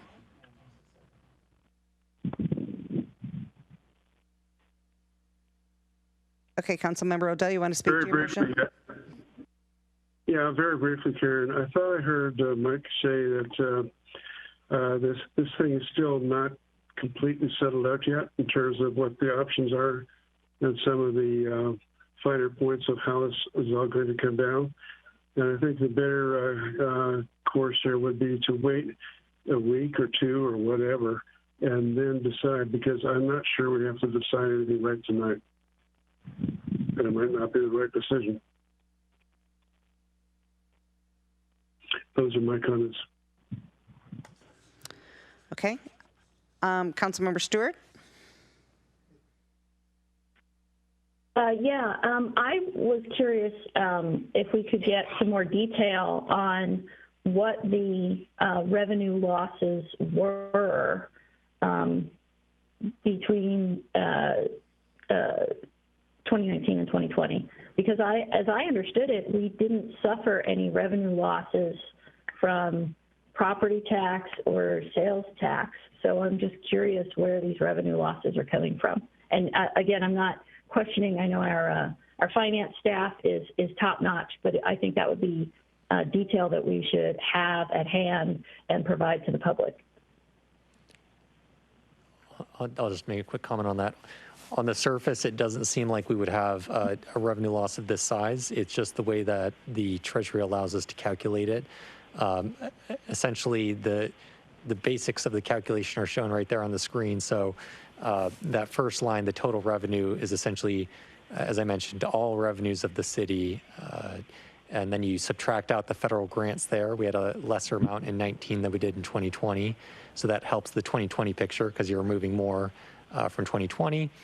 And then you end up with your adjusted revenues. So your total revenues minus those federal grants. And then what the Treasury's guidance says is essentially you can use a 4.1% inflation factor over the years. So you take the 2019 revenues and you multiply them by 4.1%, or you increase them by 4.1%, and that's what you would consider to be your normal revenues had COVID not happened. That's what you're comparing against.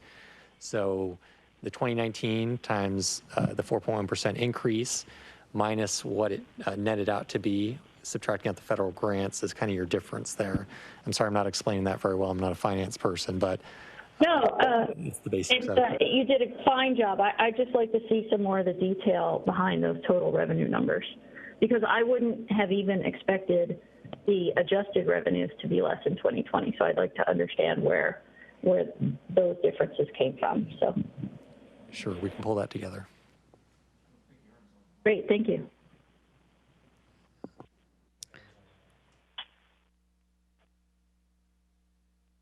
Councilmember Ross? Thank you.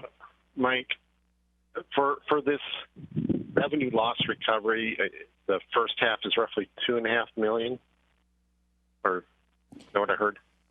Yes, so our total ARPA allocation is $4.7 million. The first half is about $2.35 million. Okay. And if we recover that through revenue loss, and it sounds like our shortfall far exceeds that it seems like we've got ample cushion to expect to get that full amount, correct? That's staff's interpretation, correct. Okay, and if that's fair to say, is there any further restrictions on how to use that money once you receive it? I think that's part of the benefit of using it in this category, is that there really aren't. It can be used for any government service. And I don't know, I'd have to go back and look at the guidance to see if there's a strict definition for government service, but essentially it's anything other than paying for debt or putting it into a rainy day fund. It's pretty flexible. Right. So I think you probably have, Councilman Ross, I think you're probably getting the picture. It's much like what happened with our CARES Act funds. We exchanged it for a legitimate expense, and it turned into general fund type money. That's what's happening here. That's exactly what I'm getting to. You're spot on, City Manager. And what I'm saying is this appears to me to be a no-brainer, absolute emphatic support of it, because why would we want to wait to apply for our money? Once we get the money, then we can decide how to disposition the money. But, by delaying the application for the revenue loss, we are just delaying getting money to put it to use. So I think I fully support the staff recommendation on this chart that we do claim the first half for that reason, because it makes no sense to delay it. That's the way we were looking at it. It is, we're not asking or recommending any particular expenditure at this time. Those are decisions yet to be determined by the council. Mike, did you have another comment? Yes, I was just going to mention that we've already received the $2.38 million in funding. This would come into play as we're reporting how we've used it. So when our first report comes due, I think at the end of August. I want to say, we would show our revenue loss calculation and then show kind of how we're starting to use that money for government services. So we don't need to apply for any funds for this purpose. It's just kind of how we're going to be using it and showing it in the reporting.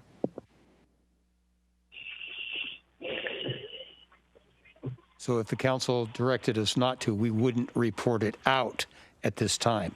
We're making the recommendations that we report it out at the next opportune time, and then it turns the money from very restricted funds to unrestricted funds, but they are still in a separate fund for tracking and for the council's utility. Okay, chat box going to, believe it's Deputy Mayor.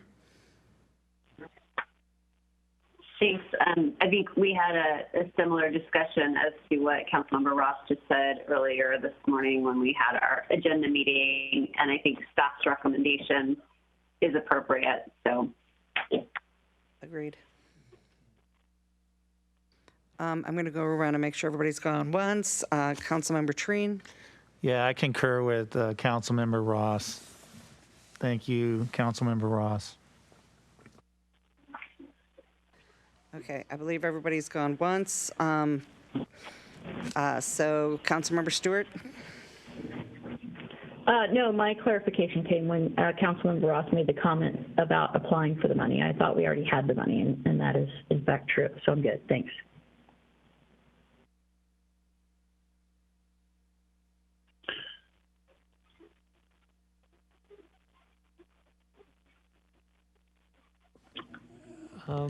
Madam Mayor, there is a motion open on the table that Tom Odell made and Pam Stewart seconded, which is the postponement of the discussion.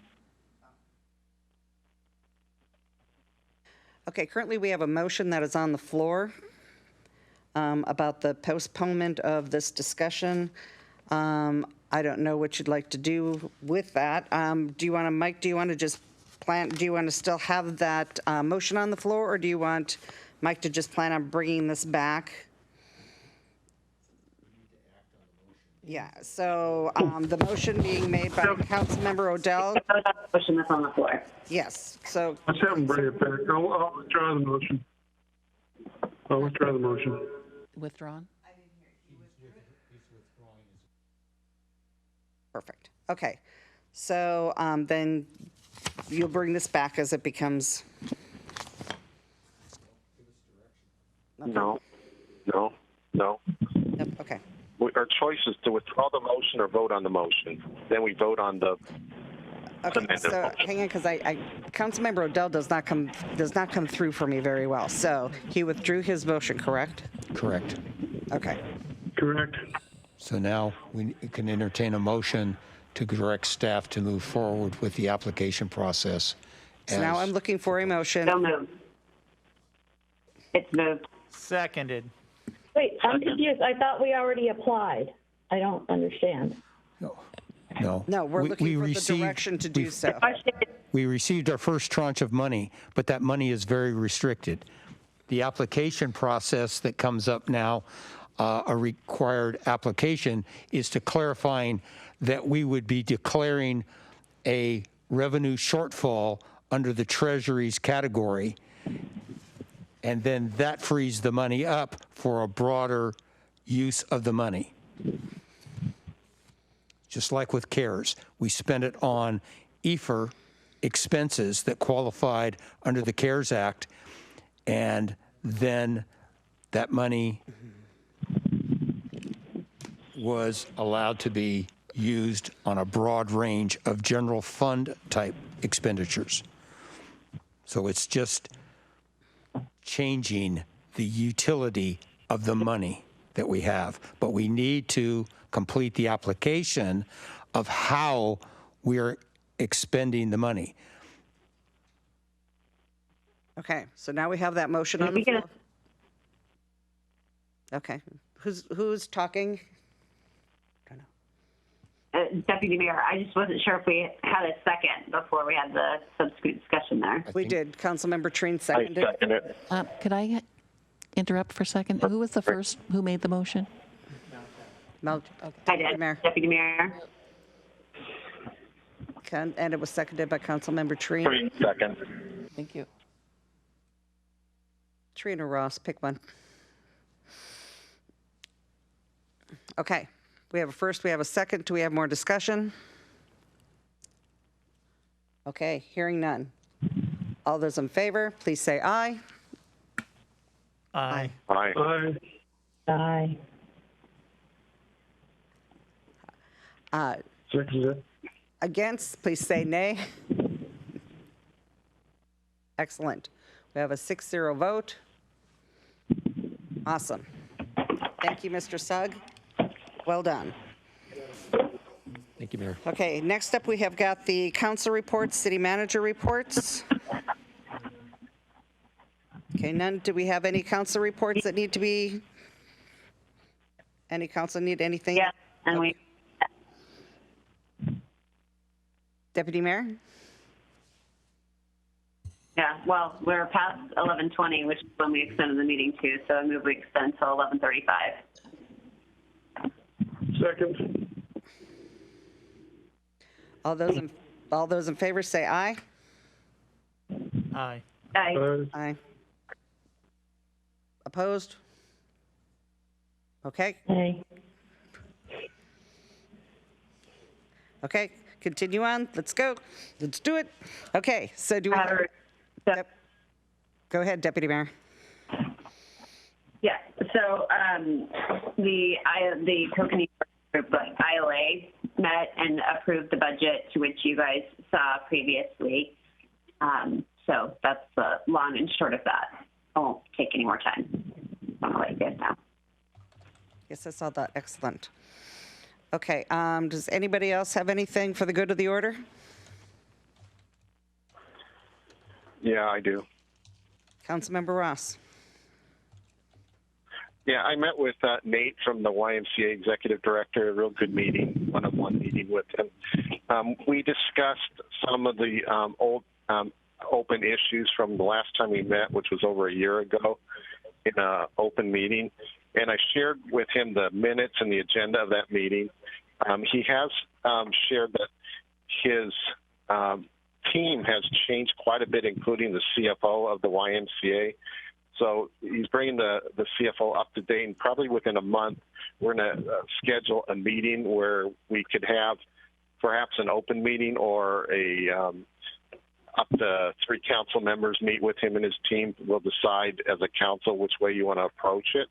But we teed it off that we decide, okay, let's do clean slate. Let's look forward looking and figure out what the salient issues are and work them and get them done so that we can work together going forward in a positive manner. Excellent. Excellent. Good job. Okay, and then I met with a woman from League of Women Voters, and she's going to be working with us to do a survey with the residents on, and she's also been working with Councilmember Stewart on greenhouse, the greenhouse issues. They're going to be helping us put together a survey that will come. She'll be coming to council, so I'll be working together on it. But it's going to be paid for with grant monies that is going to be coming through the League of Women Voters. So it's not even something we're going to have to pay for. So it's very exciting, actually. And we'll finally get some information from our residents, and I'm very excited about it. So anyway, it'll be it's good news. We don't have to pay for getting some good information we need. Oh, anybody else? All right. Move to adjourn. Okay, all those in favor? Second. Aye. Aye. Aye. All right, everybody. See you next week.